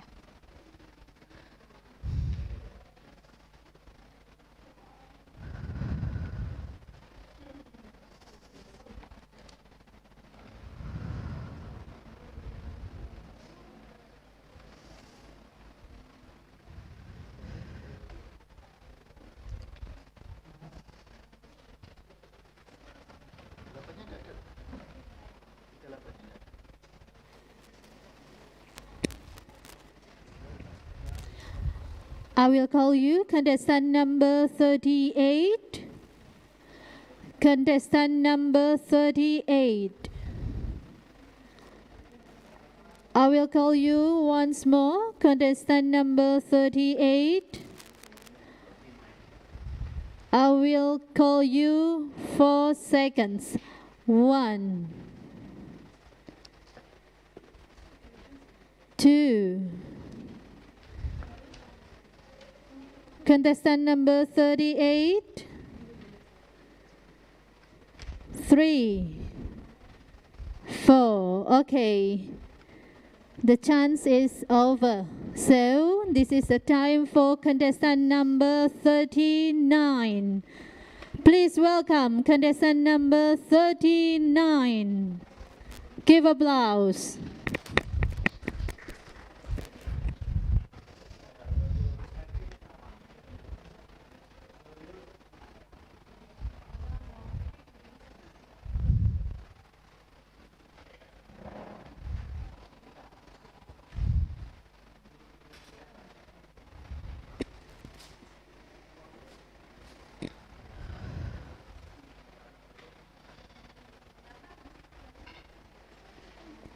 Can we start, Mr. Freddy? Okay, are you ready? Okay, go. Assalamualaikum warahmatullahi wabarakatuh. Good afternoon, the honorable judges, my beloved friends, and all of the audience. Let me introduce myself. Hi, my name is Ersya Gembita Hilda Fatoni. You can call me Ersya. Today, I'd like to tell you a story from Japan entitled Suru no Ongaishi, or The Grateful Crane. Please enjoy. Long time ago, in a far-off land, there lived a young man. One day, while working on his farm, a brilliant white crane came swooping down and crashed to the ground at his feet. The man noticed an arrow pierced through one of its wings. Taking pity on the crane, he pulled out the arrow and cleaned the wound. Thanks to his care, the bird was soon able to fly again. The young man sent the crane back to the sky, saying, "Be careful to avoid hunters." The crane circled over his head, let out a cry as if in thanks, and then flew away. As the day grew dark, the young man made his way home. When he arrived, he was surprised by the sight of a beautiful woman whom he had never seen before standing at the doorway. "Welcome home, I'm your wife," said the woman. The young man was surprised and said, "I am very poor and cannot support you." The woman answered, pointing to a small sack, "Don't worry, I have a plenty of rice."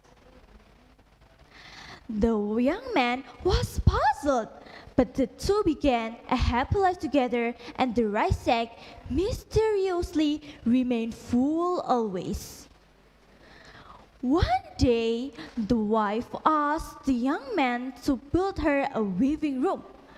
When it was completed, she said, "You must promise never to peek inside. Please promise me, don't break your promise." With that, she set herself up in the room. The young man waited patiently for her to come out. Finally, after 7 days, the sound of the loom stopped. The young man waited patiently for her to come out. Finally, after 7 days, the sound of the loom stopped.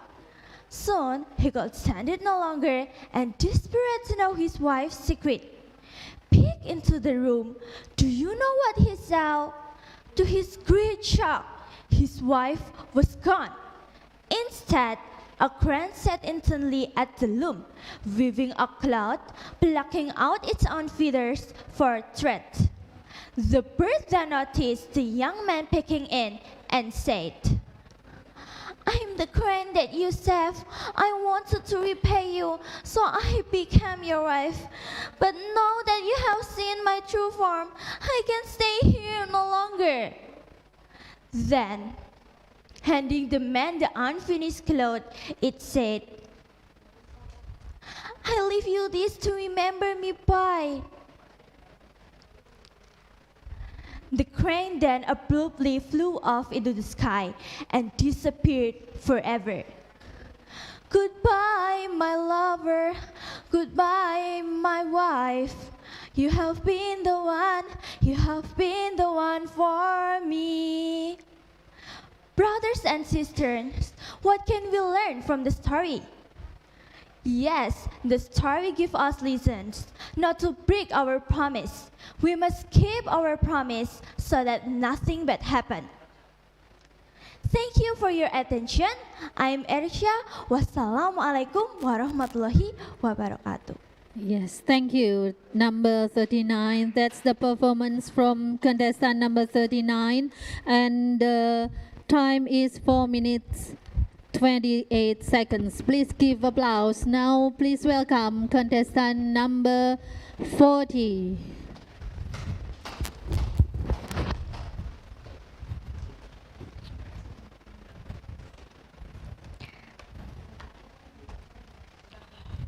Please be prepared, contestant number 41.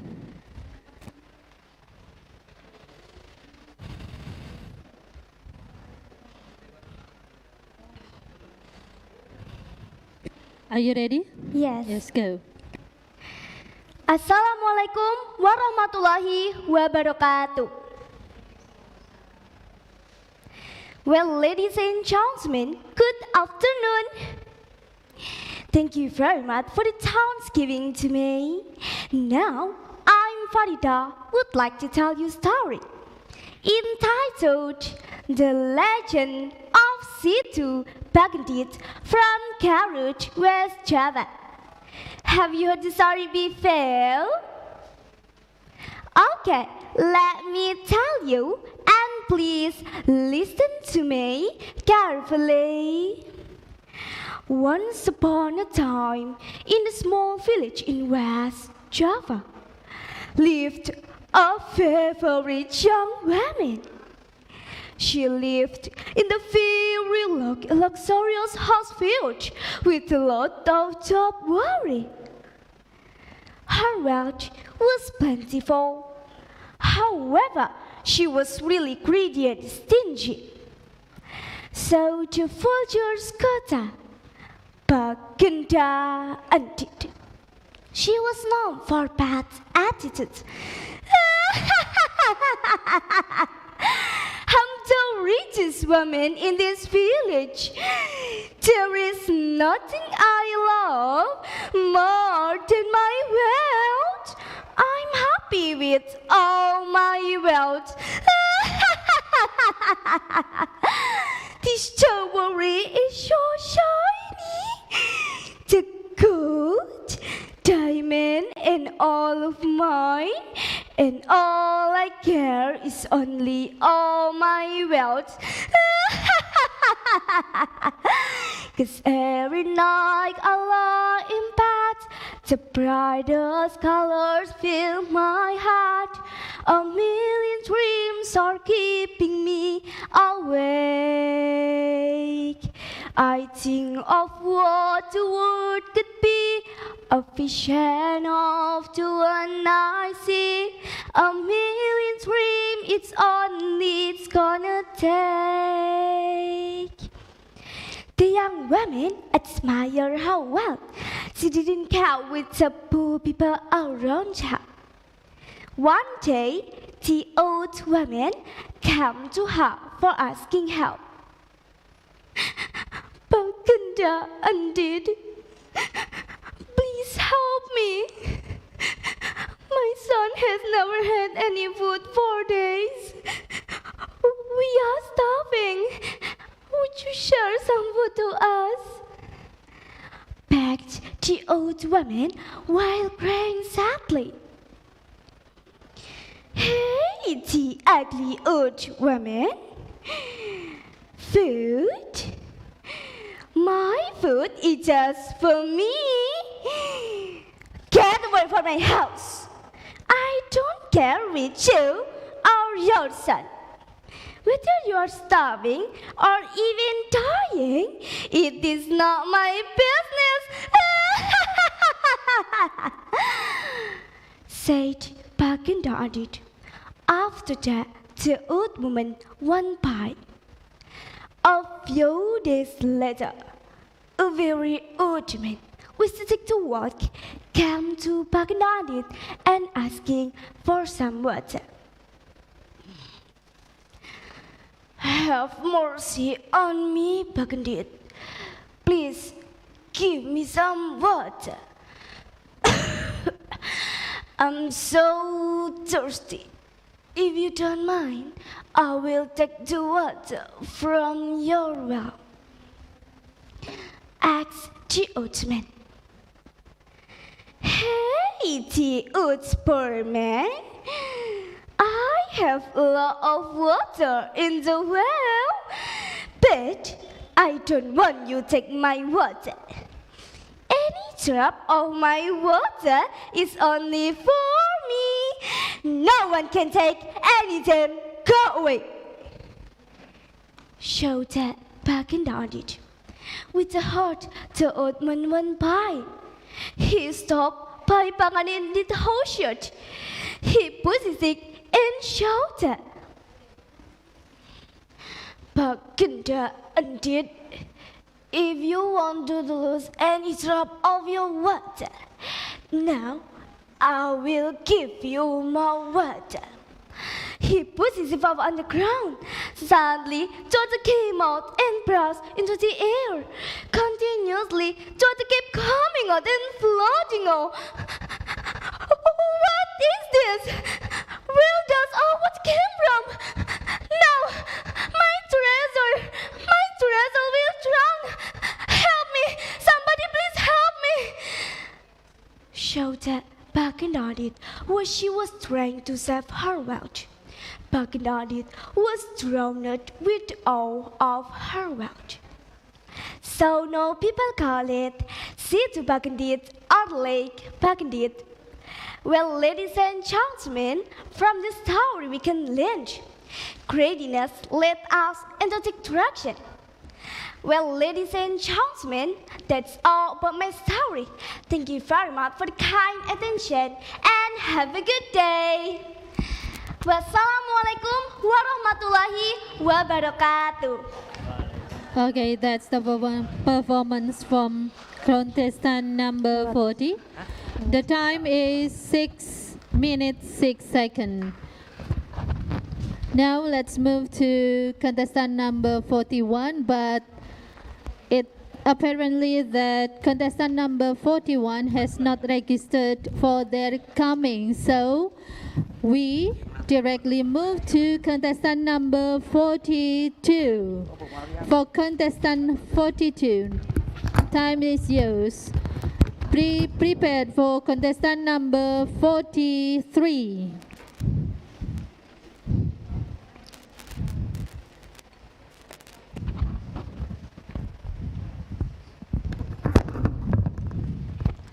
Assalamualaikum warahmatullahi wabarakatuh.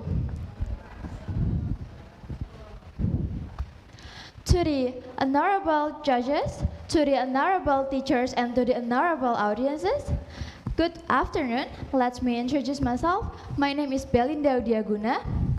I am the storyteller for today. Today I bring a story that actually really famous. I believe that some of you already know about this story. The story tells about the origin of the formation of a city, one of the big cities in our country. The story entitled The Legend of Surabaya. A long time ago, in East Java, there were two strong animals, Sura and Baya. Sura was a shark and Baya was a crocodile. They lived in the sea. Actually, they were friends. But when they were hungry, they were very greedy. They did not want to share their food. They would fight for it and never stop fighting until one of them gave up. It was a very hot day. Sura and Baya were looking for some food. Suddenly, Baya saw a god. Yummy, this is my lunch, said Baya. No way, this is my lunch, you are very greedy. I had not eaten for 2 days, said Sura.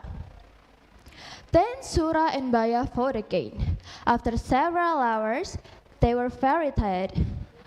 Sura had a plan to stop their bad behavior. I'm tired of acting, Baya, said Sura. Me too. What should we do to stop fighting? Do you have any idea? Said Baya. Yes, I do. Let's share our territory. I live in the water, so I look for some food in the sea. And you live on the land, right? So you look for some food also on the land. The border is the beach. So we will never meet again. Do you agree? Said Sura. Let me think about it. Okay, I agree. From today, I will never go to the sea again. My place is on the land, said Baya. Then, Sura and Baya lived in the different places. But one day, Sura went to the land and looked for some food in the river. He was very hungry, and there was not much food in the sea. Baya was very angry when he knew that Sura broke his promise. Hey, what are you doing here? This is my place. Your place is in the sea, said Baya. But there is water in the river, right? So this is also my place, said Sura. Then Sura and Baya fought again. They both hit each other. Sura beat Baya's tail, and Baya did the same thing to Sura. He beat very hard until Sura finally gave up. He went back to the sea again. Baya was very happy he had his place again. The place where they fighting was a mess. Blood was everywhere. People then always talked about the fight between Sura and Baya.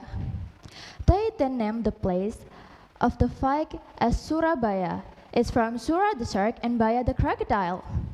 People then always talked about People also put their flag at the symbol of Surabaya city.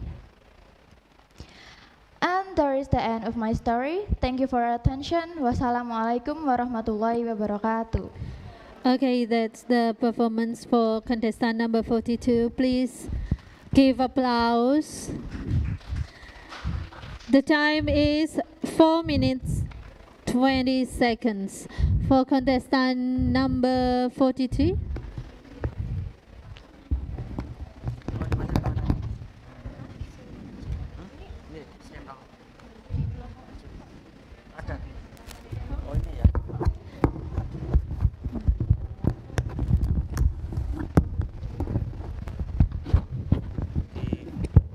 Terus ini taruh. Contestant, please welcome contestant number 43. Contestant number 44, please be prepared.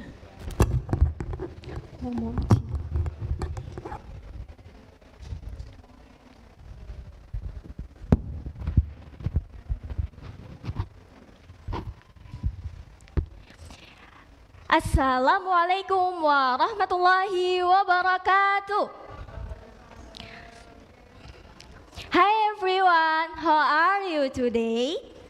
My name is Aisyah Nurhayati. Here, I'm going to tell you about a story. Are you guys ready? The story is about a boy and his rooster. It's from East Java, entitled Cinderella. Let's begin. Raden Putra was the king of Jenggala kingdom. He had a beautiful queen. Besides that, the king also had a beautiful concubine. Unlike the queen, the concubine had bad personalities. She was jealous with the queen, so she planned to make the queen leave the palace. By doing so, she could be the new queen. The concubine asked the palace healer to help her do the bad plan. They told the king that the queen wanted to poison him. The king was angry. He sent the queen to a jungle. It is the punishment for her. There was one condition the king didn't know. The queen was pregnant. After several months lived in the jungle, the queen gave birth to a healthy baby boy. She named him Cinderella. He grew up as a nice, healthy, and handsome young man. One day, while Cinderella helped her mother to collect some firewood, an eagle dropped an egg. He took the egg and carefully took care of it. The egg hatched into a chick, and then it became a strong rooster. The rooster is magical skill. It was very powerful and skillful in fighting with other roosters. Besides that, the rooster could also sing. The song was about Cinderella and his father, Raden Putra. My master is Cinderella. He lives in the jungle. His father is a king. His name is Raden Putra. Then, the rooster often sang the song. When Cinderella first heard that song, he ignored it.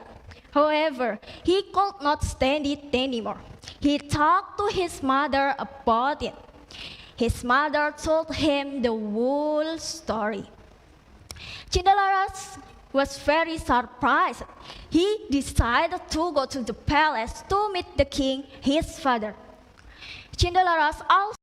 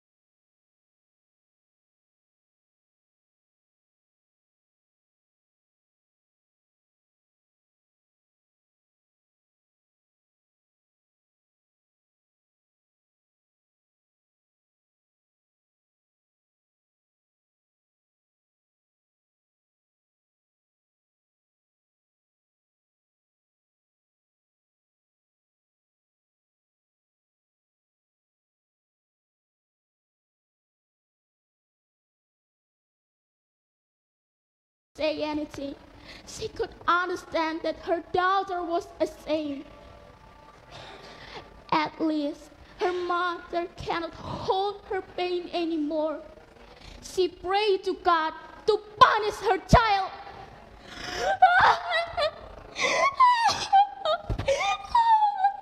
Please punish this ungrateful child.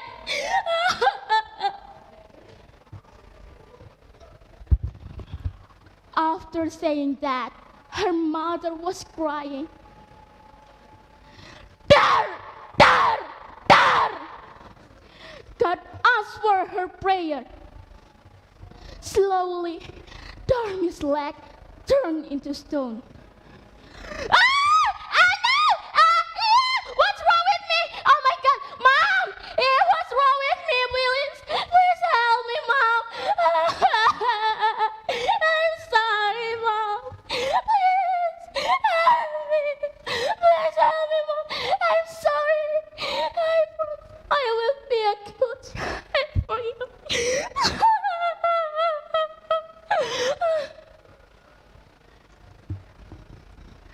But it's too late. Her whole body finally became a big stone. Her mother still crying while seeing what happened with her daughter. Until now, people could see tears dropping from her eyes. That's why people call it the crying stone. Okay, ladies and gentlemen, for the story above, we can learn. First, don't be insulting our parents. Second, obey our mother and our parents. The third, be diligent in helping our parents because it can make them happy. Okay, audiences, I think that's all from me today. Thank you for your attention. Wassalamualaikum warahmatullahi wabarakatuh. Waalaikumsalam warahmatullah. Okay, give applause to contestant number 44. The time is 5 minutes 46 seconds. Next performance is number 45. Contestant number 46, please be prepared.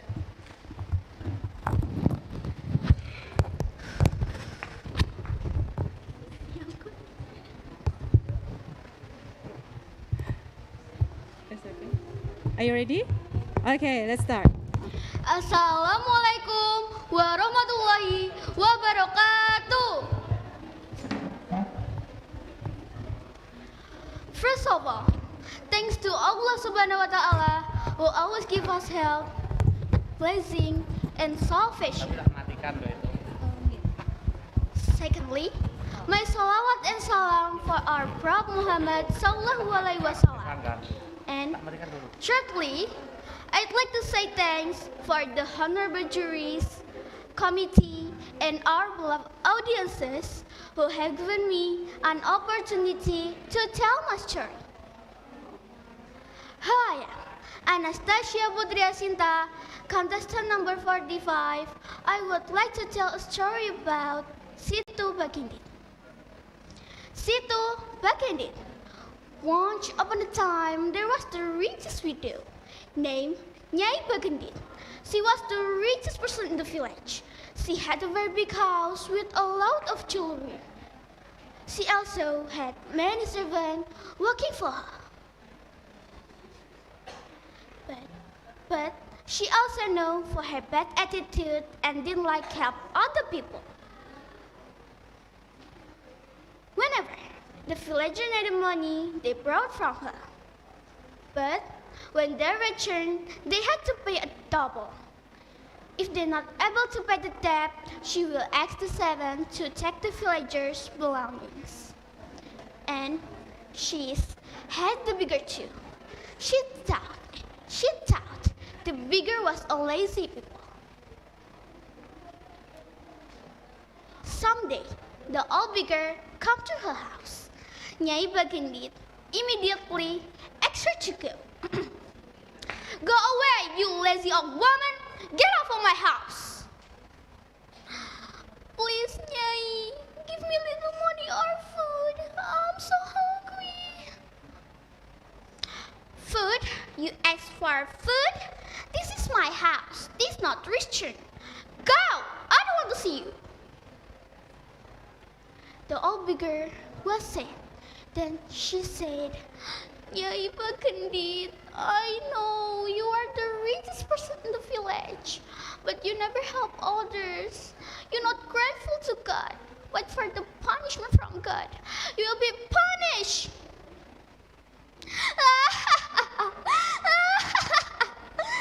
You're right. I'm the richest person here. So no one can punish me. Not even a God. Nyai Bagendit saying with very arrogant face. Then she back to her house. Not long after that, the earthquake happened. Please, somebody help me! Help me! But nobody listened to her. Suddenly, the earth began to crack. There are thunders, lightnings happened with heart rate together. People thought that was a punishment from God. No, that place changed into a lake. Then, people named the lake as Situ Bagendit. Well, ladies and gentlemen, that was a story about Situ Bagendit. We can learn from this story. Don't be arrogant person and always grateful to God by helping each other because nothing whatsoever. I think that's all about my story. I'm sorry if I made some mistakes and wassalamualaikum warahmatullahi wabarakatuh. Waalaikumsalam warahmatullahi wabarakatuh. That was contestant number 45 with 3 minutes 59 seconds. For the next performance will be number 46. Please welcome contestant number 46. Contestant number 47, please be prepared.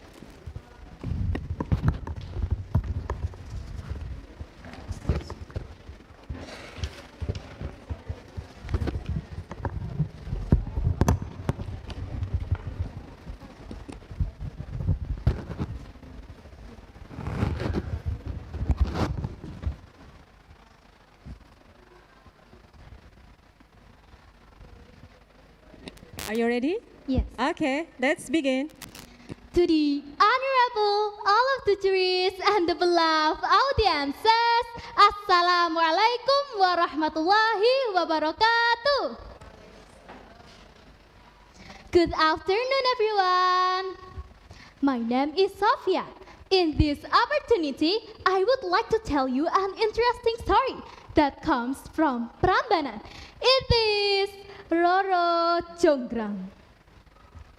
Once upon a time, there was a huge kingdom in Central Java. The name of the kingdom was Prambanan.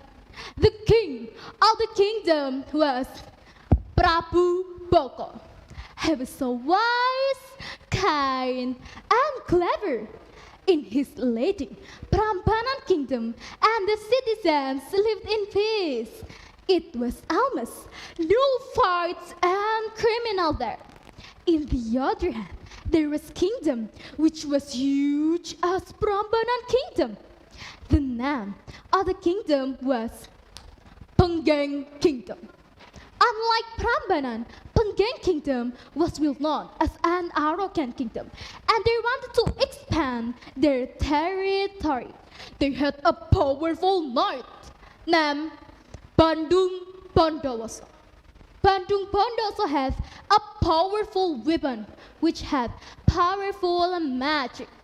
He also had the genie soldiers which could help him to attack another kingdom. It could fulfill what he wanted to get, wherever and whenever. All people were afraid of Bandung Bondowoso. One night, the king commanded Bandung Bondowoso to attack Prambanan Kingdom along with the genie soldiers. Next morning, Bandung Bondowoso attacked Prambanan Kingdom. There was no preparation of Prambanan. Prabu Boko was really shocked. The Prambanan was failed and Prabu Boko was killed. Finally, Bandung Bondowoso could attack Prambanan Kingdom. One day, Bandung Bondowoso arrived at Prambanan Palace. He saw a beautiful princess. He was blown away by her beauty. Oh, lovely lady, who are you? I'm Roro Jonggrang, Prabu Boko's daughter. On seeing Roro Jonggrang's beauty, he fell in love with her and wanted to marry her. I would never fall in love again until I found her. I said I would never fall unless it's you I fall into. I was lost within the darkness, but then I found her. I found you. Roro Jonggrang, would you be my wife? Meanwhile, Princess Roro Jonggrang felt sad and angry due to her dead father. She didn't want to marry Bandung because he had killed her father, but she was also afraid of Bandung. So, to refuse politely, she made a condition. Bandung Bondowoso, I will marry you, but to help with 1,000 temples in one night as a wedding gift. You have to finish it before the sun rises. I will do as you wish, my dear. He accepted it directly because he had many genie soldiers which could help him in short time. In the night, Bandung Bondowoso commanded all the genie soldiers to help him to make 1,000 temples before the dawn came. They built the temples so fast. At midnight, they had built 999 temples. Only one temple left. Roro Jonggrang was afraid and worried. Roro Jonggrang thought deeply how to cancel the wedding. And she got an idea. She asked the ladies to burn straw, with sharp radish as stone, and they had to burn the mortars. Tuk, tuk, tuk, tuk. As the result, the rooster started to grow, and the sky became red from the fires. Thinking it was already sunrise, the genie ran in panic. Roro Jonggrang came to count the temples. 1, 2, 3, 999. I'm sorry, Bandung Bondowoso, you fell. Bandung Bondowoso realized that Roro Jonggrang tricked him. You are evil woman! How dare you! He was very angry and cursed Roro Jonggrang. Hit by the curse, Roro Jonggrang chose to a statue, completing the 1,000 temples. It was then known as Roro Jonggrang statue. Ladies and gentlemen, that was the story of Roro Jonggrang. From this heartbreaking story, we can take some lessons, which are appreciate what someone does to you and never lie to them. Well, English is easy as ABC. Thanks for listening to my story. I hope you are happy. And wassalamualaikum warahmatullahi wabarakatuh. Waalaikumsalam warahmatullahi wabarakatuh. Okay, that was the performance number 46 with 5 minutes 52 seconds. 5 minutes 52 seconds. For the next performance, contestant number 47. For contestant number 48, please be prepared.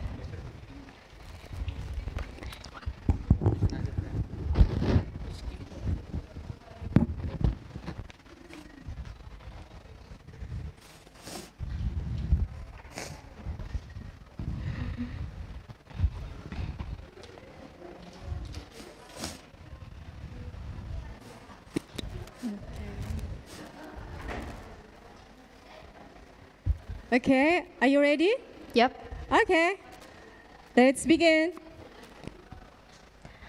When the darkness fills the night, swallowing up the sun inside, why does daylight always dim? Creeping dusk, so cold and grim. 'Tis the blackness of the night teaches us how to see the light. Hello everyone, my name is Rachel Verena Adiwijaya and I am 12 years old. As a librarian, I've encountered a lot of Indonesia's fairy tales, but one of them excites me the most. This one comes from Central Java, and the name of this story is Timon Mas. Let me tell you the story. Once upon a time, in a mystical island named Java, there lived a lonely widow named Bok Srini. Bok Srini was a kind woman, and she was desperate to have a child of her own. Because of this, she prayed to a monstrous ogre named Buto Ijo. Buto Ijo was a monstrous ogre, and he was known to occasionally grant wishes to people who needed them. Because of this, Bok Srini pleaded and begged to the ogre in order for her to be granted a child of her own. Eventually, the ogre agreed to fulfill this promise, but with one terrible condition.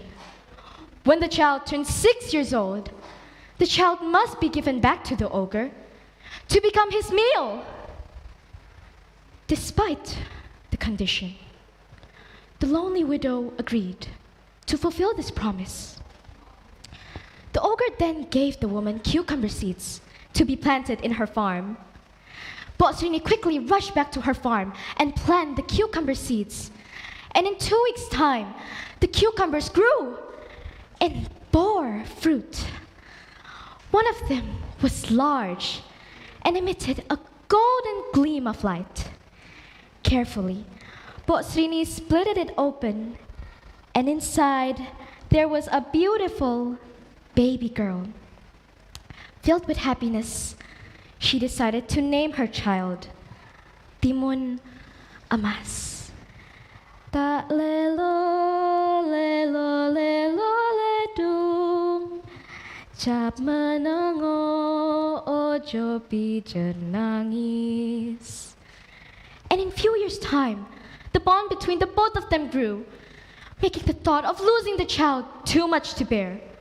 Desperate for help, she journeyed across Gunung Kidul, the southern mountains, to seek help from a powerful hermit. The hermit then gave her 4 small bags of pouches and instructed her to give them to Timon Mas as defense against the terrible ogre. The day finally arrived when the ogre was eager for her to fulfill the promise. "Where is my meal?" the ogre shouted. Timon Mas went running towards the forest. Knowing this, the ogre immediately chased after her. And for hours, the chase continued, and Buto Ijo steady, getting closer. They ran and ran until Timon Mas threw the first bag, filled with cucumber seeds. Vines of cucumber magically sprang from the earth, blocking the ogre's path. The ogre, enticed by the fruit, stopped on his tracks to gorge on them. It wasn't long after he ate them all and resumed his chase. They kept on running and running until Timon Mas hurled the second bag, filled with needles. The dense forest filled with shacks of bamboo trees appeared where the needles had fallen, trapping Buto Ijo. Buto Ijo went straight to the forest, wounded and enraged. They ran and ran until Timon Mas hurled the third bag, filled with salt. An embracing yet powerful torrent to seek swept the ogre off his feet. This time, the ogre wanted more than ever to catch the little girl who had troubled him. They continued running, and when Timon Mas had nowhere left to run, stuck in a dead end, she held the last of the hermit's gift. Hopeless, she threw it as hard as she could at the monster. The bag contained spices. They transformed into a boiling sea of mud, burning the ogre's skin. The ogre shrieked and howled in pain. And then all was silent. Timon Mas realized that she had stopped the ogre once and for all. Returning home, she embraced her mother with open arms, and the both of them lived out the rest of their days, happy and in peace. My dear friends, the moral of the story is to be brave and courageous like Timon Mas, and to always fight for the ones that you truly love, just like Bot Srini did. Thank you, all of my friends, for listening to the story, and I hope all of you have a pleasant day. Okay, that was the performance contestant number 47. The time is 5 minutes 51 seconds. 5 minutes 51 seconds. Okay. Yeah. For the next participant, it's number 48. For contestant number 49, please be prepared. Hello. So, are you ready? Okay, let's go. Assalamualaikum warahmatullahi wabarakatuh. Let me introduce myself. My name is Fitri. I will deliver a story about Roro Jongrang. One day, the king of Pengging Alsan with everything. The Prambanan. Bandung Bondowoso.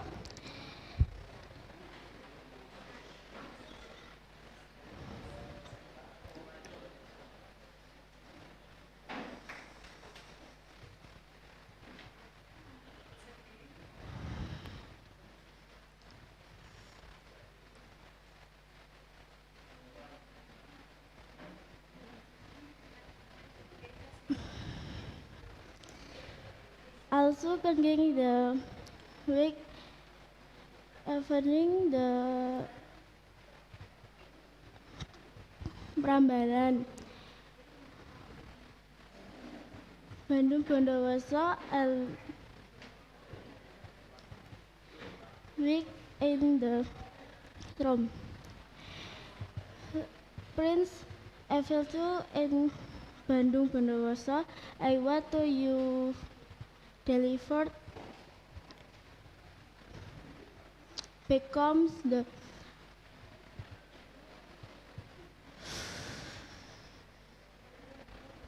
Roro Jongrang.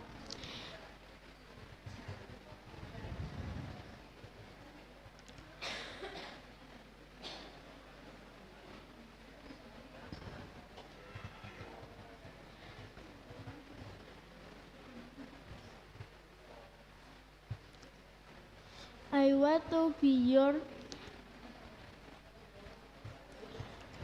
most might to the kingdom of the world of might to wealth and after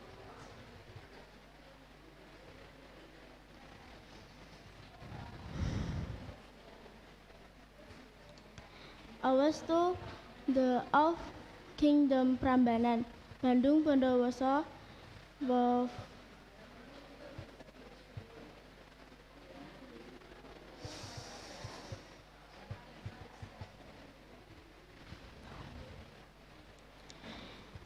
I will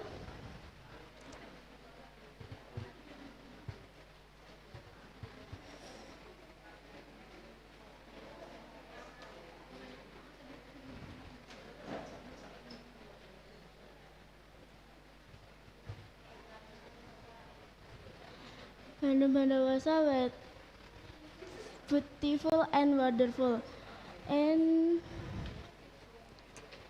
have to be one. I will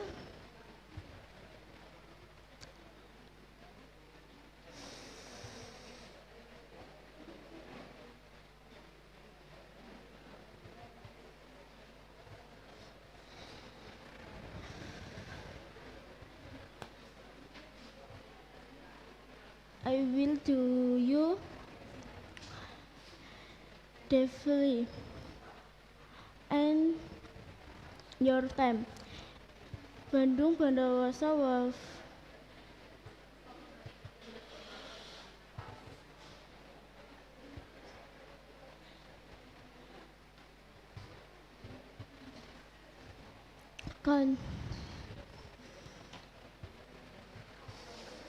I will deliver beautiful and wonderful and heaven Bandung Bondowoso with the can of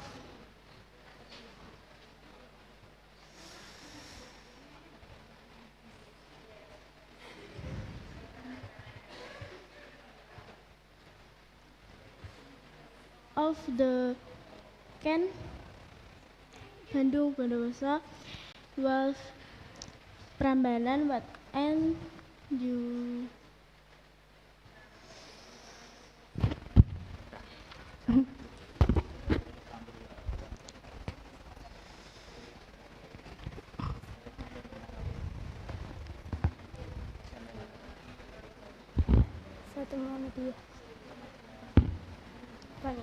I will deliver and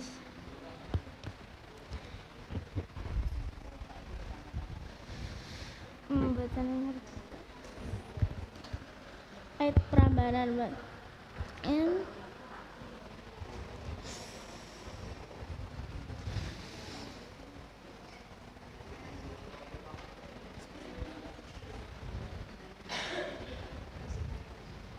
Wassalamualaikum warahmatullahi wabarakatuh. Warahmatullahi wabarakatuh. That was contestant number 48 with 5 minutes and 40 seconds. For the next performance, number 49, time is yours. For number 50, please be prepared.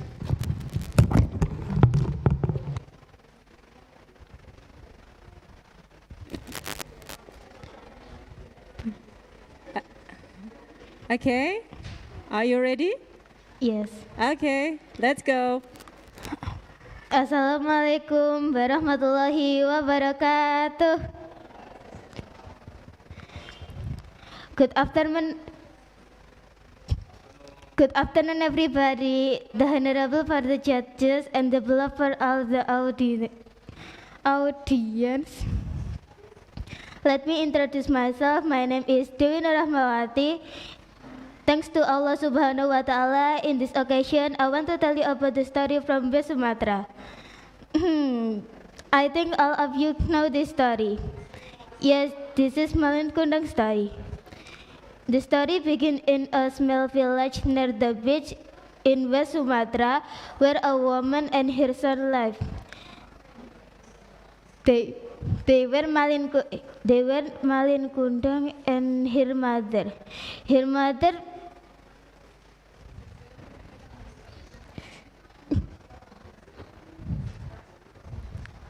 Her mother was a single parent because Maling Kundang's father had passed away when he was a baby. Maling Kundang had to live hard with his mother. Maling Kundang was a healthy, diligent, and strong boy. He usually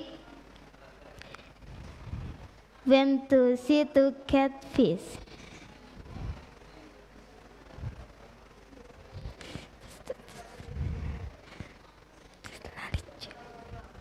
One day when Maling Kundang was sailing, he saw Americans.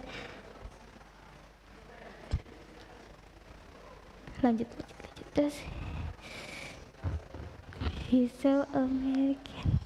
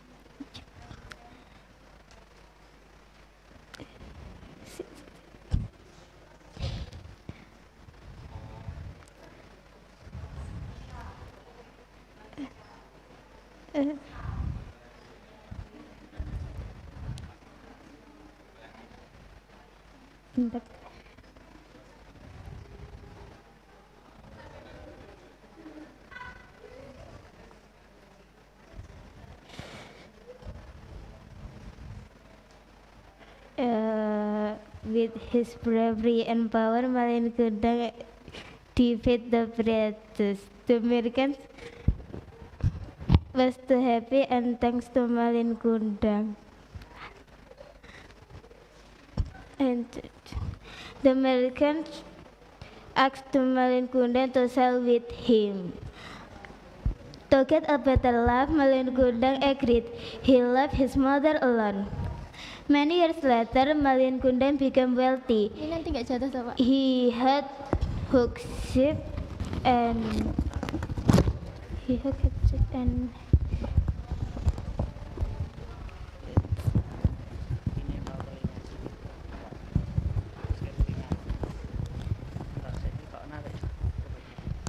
dilepas dulu.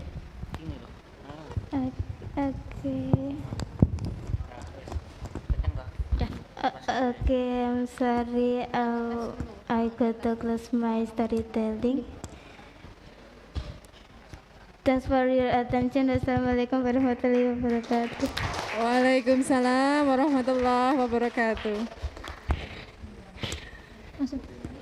That was performance contestant number 49 with 4 minutes 8 seconds. 4 minutes 8 seconds. For the next performance is number 50. Contestant number 50, time is yours.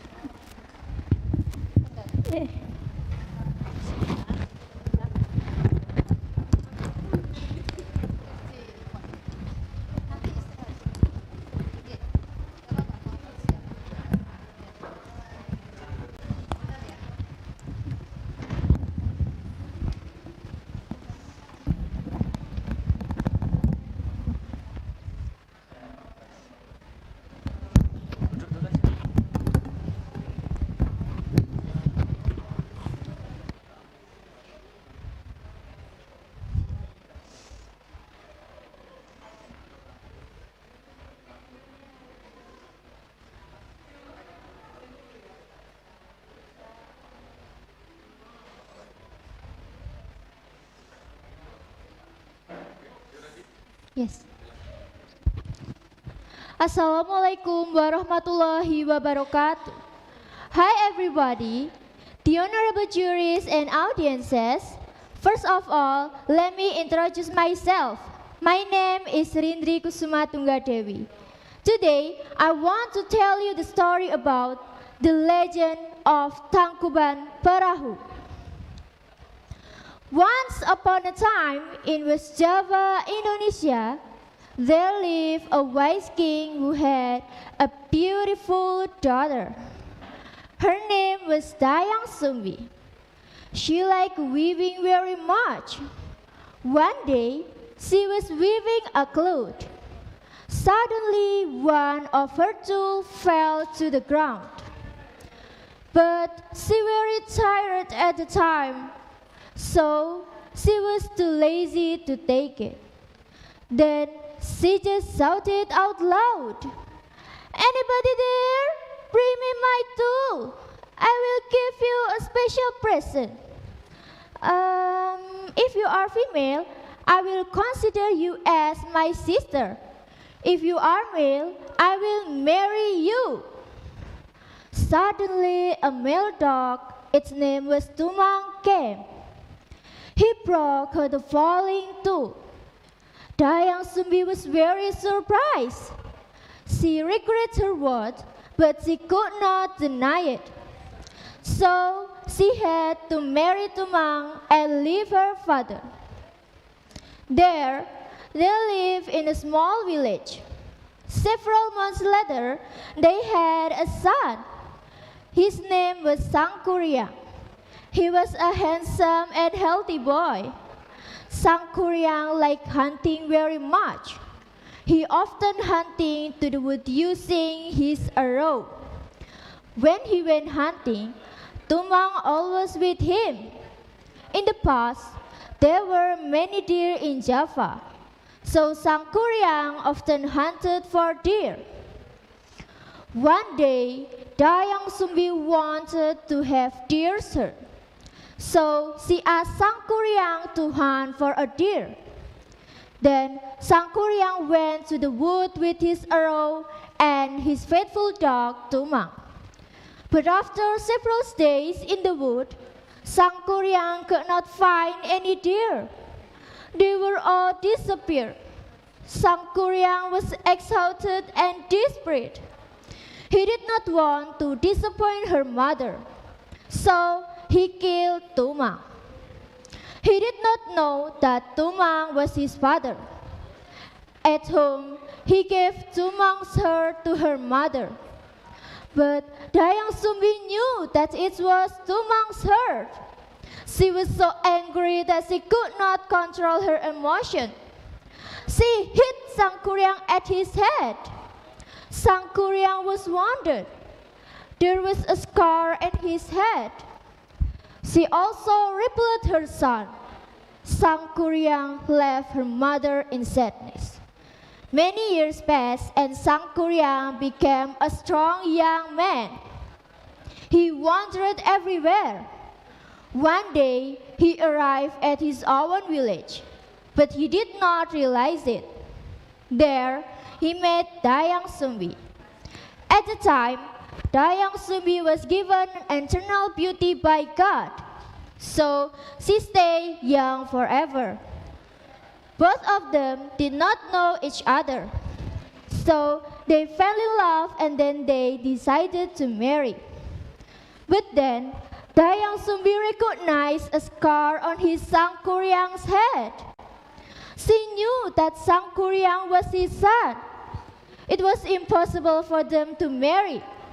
She told him, but he would not believe her. He wished that they marry soon. So Dayang Sumbi gave a very difficult condition. She want Sang Kuryang to build a lake and a boat in one night. She said she needed for vacation. Sang Kuryang agreed. With the help of Jenny and Spirit, Sang Kuryang tried to build them. By midnight, he had finished the lake by building a dam in Sitarum River. Then he started building the boat. It was almost done when he nearly finished it. Meanwhile, Dayang Sumbi kept watching on them. She was very worried when she knew this. So she made light in the air. Then the spirit thought it was already down. It was time for them to leave. They left Sang Kuryang alone. Without their help, Sang Kuryang could not finish the boat. Sang Kuryang was very angry. He kicked the boat. Then the boat turned out to be Mount Tangkuban Perahu. Its main perched upside down. The moral value we can take from the story are, we must listen what all the parents ordered, and we must learn effectively and eventually so that our personalities and characters become intellectual. The honorable juries and audiences, I think that's all for me in telling this story. I hope you can enjoy my story and thank you for your attention. Wassalamualaikum warahmatullahi wabarakatuh. Waalaikumsalam warahmatullahi wabarakatuh. That was the performance contestant number 50. Okay, ladies and gentlemen, I'm sorry, the time is 6 minutes sharp.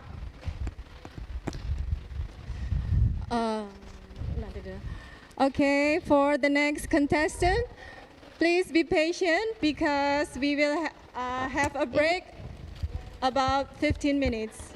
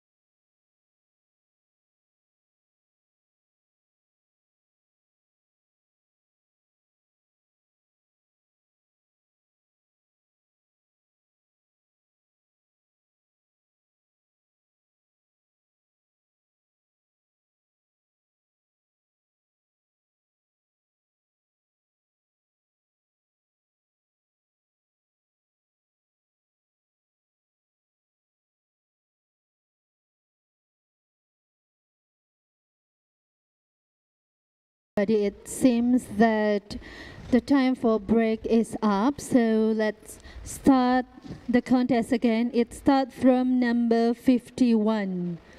Give applause for contestant number 51.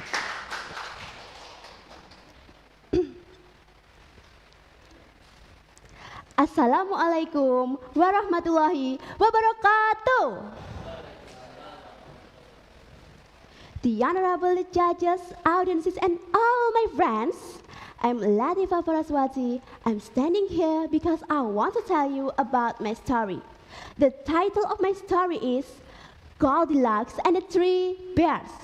Please listen to me and enjoy it. Once upon a time, a girl named Goldilocks lived in a house at the edge of the woods. In those days, girls of her were called Locks. She was a Goldilocks because golden hair rained down her head and shoulders. One morning, Goldilocks was out for a walk when she came across a beautiful bird. She followed the bird right into the woods, where her mother had said many times she must never go. But Goldilocks didn't think of that. Deeper and deeper into the woods she went. But where was the bird? It was nowhere to be seen. Goldilocks looked around. That's when she knew she was lost. But the house was not far away. I wonder who lived there, she thought. So deep into the woods. She went up and knocked on the door. Knock, knock, knock. Hello? Anybody home? No answer. She knocked again. Knock, knock, knock. Hello? Anybody home? Hello? Still no answer. Goldilocks knocked 3 times and the door opened. But no one was behind the door. Well, the door is already open, said the girl. So I might as well go in.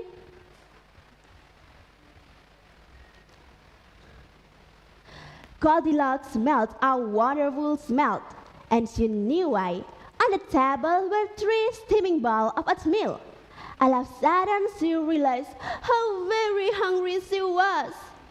What Goldilocks didn't know, however, is that 3 bears lived in this house.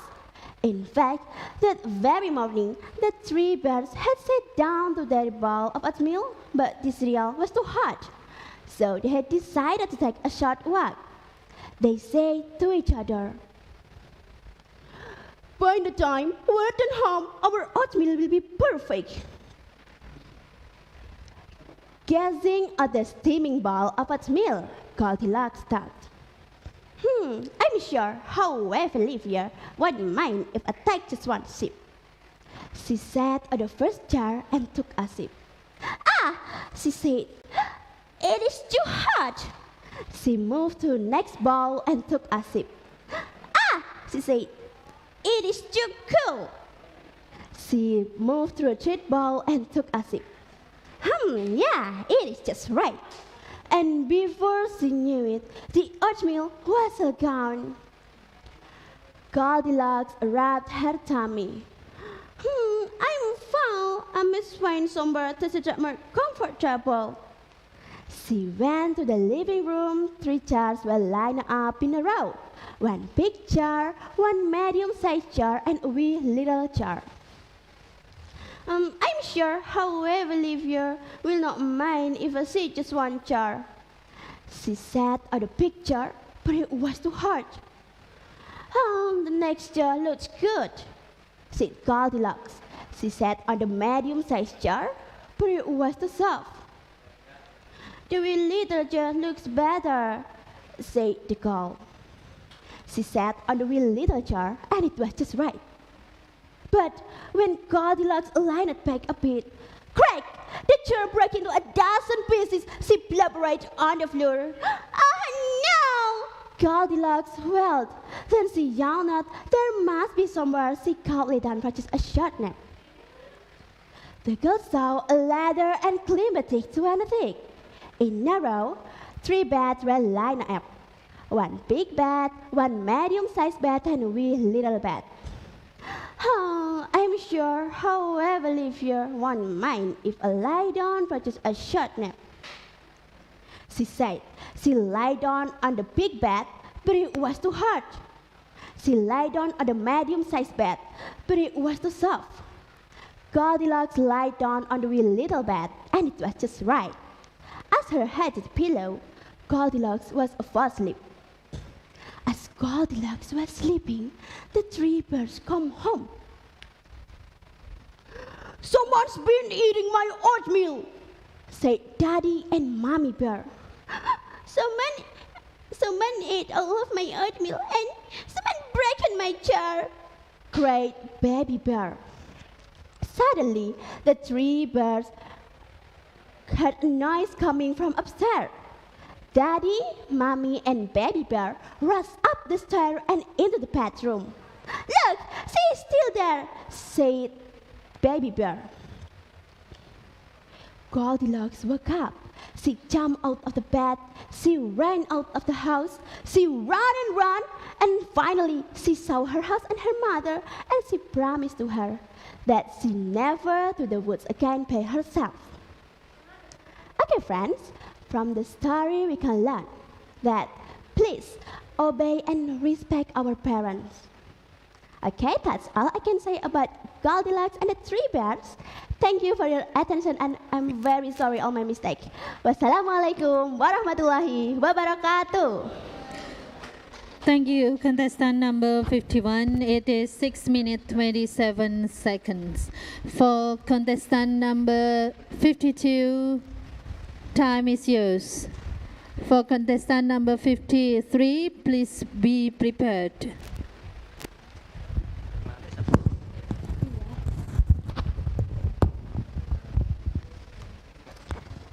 Assalamualaikum warahmatullahi wabarakatuh. Hi everyone, good afternoon. My name is Raden Usna. My call Legenda Daun Snack. Long time ago in Bengkulu, lived a small family. The mother who always fought and the two older sisters. This little family was struck by a disaster.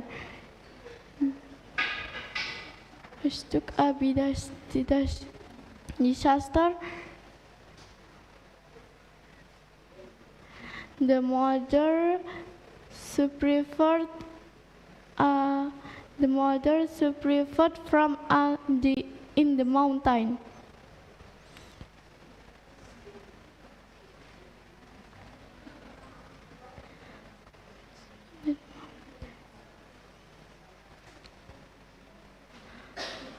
In the mountain.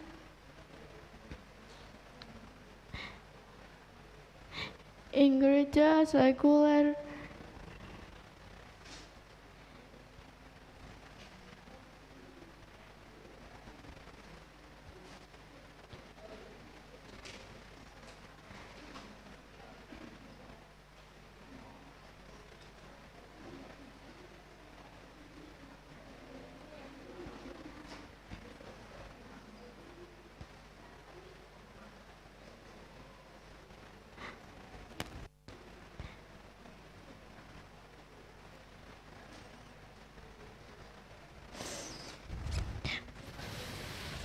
finally, Youngs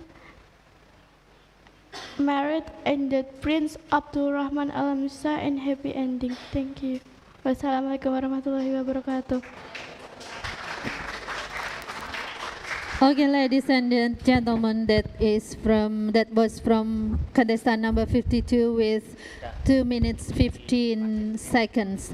And now please welcome contestant number 53.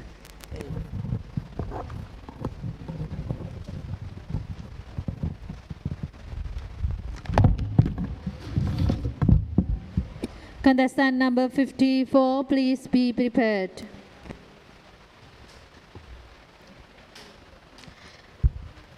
Assalamualaikum warahmatullahi wabarakatuh. Honorable the juries, honorable all English teachers, and my all beloved friends. Before I begin to deliver my story, I would like to invite you to say Alhamdulillah. Today, we are all still given opportunity by Allah Subhanahu wa Ta'ala to gather and carry out our activities well. Masya Allah, out of so many of His servants, it turns out that you are the one chosen by Him to be here. And also, don't forget, let's deliver salawat and salam to our Prophet Muhammad Sallallahu Alaihi Wasallam, who has brought us from the darkness to the brightness. Ladies and gentlemen, who I'm proud of, in this occasion, allow me to tell you about Roro Jonggrang. Once upon a time, there was a prince named Raden Bandung Bondowoso, son of Penggingking named Prabu Damarmoyo. Raden Bandung Bondowoso was strange and powerful. There was another kingdom named Keraton Boko. The king of Keraton Boko named Prabu Boko, and his minister named Patih Kupalo. Both of them were giants who had the mean. But Prabu Boko had a very beautiful daughter named Roro Jonggrang. One day, Keraton Boko want to attack Pengging Kingdom. Prabu Boko and his soldiers attacked Pengging Kingdom. But he lost because of strength and powerful of Raden Bandung Bondowoso. And Prabu Boko was killed. Raden Bandung Bondowoso ran into Keraton Boko to catch Patih Kupalo. But in the Keraton Boko, she is a beautiful lady. She is Roro Jonggrang. Raden Bandung Bondowoso fell in love with her, and he asked to marry her.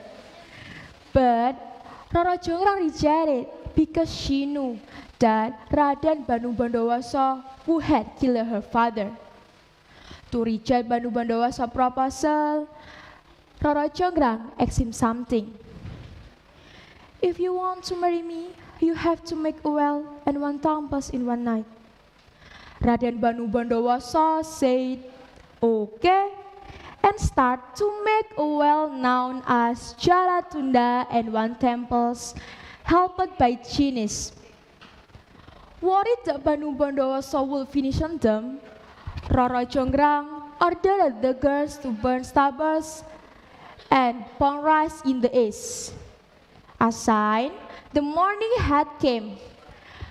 Raden Bandung Bondowoso stopped his job, but he felt that it was not morning yet, and he asked Roro Jonggrang to count the temples.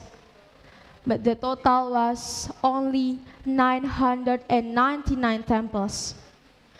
Raden Bandung Bondowoso was getting mad because Roro Jonggrang didn't appreciate his effort. You Roro Jonggrang, there's only 1 temple left. Let you be the one who completed it. And for the girls here, there will be no man who marry you. Girls, Raden Bandung Bondowoso angrily. And then Princess Roro Jonggrang was transformed to be a stone statue.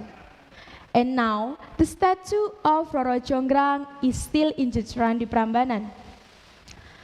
From study above, have something valuable things to teach us, that don't be so proud and don't cheat someone. Because when we cheat someone, there will be something bad waiting for us. Ladies and gentlemen, that's all my story. Thank you very much for your attention, and I hope you all enjoy it. Wassalamualaikum warahmatullahi wabarakatuh. That was the performance from contestant number 53 with 4 minutes 11 seconds. And now please welcome contestant number 54. Yeah. Contestant number 55. Yeah. Please be prepared.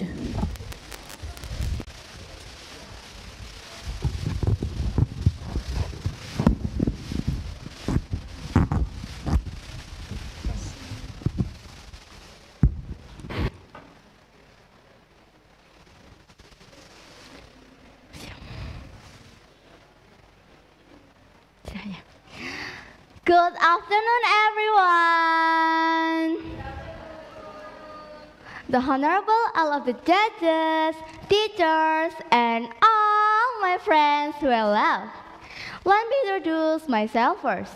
My name is Nuri Rahmawati. In this occasion, I want to tell you a story from West Java with the title Situ Bagendit. Did you ever heard about the story before? Well, actually, Situ Bagendit is a one-of a lake in the West Java. So today, I'm gonna tell you all the background story of Situ Bagendit.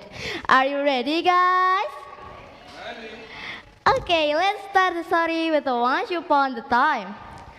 Far away in a village, there lived a widow without any children. She lived alone in a really big house. Yeah, she was a very rich woman. But she had a bad attitude. She was so arrogant, stinky, and rude. Many people in the village were starving, but she never helped them by giving them some food. So, because of her miserliness, villagers called her Baginda Andit, which means a miserly rich person. Such a bad meaning, right? One day, an old woman who was holding her crying son knocked at her door to ask for some food. Knock, knock, knock. Baginda Andit, please open the door. Huh? Such a crazy old woman. What do you want from me? My son is starving. May I have some food? Huh? Food? Pay it first, and then I will give you the food. But if you have no money, just get away from my house. The old woman kept asking and begging her for food. Baginda Andit became very upset. And then, can you guess what will she did next? She took a glass of water and splashed it on the old woman and dropped her out of the yard. Her son was crying so louder, but seemed like Baginda Andit didn't even care at all.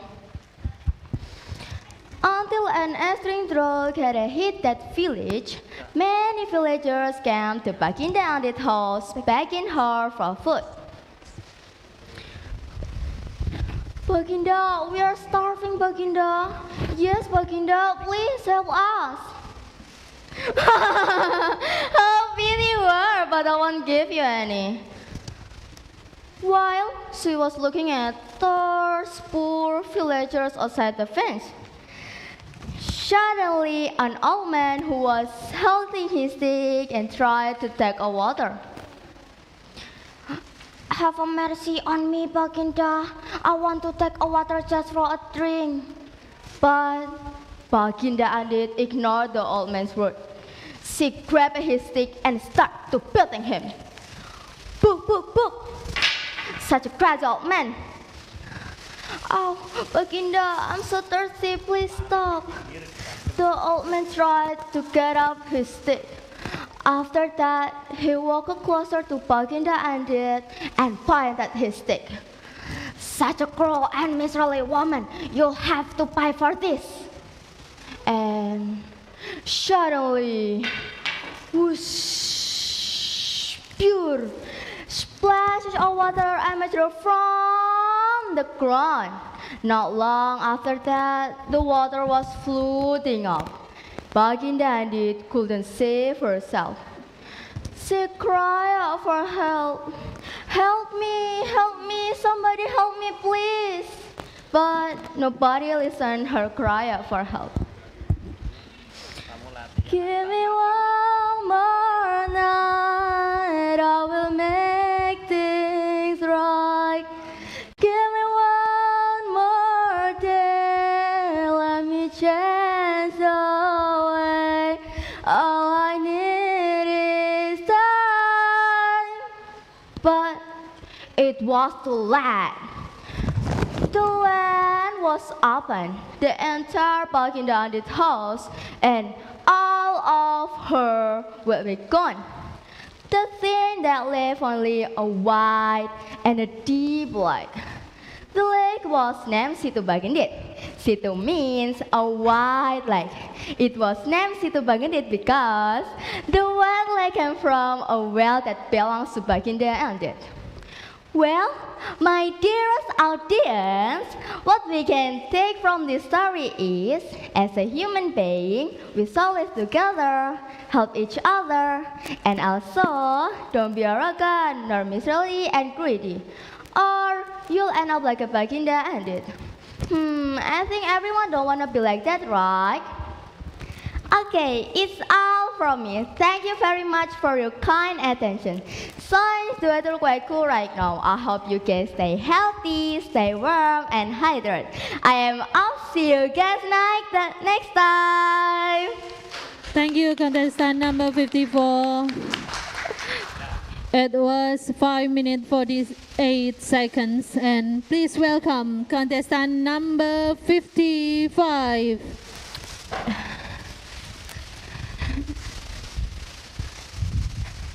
Contestant number 56, please be prepared. Nggih, Pak.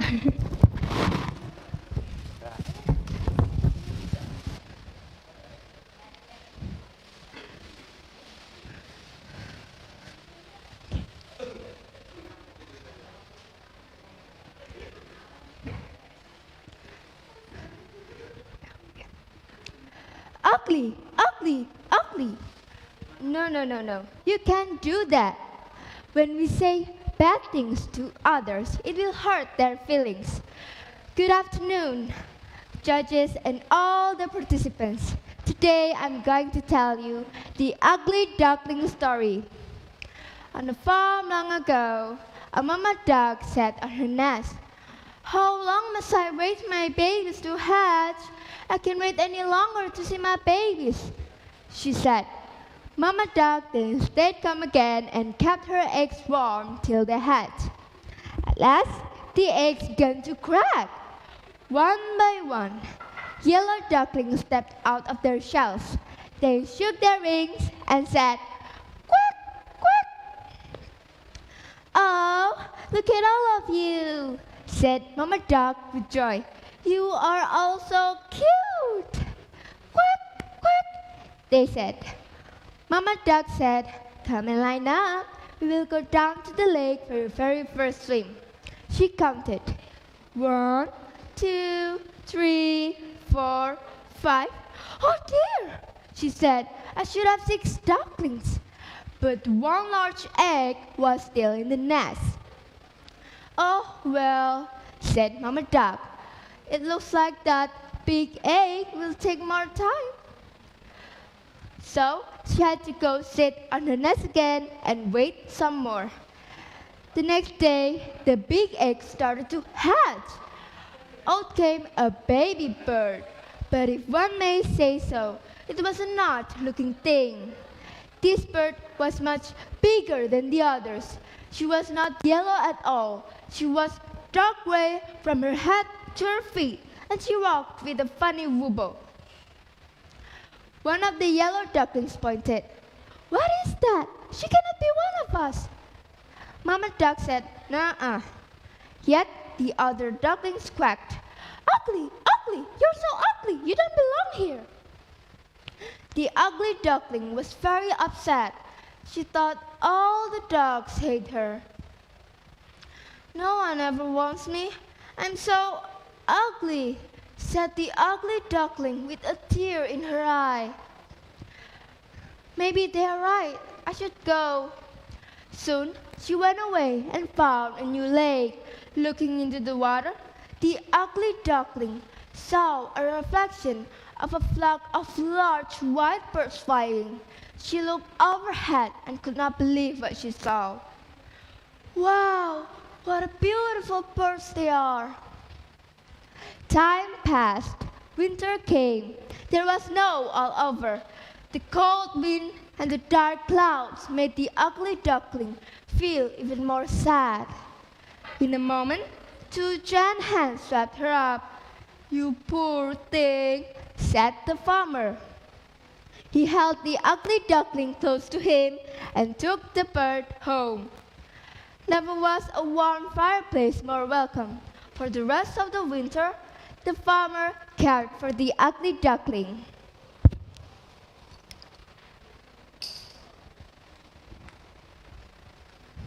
Then spring came. The farmer took the duckling back to the lake where he had found her and set her with care on the water.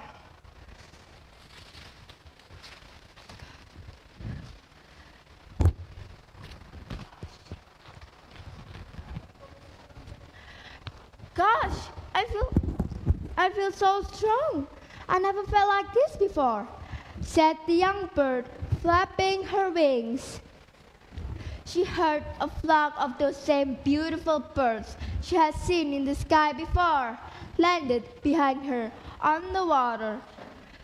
Don't worry, I will go now. I will not make any trouble for you, I swear, she said to them, holding out one wing.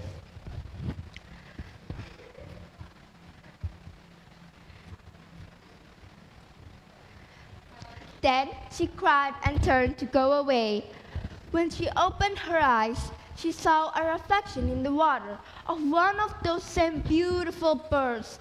Why is it so close to her? She jumped back, and the reflection jumped back too. What is this? She said. She stretched her wing, and the reflection stretched its wing too. Then the bird who used to be the ugly duckling knew what happened. She was no longer an ugly gray bird that wobbled when it walked. Say, who's an ugly duckling now? Surely not I. Who says you're not perfect? Who says you're not worth it? Who says you're not beautiful? Who says? I'm Areta Aurelia. See you. Thank you. Contestant number 55. Please give applause. Okay. Now, contestant number 56. And okay, wait. The time for contestant number 55 is 5 minutes 35 seconds. The judges, we are very sorry that contestant number 56 has not registered yet, so they will not come to the contest. We will move to number 57. Well, please welcome contestant number 57.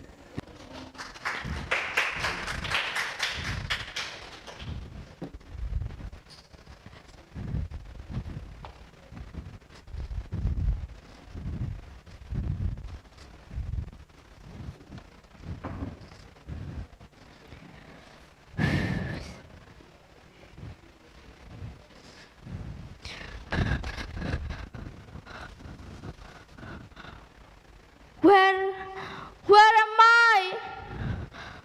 Who are you?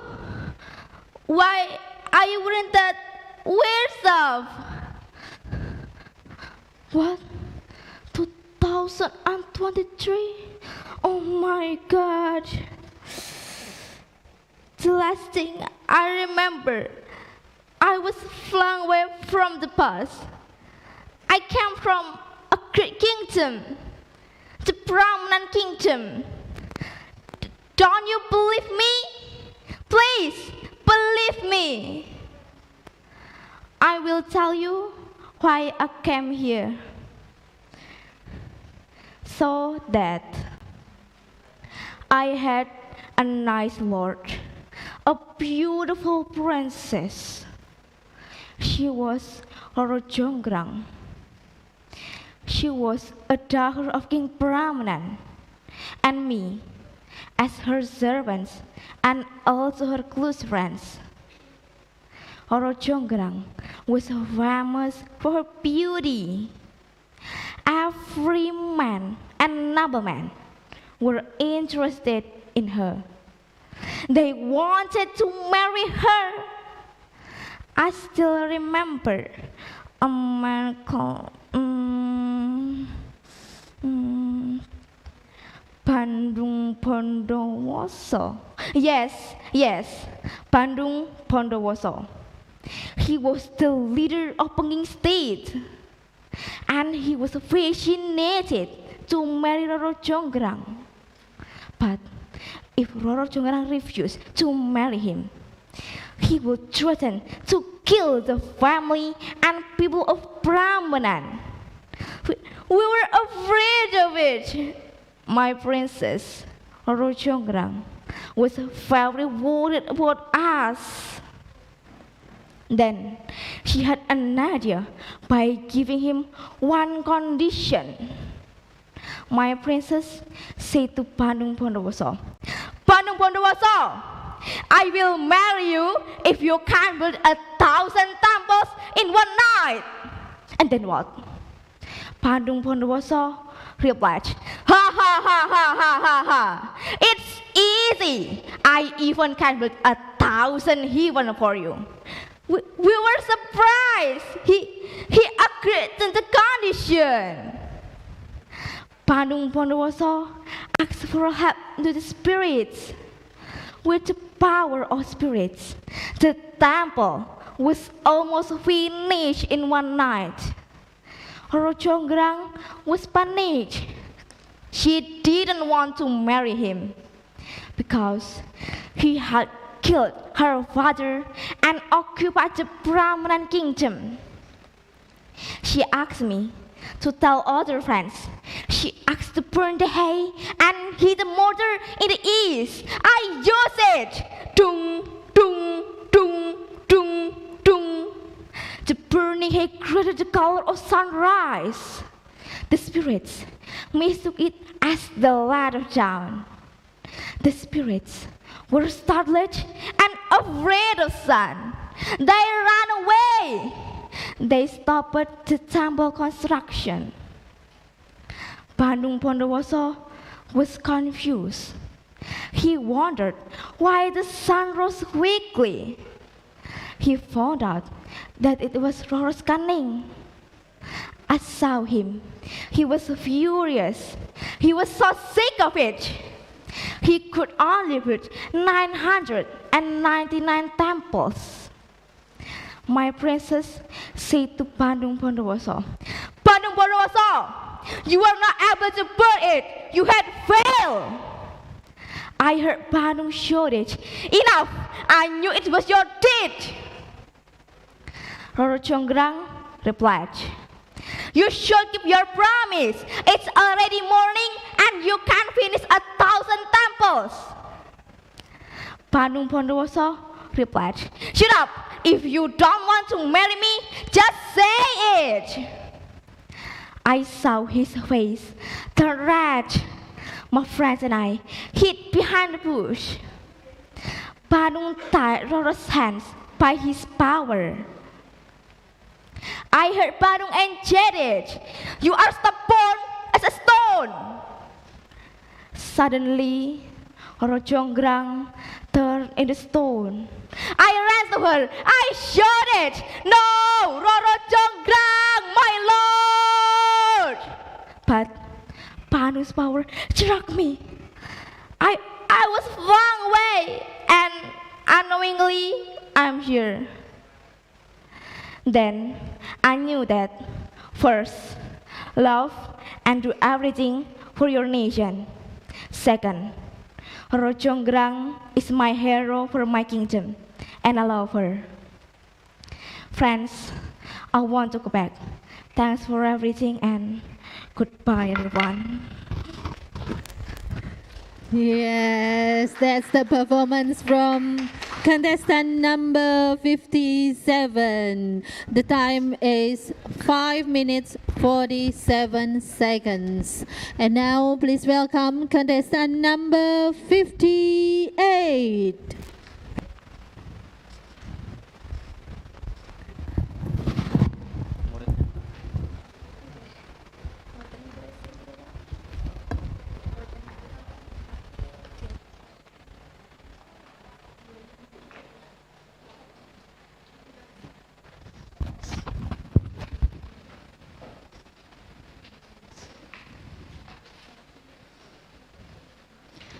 Assalamualaikum warahmatullahi wabarakatuh. Good afternoon, my dearest friends and audiences. I am Kalista, participant number 58. Today, I would like to share a nice story. The title is Bawang Merah and Bawang Putih. A long time ago, in a nice quiet village, lived a wealthy merchant. He lived with his daughter named Bawang Putih. He was very fond of his daughter because she was obedient and kind-hearted. One day, as he came home from traveling, he brought a woman and her daughter along with him.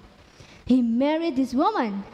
Now, Bawang Putih had a stepmother and a stepsister named Bawang Merah. When her father went to trade, her stepmother and Bawang Merah would treat her like a servant. If Bawang Putih made mistakes, her stepmother would punish her by not feeding her. When Bawang Putih's father returned home, he fell ill. Bawang Putih was very sad because of it. However, God decided differently. Her father died. While Bawang Putih cried, her stepmother and Bawang Merah were excited. The properties of Bawang Putih's father now belong to them. One day, Bawang Putih went to the river to wash clothes. She was sleepy and hungry. She didn't realize that her stepmother's scarf had washed away.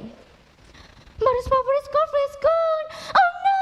It's driven down the river! What should I do? Bawang Putih decided to go back down the river to look for her stepmother's scarf. A farmer said that the scarf was taken by an old grandmother whose house is on the mountain. Bawang Putih immediately went up to the mountain. There, she found a wooden house and knocked on the door. The grandma came out and greeted her. She will give the scarf with one condition. Bawang Putih must help her doing all the house chores. Yes, all the house chores. Finally, it was time for Bawang Putih to leave for home. Then, the grandma gave the scarf and asked her to choose the pumpkin as a gift. Bawang Putih chose a small pumpkin. Arriving at home, Bawang Putih was scolded by her stepmother and Bawang Merah. Where have you been, Bawang Putih? How dare you go out without my permission? Forgive me, Mom. I was... Stop! Enough, Bawang Putih. We don't need your excuses. Then they saw the pumpkin brought by Bawang Putih. They asked her to cut the pumpkin and cook it. What a surprise! The pumpkin was full of sparkling and expensive jewelry. Bawang Putih then told them everything. The next day, Bawang Merah and her mother deliberately washed away the scarf. Then, the scarf was picked up by the old grandmother, and they followed her up to the mountain. Just like Bawang Putih, the grandma will give the scarf if they helped her. They did it, but couldn't stop complaining. Finally, they finished their work and said goodbye. They brought the scarf and the big pumpkin home. Remember, don't open the pumpkin before you get home, said Grandma. Bawang Merah and her mother ignored her. On the way home, they cut the big pumpkin. They were surprised because the pumpkin was full of venomous animals. Oh, what is this? Where's the jewelry? Why did it have these animals inside? Eee! Then they're both bitten by a snake and died. Their greed brought them to disaster. Meanwhile, Bawang Putih lives happily ever after, the jewelry given by the old grandmother making her rich. She continued her father's business and enjoyed the fruit of her obedience and kindness. Well, friends, ladies and gentlemen, the story of Bawang Merah and Bawang Putih teaches us the values of kindness, compassion, and the consequences of one's actions. I think that's all. Thank you very much for your kind attention. See you. Wassalamualaikum warahmatullahi wabarakatuh. That was from contestant number 58. It was 5 minutes 39 seconds. And now, please welcome contestant number 59. Contestant number 60. Please be prepared.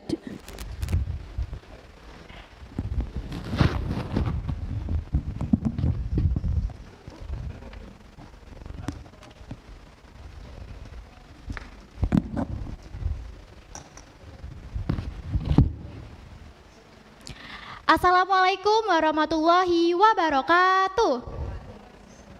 Good afternoon, ladies and gentlemen. My name is Nasakila Saputri. How are you? Fine? Alright. Ladies and gentlemen, have you ever visited Tangkuban Perahu Mountain? No? It's located in Bandung, West Java. Now, I'd like to tell you the legend of Tangkuban Perahu. Listen carefully. Once upon a time in the village, there lived a beautiful girl named Dayang Sumbi. She was a weaver. One day, when she was weaving outside her house, her sewing thread suddenly fell and rolled to the street. But Dayang Sumbi was too lazy to take the thread. Anybody who give me the thread back will be my sister or my husband. Suddenly, a white dog named Tumang walked to Dayang Sumbi and gave her the thread. Dayang Sumbi received the thread and asked Tumang, "Tumang, why should be you give me the thread?" Tumang barked, "Woof woof!"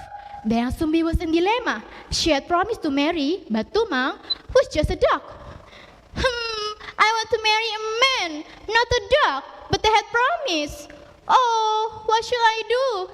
Finally, Dayang Sumbi kept her promise to marry Tumang. After married, she just knew that Tumang was an incarnation of God. They had a child named Sangkuriang. Time flew. Sangkuriang grew as a kid. One day, Sangkuriang was asked by her mother Dayang Sumbi to buy some meat. Sangkuriang, please buy some meat. Okay, Mom. Sangkuriang walked from a butcher to other butcher at the market, but he didn't find any meat. He went to supermarket to buy some meat, but there was no meat too. He was confused and decided to walk home.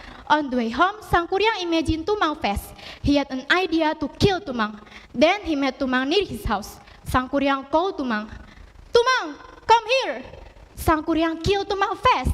He cut Tumang's meat into pieces and put it into a box. Then he took Tumang's meat back home. "Mom, here's the meat." "Thanks, son. By the way, I don't see Tumang all day long. Where is Tumang?" "You just ate Tumang's meat, Mom." Dayang Sumbi was so shocked. She got angry. She hit Sangkuriang's head using rice ladle. "What? Tumang was your father and you killed him? Sangkuriang, go away!" Sangkuriang was expelled by his mother. He became a wanderer until he grew as a young man and met a beautiful woman. He fell in love with the woman. "Hi, lady. What's your name?" "I am Sumbi. And you?" "I am Sangkuriang." "Sangkuriang, why do you have scar on your head?" "My mom hit me when I was a child." Then Sumbi was shocked. She just realized that Sangkuriang was her son. "Sangkuriang, you're my son." "Impossible! You're not my mother. You just want to deny my love, Sumbi." "Sangkuriang, I will marry you in a condition." "What condition do you have?" "Make me a lake with a boat in the night." Okay. Sangkuriang asked his troop of genies to make the boat and the lake. While the genies made the boat, Dayang Sumbi prayed to God. "God, please make Sangkuriang's plan to marry me fail. However, he's my son."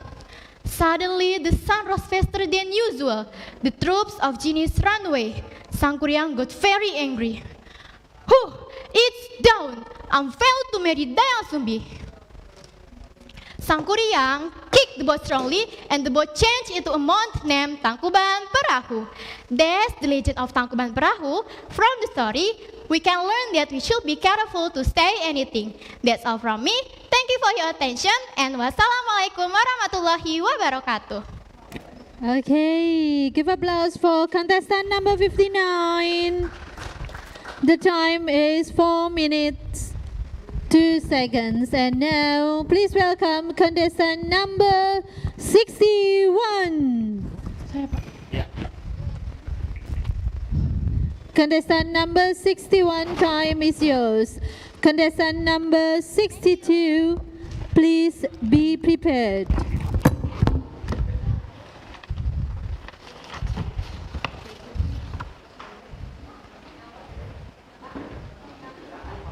The honorable juries, my respected teachers, and my beloved friends.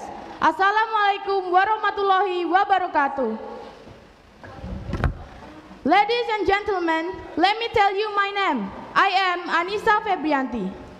First of all, let us convey our gratitude to Allah Subhanahu wa Ta'ala because of His grace and blessing. So, we can gather in this room without any obstacle at all, and peace be upon you. Amin. And also, I would like to express my gratitude to all of you who present here for giving me this opportunity to be standing here. On this nice occasion, I will deliver a short story telling about bawang merah and bawang putih. And hopefully, all of you like to listen it.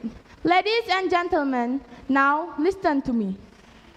A long time ago, in a white village, there lived a wealthy merchant. He lived together with his beautiful daughter, who was named Bawang Putih. Her mother has passed away since she was a child. One day, as he came home from traveling, he brought a woman and her daughter with him. He wanted to marry this woman. So, Bawang Putih now had a stepmother and a stepsister named Bawang Merah. When her father went to trade, her stepmother and Bawang Merah would treat Bawang Putih like a servant. She did all the works that was ordered by them, but Bawang Merah never. When the house looked dirty and there is no food on the table, her stepmother was very angry and shouted, "Hey Bawang Putih, what are you doing? Look at the floor. It is very dirty, you know. Why don't sweep it?" "Mother, I'm not fine today. I have headache and fever," answered Bawang Putih weakly. "I don't care it, and we are very hungry now, so sweep the floor first, then cooking. Come on," said stepmother. "But Mom, I'm not fine," answered Bawang Putih. No, keep silent and do it now, okay?" said stepmother. Bawang Putih then sweep the floor quietly and go to the kitchen for cooking. Not yet finished cooking, she will then be called by her sister, Bawang Merah. "Bawang Putih, when there is no clean cloth, you haven't washed it yet, right?" shouted Bawang Merah angrily. "Right, sis, because I'm not feeling well today," answered Bawang Putih.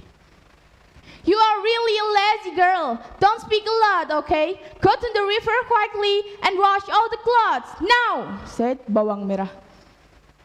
One day, Bawang Putih's father returned home, and he was seriously ill, and then he died. Bawang Putih was very sad. "Father, why you leave me? Who will treat me? Father," cried Bawang Putih. While Bawang Putih cried, her stepmother and Bawang Merah were excited. "Look, Bawang Merah, he finally died. All the properties belong to us." Stepmother laughed happily. "Yes, we will be rich. We have everything now, Mom," said Bawang Merah. One day, Bawang Putih went to the river for washing. She didn't realize that her stepmother's dress had washed away. "Oh my God! Mother's dress gone! It's drifting! Mother will punish me!" cried Bawang Putih. Finally, Bawang Putih begged to the river to look for it. In the middle of the road, she met an old woman. "Grandma, do you see a dress floating down the river?" asked Bawang Putih. "You're right. This is your dress. And look, I have pumpkin, but you must open it at home, okay?" said Grandma. "Why not? I chose the small one, Grandma," said Bawang Putih. Arriving at home, Bawang Putih took the knife and cut it. What a surprise! The pumpkin was full of expensive jewelry. Bawang Putih then told them everything to her mother. "Stupid you, Bawang Putih! You must choose a large pumpkin. It would have more jewelry," said stepmother. Then the stepmother got the idea. They went go to the river for wash away a dress. Sure enough, the dress was picked up by the old grandmother, and they went go to the grandmother house. Finally, the grandmother gave the dress and 2 pumpkins to be chose. They chose the big one. On the way, her stepmother splits the big pumpkin. They were impatient to get jewelry inside. But what happened?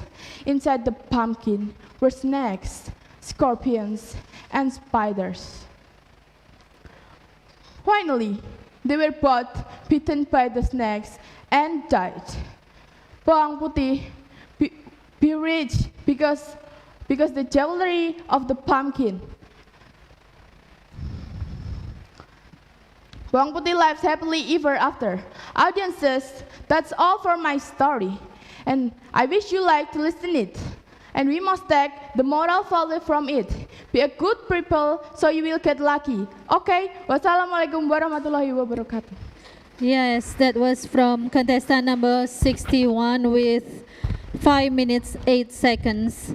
And now, please welcome contestant number 62. Contestant number 63, please be prepared.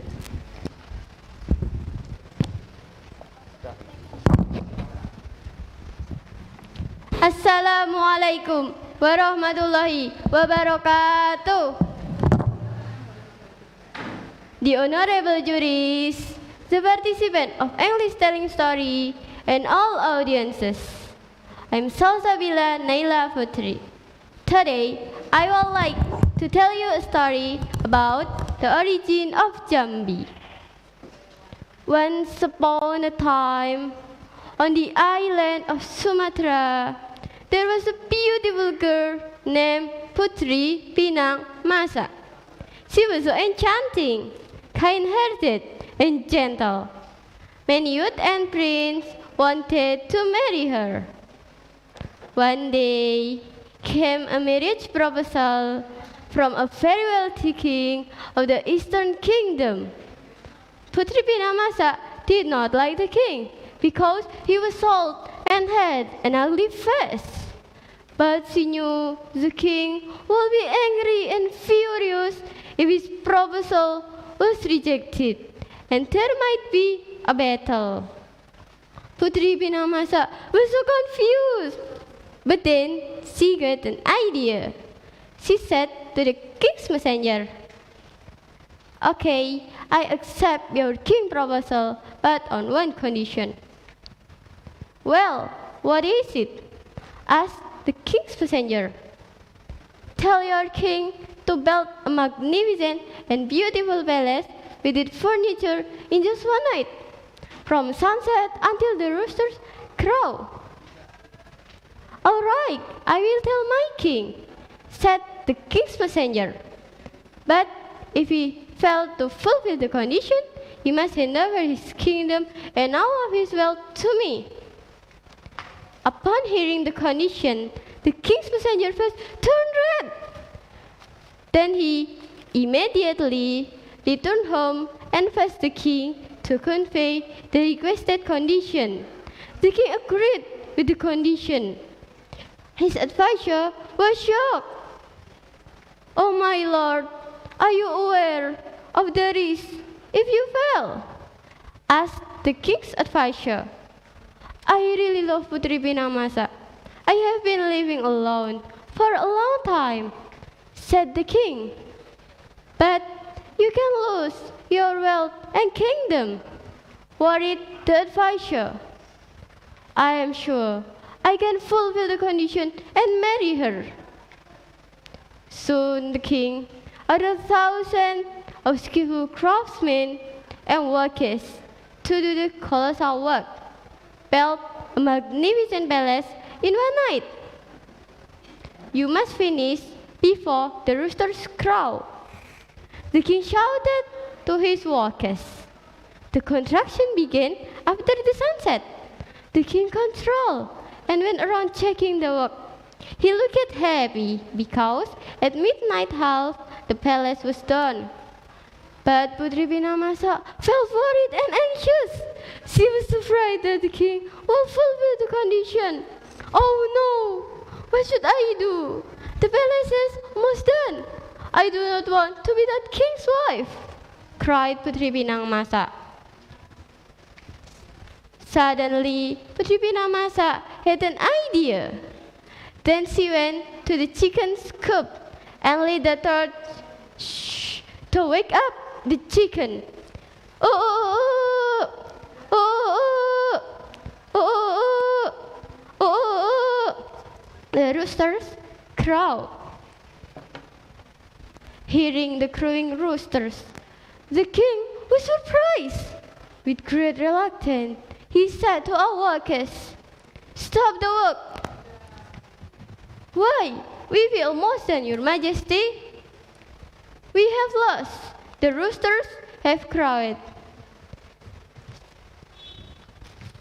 As in the agreement, the limit is until the roosters crow. Finally, the king handed over his kingdom and all his wealth to Putri Pinamasa, and the beautiful girl became a queen. Since then, the Eastern Kingdom had changed to Putri Pinang Kingdom. Javanese king called it Jambe Kingdom because Minang means Jambi in Javanese. Over time, the name Jambi became Jambi. Dear audiences, the moral value of this story is be clever and resourceful to find solution to problem and overcome obstacle. That is my story. Thank you for your attention. Wassalamualaikum warahmatullahi wabarakatuh.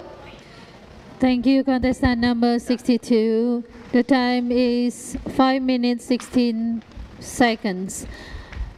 Please welcome contestant number 63. And for contestant number 64, please be prepared.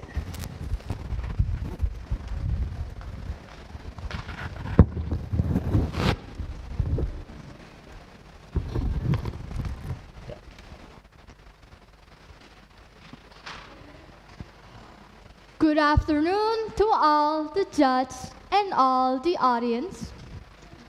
Today, I'm going to tell you a story about Urashima Taro. And so, I'm going to start the story with, once upon a time, there lived a young fisherman named Urashima Taro. One day, Taro came upon some children who were tormenting a sea turtle on the beach. Feeling pity for the turtle, Taro told the children to let it go. "Hey, stop it!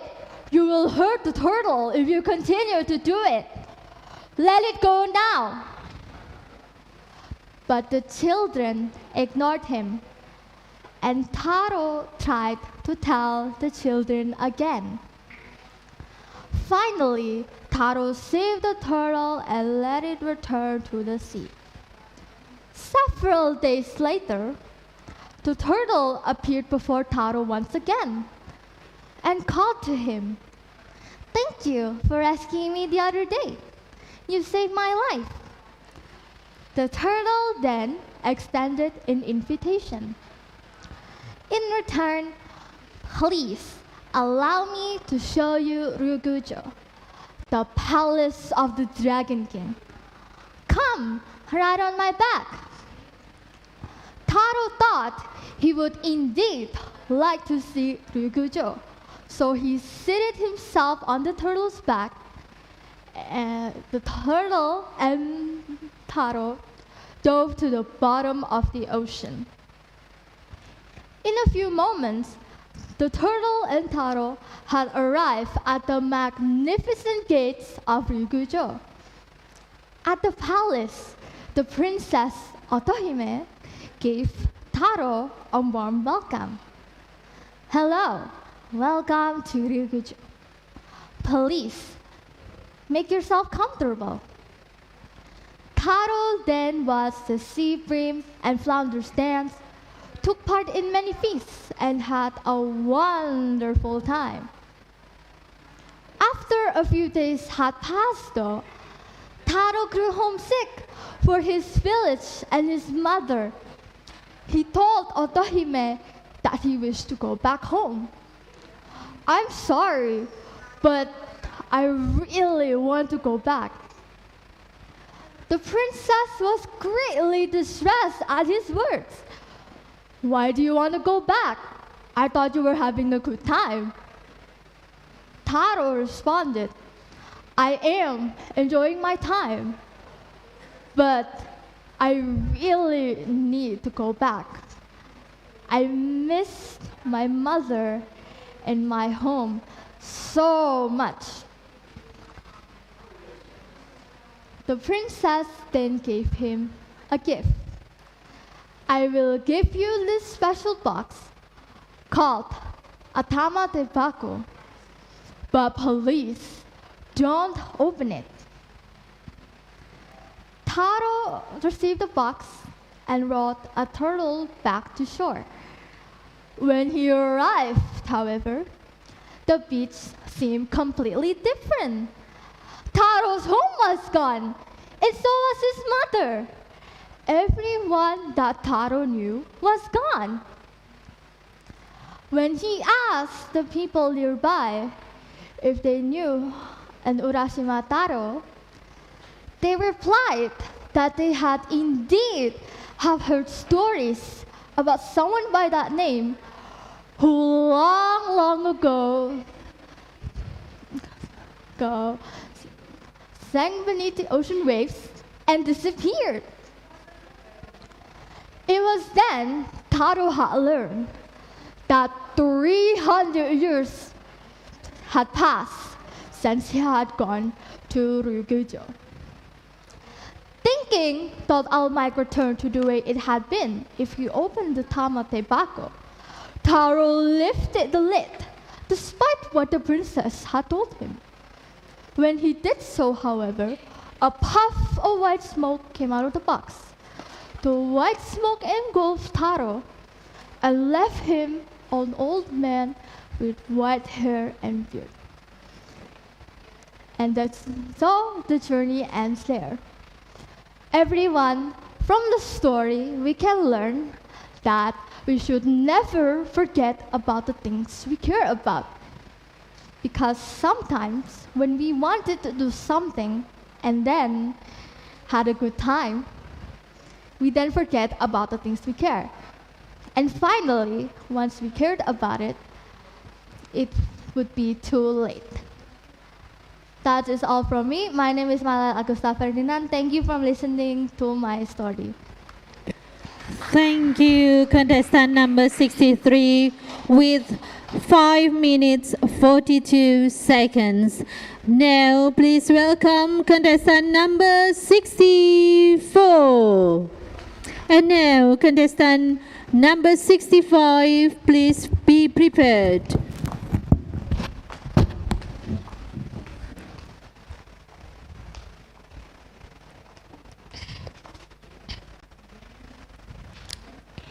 Good afternoon, judges and audiences. Here I am standing and would like to myself. I am Isikoma. I will present a story entitled Jakarta. Here is my story. Once upon a time, there was a hunter named Jakarta. When he was hunting, he saw 7 nymphs that taking bath in the river. They came through a rainbow on the sky. Chakatarub stole one of nymph's scarf. Her name was Nawangwen. She couldn't fly. Because of it, then she was left by his sister back to heaven. Chakatarub came near to the crying nymphs.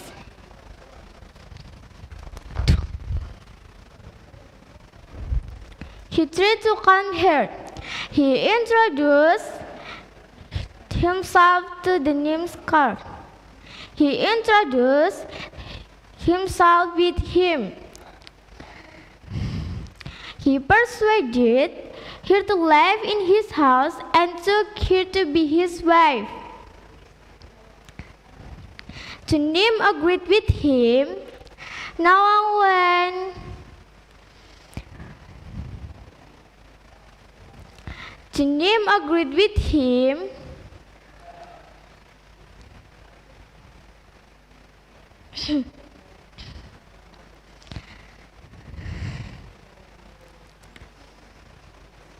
one day, Nawangwan cooked by herself. She did not allow the Chakatarub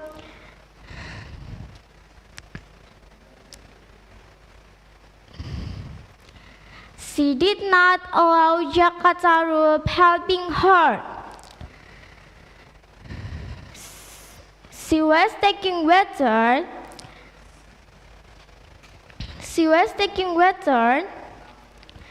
She said to Chakatarub not to open the lid of bed until she came back. But the curious, Chakatarub forced himself to open the lid. She was very shocked.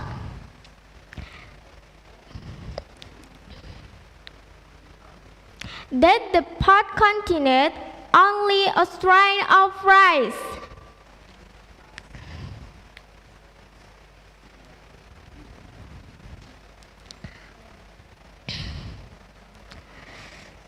Only a strain of rice. That she caused the rice never runs out so far, he said slowly.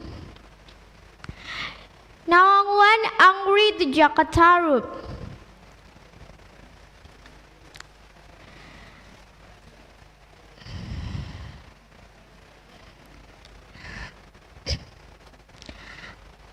Nawangwan angry to Chakatarub.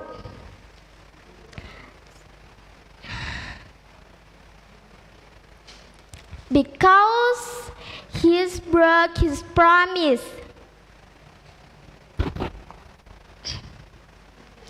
After the accidents, Nawangwan should cook rice. Nawangwan should cook rice as well as he usually did. It caused the rice running out. At the time, no one went to take the rice in the granary back of the house.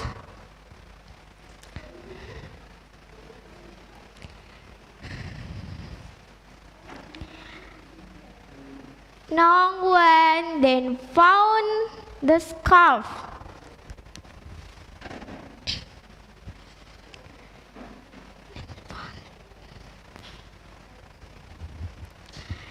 She just understood that it was Chakatarub who stole her scarf.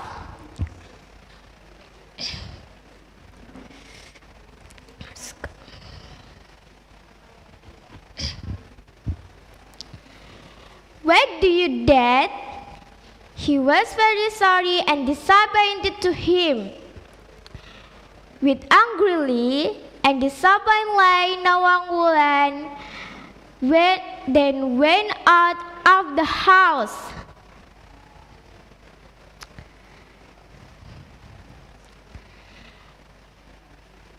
Chakataru was very sorry.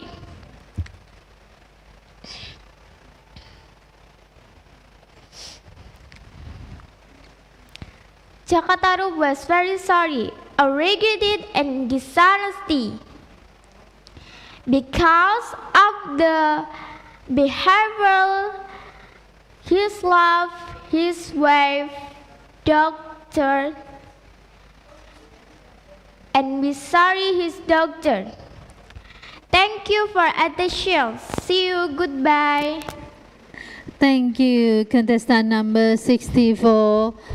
The time is 6 minutes 2 seconds. And now, please welcome contestant number 65. Contestant number 66, please be prepared.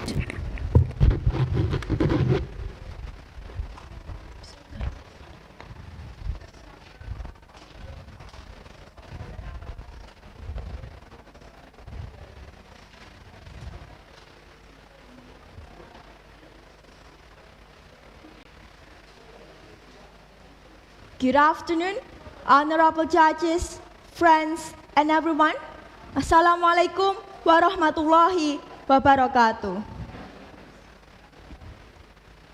Let me introduce myself. I'm Nurul Syada Maas, and today I want to tell you a story about the proud rose. Have you heard the story? Okay, listen to me. I'll tell you the story.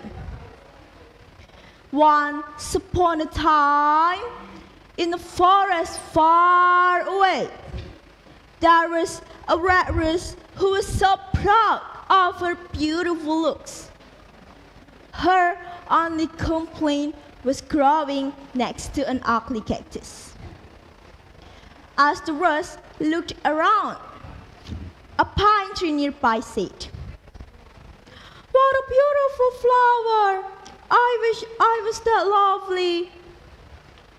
Another tree said, "Dear pine, don't be sad. We cannot have everything."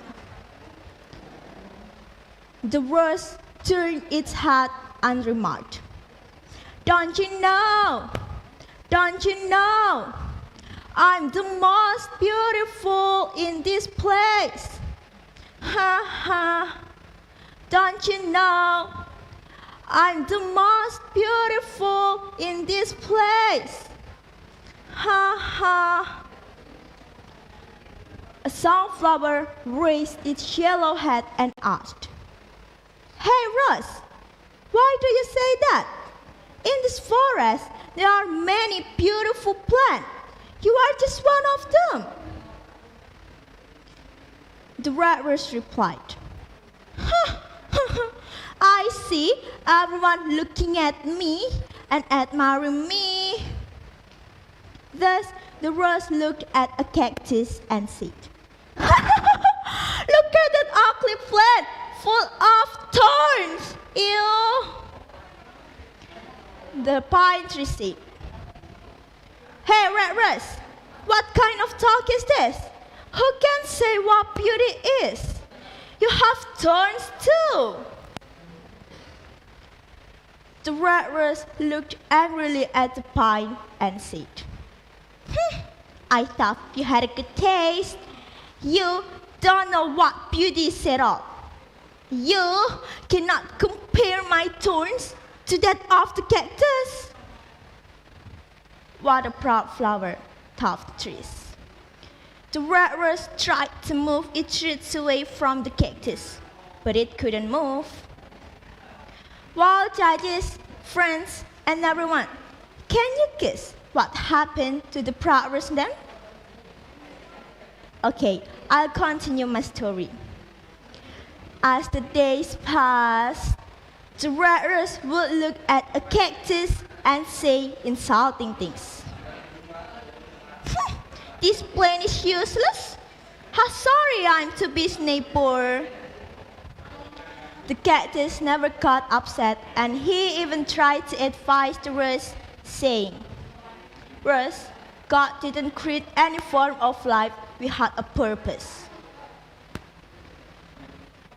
Spring passed, and the weather became very warm. life became difficult in the forest, as the plant and animals needed water, but no rain fell. The red rose began to wilt. One day, the rose sparrows stick their beaks into the cactus and then fly away refreshed. And this was puzzling, and the red rose asked the pine tree, "What the birds were doing?" asked the rose. The pine tree explained that the birds got water from the cactus. Does it not hurt when they make holes?" asked the rose. "Yes, but the cactus doesn't like to see any birds suffer," replied the pine. The red rose felt ashamed of its past word and behavior asked for water from the cactus. But then it finally did ask the cactus for help. The cactus kindly agreed, and the birds filled their beaks with water and watered the rose's roots. Wow! Thus, the rose learned a lesson and never judged anyone by their appearance again. Well, friends, what can we learn from the story of the proud rose? From the proud rose story, we can learn that instead of being proud of ourselves and decrying others, let us learn to appreciate the special qualities. Well, judges, friends, and everyone, that's all my story. Thanks a million for your attention. Good afternoon. Wassalamualaikum warahmatullahi wabarakatuh. Thank you, contestant number 65 with 5 minutes 46 seconds. And now please welcome contestant number 66. Contestant number 67, please be prepared. How to tolong.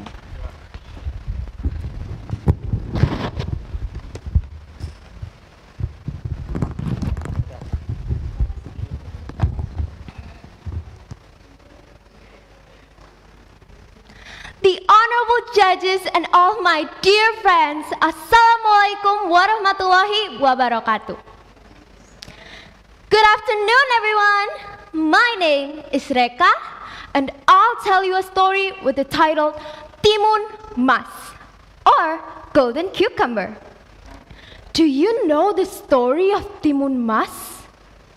Well, that's okay, because I'm going to tell you all about it. So listen to me very carefully. Once upon a time, not far from the jungle, lived an old lady named Mbok Srini.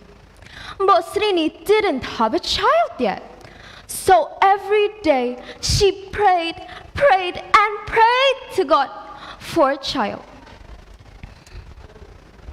"Oh, my Lord, please give me a child. I will do anything." One day, the giant heard her praying. "Ha ha ha ha! I heard your complaint, but don't worry. I'll give you a child as long as you promise to give it to me when she turns 17 years old." Who are you? Are you sure? Yes, I want. Please give me a child. "Here, plant that cucumber seeds and you will get the baby. But remember our agreement." The magic seed was planted. In a week, the cucumber came out of the ground. Oh my, what a big cucumber it is. I must take it home and slice it. Then, Mbok Srini sliced the cucumber. Do you know what was inside of it? There was a beautiful baby inside. Oh my, what a lovely baby you are. I'm going to call you Timon Mas. Entah lela, lela, lela, dong. Stay calmly beautiful baby. Day by day, Timon Mas grew, becoming a beautiful young girl. She was dancing and singing every day, showing that she has a happy life. But her mother was worried. She knew she must keep her promise to the giant. She didn't also want to miss her beloved daughter. One afternoon, the giant came to their house. He wants to take Timon Mas as their agreement. My daughter, take this bag and run, save your life. Why, Mom? Why? Because the giant wants to eat you. Now go, hurry. Her mom handed her cucumber seeds, needles, salt, and shrimp paste in a pocket. Then Mbok went to the front to meet the giant. Ha ha ha ha! Mbok Srini, where's Timon Mas? I come to take her. She's not here. What? Are you trying to break our agreement? I'm sorry. I couldn't. I loved her too much. The giant was very angry. It was a mistake. Then he chased Timon Mas out into the jungle. Timon Mas, how dare you run away from me? Timon Mas heard the giant's roar. She immediately spreads the cucumber seeds. Suddenly, they all sprouted and became a land of cucumbers. Eat that, you ugly giant! Ha ha ha ha! Cucumber! Delicious! But the cucumbers didn't hold the giant. So, Timon Mas spreads the needles. Suddenly, there was a dense bamboo tree surrounding him. Oh, it's you, Timon Mas! Please stop it! The giant wouldn't give up and still chased Timon Mas.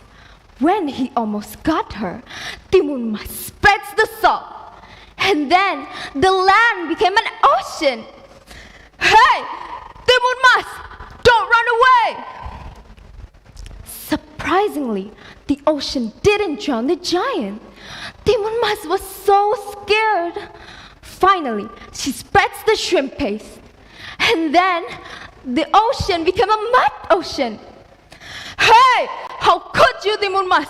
You'll never escape from me! The mud ocean sank the giant, and he never appeared anymore.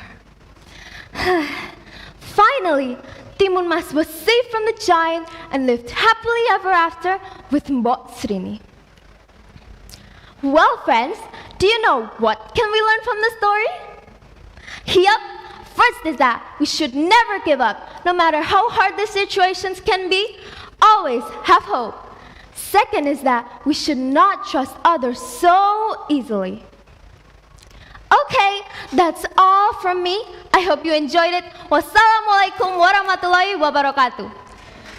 Well, that was the performance from contestant number 66 with 6 minutes 2 seconds. And now, please welcome contestant number 67. And contestant number 68, please be prepared.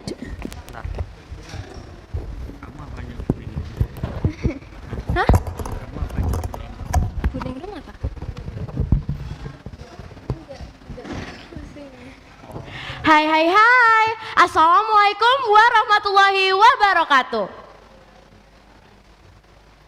I am Kirani, and I would like to tell you about a marvelous love story. Can you guess it from what I'm wearing now? Yes, happy listening. He is Rahwana, the king of giant kingdom, whose has a bad traits as well as a frightened face. The story told that Rahwana only loved one woman, was his wife named Dewi Setyawati. But his wife passed passed away, and it is believed that his wife's soul incarnated to Dewi Sinta.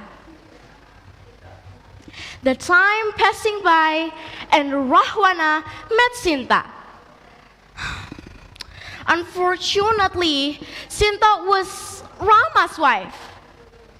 Seeing this reality, Rahwana couldn't accept it. There were only two options for him. First, stepping back, or the second is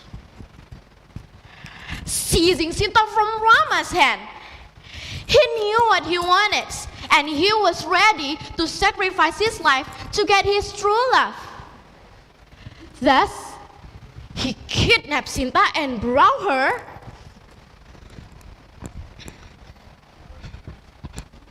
in his palace. Every day, Rahwana visited Sinta in Argasoka garden. He smooths his boom steps, boom, boom, in order not to disrupt Sinta. Shh. Even he wrote romantic poems. It's a beautiful day. We're looking for something dumb to do. Hey, Sinta, I think I wanna marry you.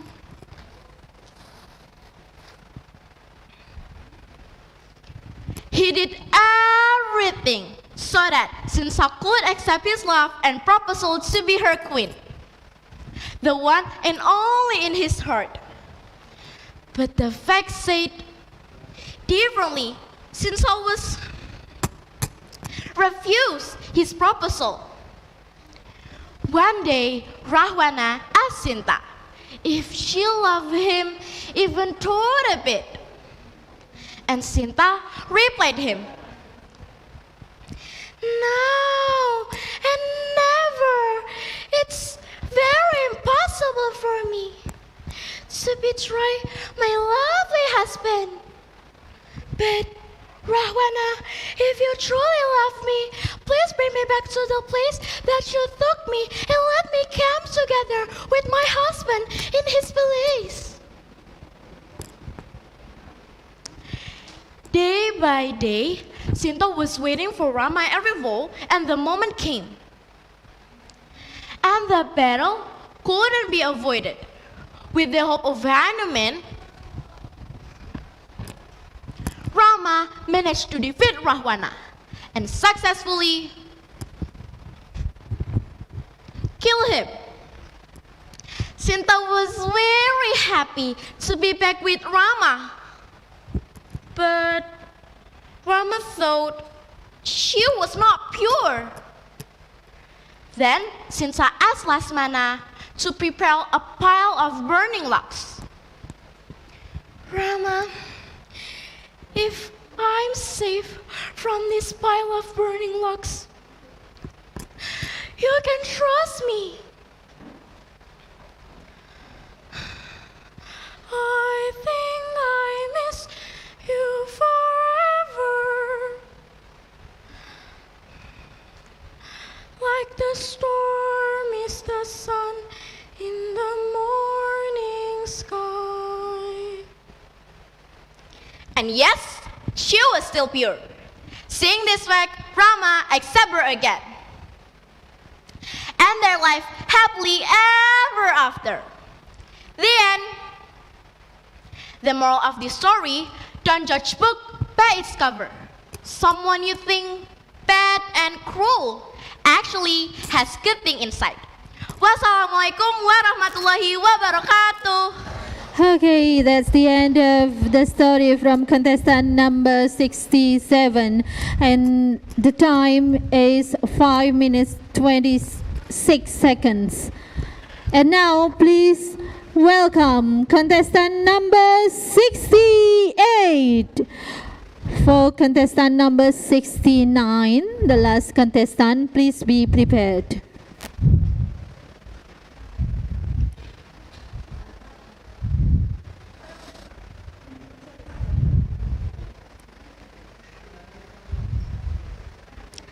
Assalamualaikum warahmatullahi wabarakatuh.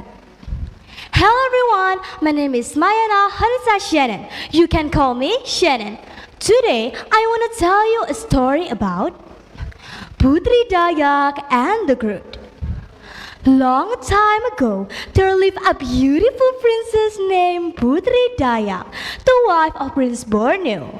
The kingdom of Borneo was very wealthy and prosperous. They were the biggest producer of timber at the time. Every day, people in the kingdom went to the jungle to cut trees. Everyone in the kingdom was happy until the prince was worried and wondered why it was getting hotter day by day. He talked about it every day, but he still had no clue. Their kingdom owned the largest forest in the world, but it seems that now it wasn't large enough to make the air become fresh.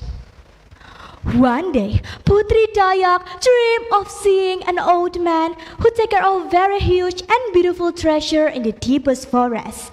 It was shining, shimmering, splendid. The princess suddenly woke up. She couldn't believe what she saw in her dream.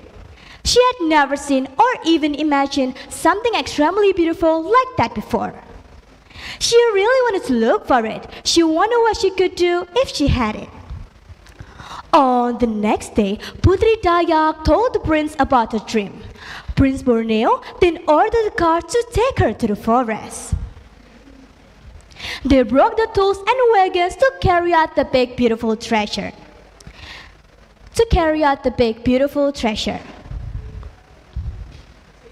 Putri Dayak was very excited. She left the castle hurriedly. She couldn't wait to meet the treasure in the deepest forest of the Borneo kingdom. Shortly after entering the forest, they were attacked by something very big. It took away Putri Dayak into the forest. The guards could not fight it because it was too big for them. Besides, the monster walked with thousands of beasts following it. Then the guards asked for help from the palace. Meanwhile, Putri Dayak was realized that she was sitting on a walking giant tree. It was the monster who took her away from her guards. She looked at the giant tree carefully. She could feel it that the monster wouldn't hurt her. She greeted, "Who are you?" The monster looked at her and said, "I'm a Groot. Where will you take me? And why?" The monster didn't answer and kept walking. After a while, the Groot stopped. "This is the forest you want to visit." Putri Dayak was speechless. She was startled seeing what was in front of her. It was totally different with what she saw in her dream. The forest was damaged, dry, and very hot. There were no beautiful treasure. It was just a dry and a broken place. Groot said that humans cut down trees every day, so that is place now in a total mess and animals lost their homes. The smart princess realized that her kingdom was really in danger. The broken environment caused the climate change. She found out why it was getting hotter day by day. Ironically, it was caused by the people in the kingdom itself, and it affected the whole ecosystem in the forest. A moment later, Prince Borneo came with the royal troop and surrendered the area from all the directions. They were ready to attack. The wild beasts also ready to protect the Groot and the princess. But the Groot didn't want to fight. Putri Dayak shot, "Please, don't attack!" The prince came closer and stared at the tree monster. Groot asked Prince Borneo to stop cutting down trees every day. It made Prince Borneo confused since his people needed wood for building, tools, fire, and it was their main economic resources. Putri Dayak explained it that this was not for her, it was for all the people in the kingdom. She made him realize that the forest was totally damaged. After bringing Putri Dayak back to the palace, the prince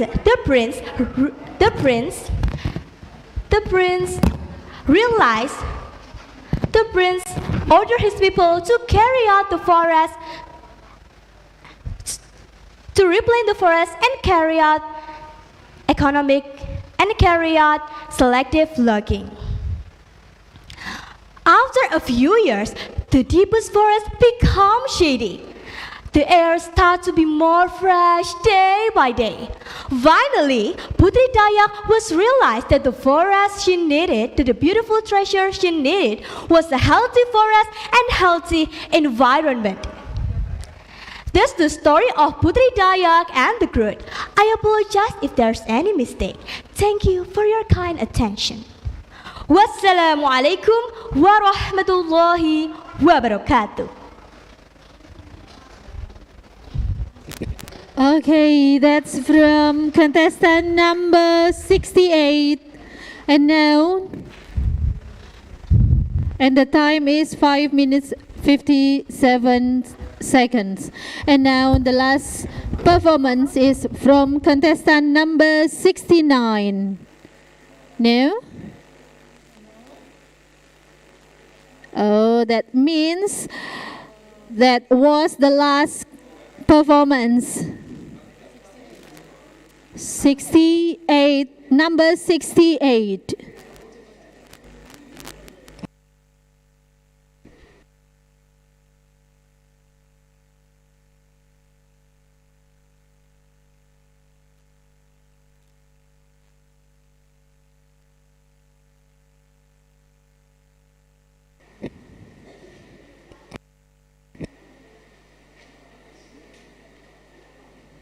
Okay, for all the audiences, we will ask your patience to wait the jurors to count the result of the contest.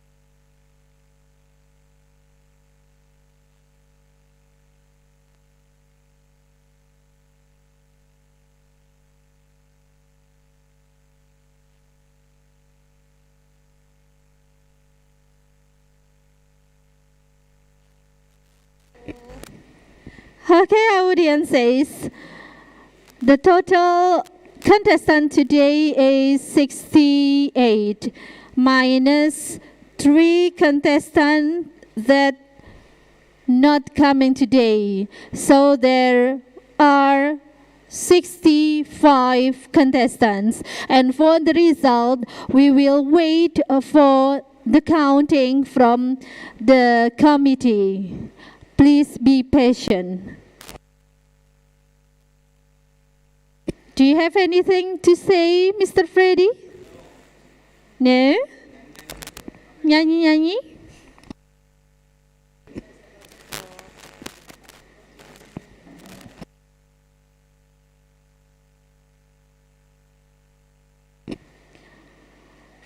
We will close the timer, yeah? Okay, yeah?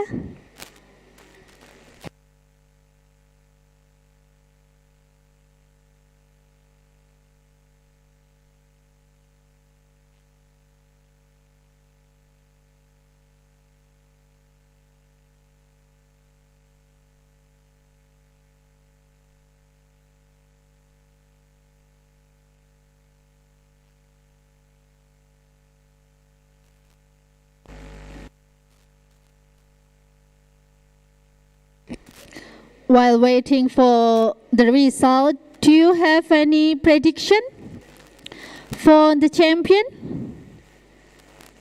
Which school win the contest? No? No prediction?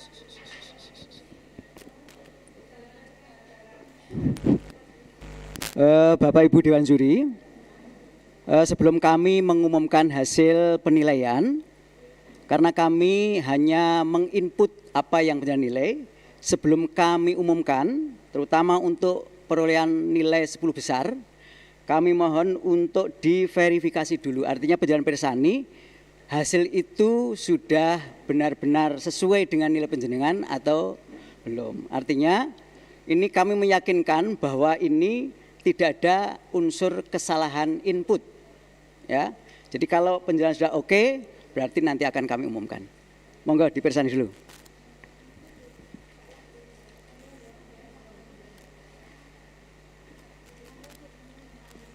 Al-Hadi itu negeri, Pak. Swasta. Oh, aja kok gimana urusannya asal negeri. Sopo Islam. Monggo.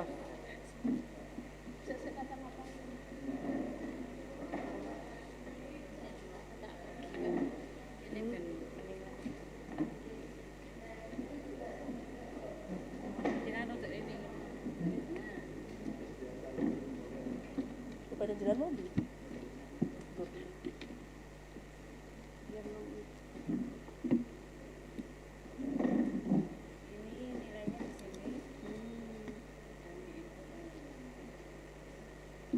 Yang nomor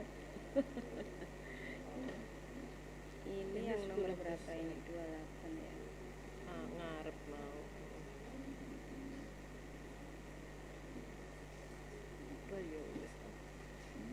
Negeri apa negeri? Negeri nggak ada. Ini lah. Ini nomor 8. Yang diambil berapa? Yang diambil berapa? 3. Iya benar. Nah, iya saya cuman lihat aja. Cuma ya memang. Saya nggak hafal ini nomor-nomornya juga nggak hafal ini. Ya mana aja. Pun pada aku ini yang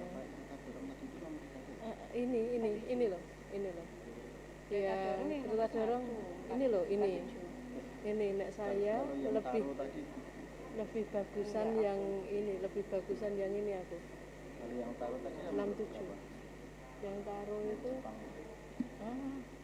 6 berapa ya itu nek aku lemah aku bagusan yang ini nek aku ini loh yang apa yang terakhir ini 67 ini loh. Iya bagus daripada ini. Daripada ini aku bagusan ini. Pak Anu juga sih. Yang mana? Pak Arifin juga. Ini dengan ini bagusan ini. Saya juga. Coba lihat. Yang ini loh.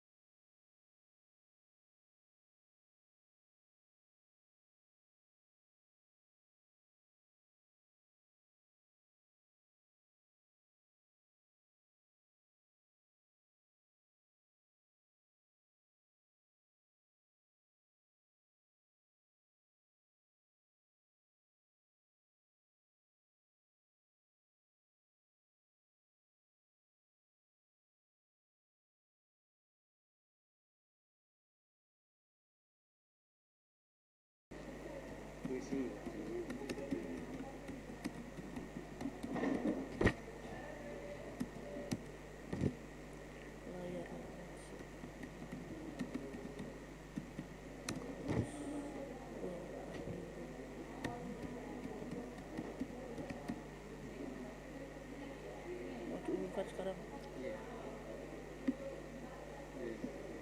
Udah.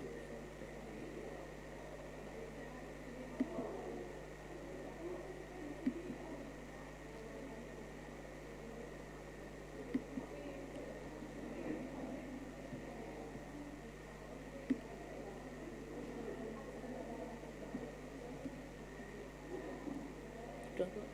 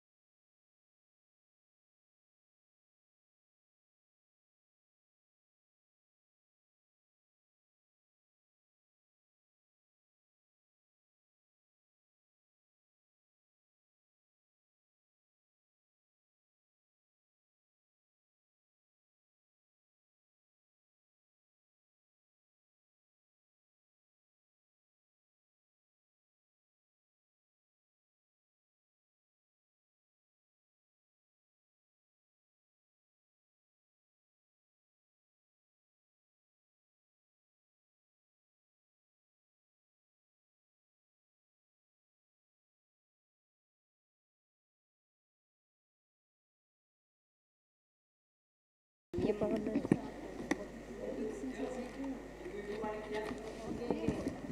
Foto. Iya foto. Lewat sana. Bose konde. Iya kan udah speech di sore storytelling. Tunggu itu jadi mah foto-foto.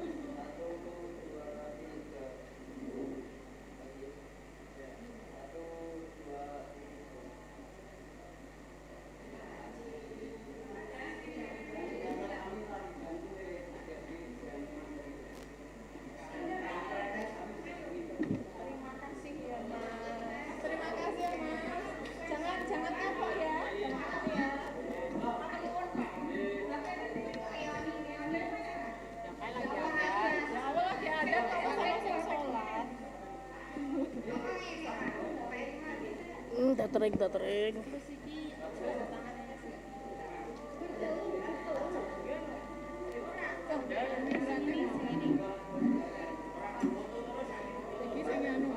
Iki dikira Mbak Ulan ora hasilnya.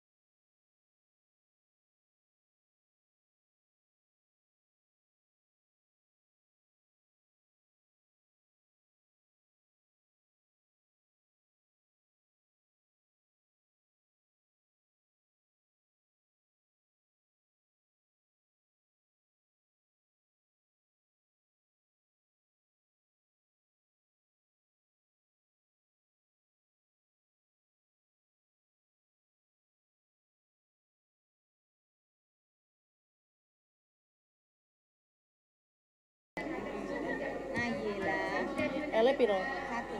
Tadi udah dikirim sini hasil. Ini baru didamai 10 besar. Ani telu wae. Iya, Pak. Oke. Ini sudah berapa itu? 7.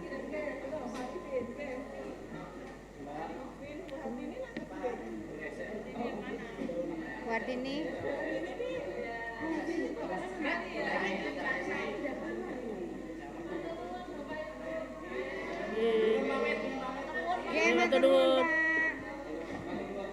Nana masuk kita ternyata. Apa ya? Iki aduh baru gini prosesnya piye Pak? WA aku, WhatsApp WP. Pak WhatsApp WP-nya muter-muter. Mbak anu lho. Mbak Kiki, jangan saya Mbak Kiki. Sing gawe aku kan lho Mas. Nggih, wis kene tak wacana. Oh iya.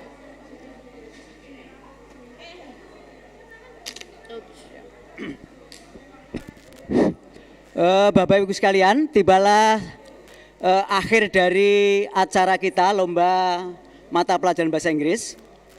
Setelah melalui serangkaian penilaian, maka kami sampaikan hasil penilaian untuk cabang lomba speech contest.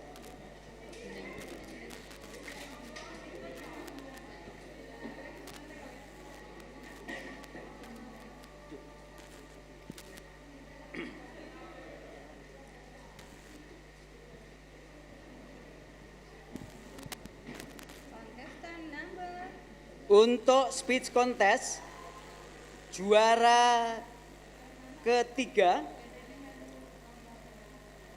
diperoleh oleh Ananda Giza dari SMP IT Arisalah Sukoharjo. Tepuk tangan. Kemudian juara kedua diperoleh oleh Ananda Jasmine Hamidah Adnan dari SMP Al-Azhar 21.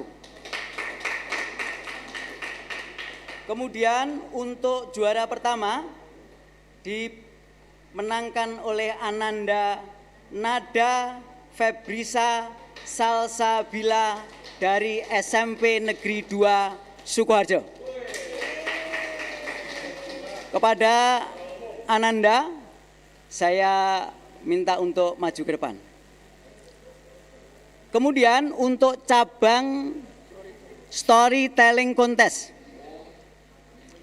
juara ketiga Ananda Layana Kansa Prabaningrum dari SMP Islam Al-Hadi. Kemudian juara kedua Ananda Aulia Ramadhani Putri SMP Al-Azhar 21. Kemudian juara satu Ananda Rahel Verena Adiwijaya SMP Singapore Piaji Academy. Kepada Ananda pemenang kami minta untuk hadir ke depan.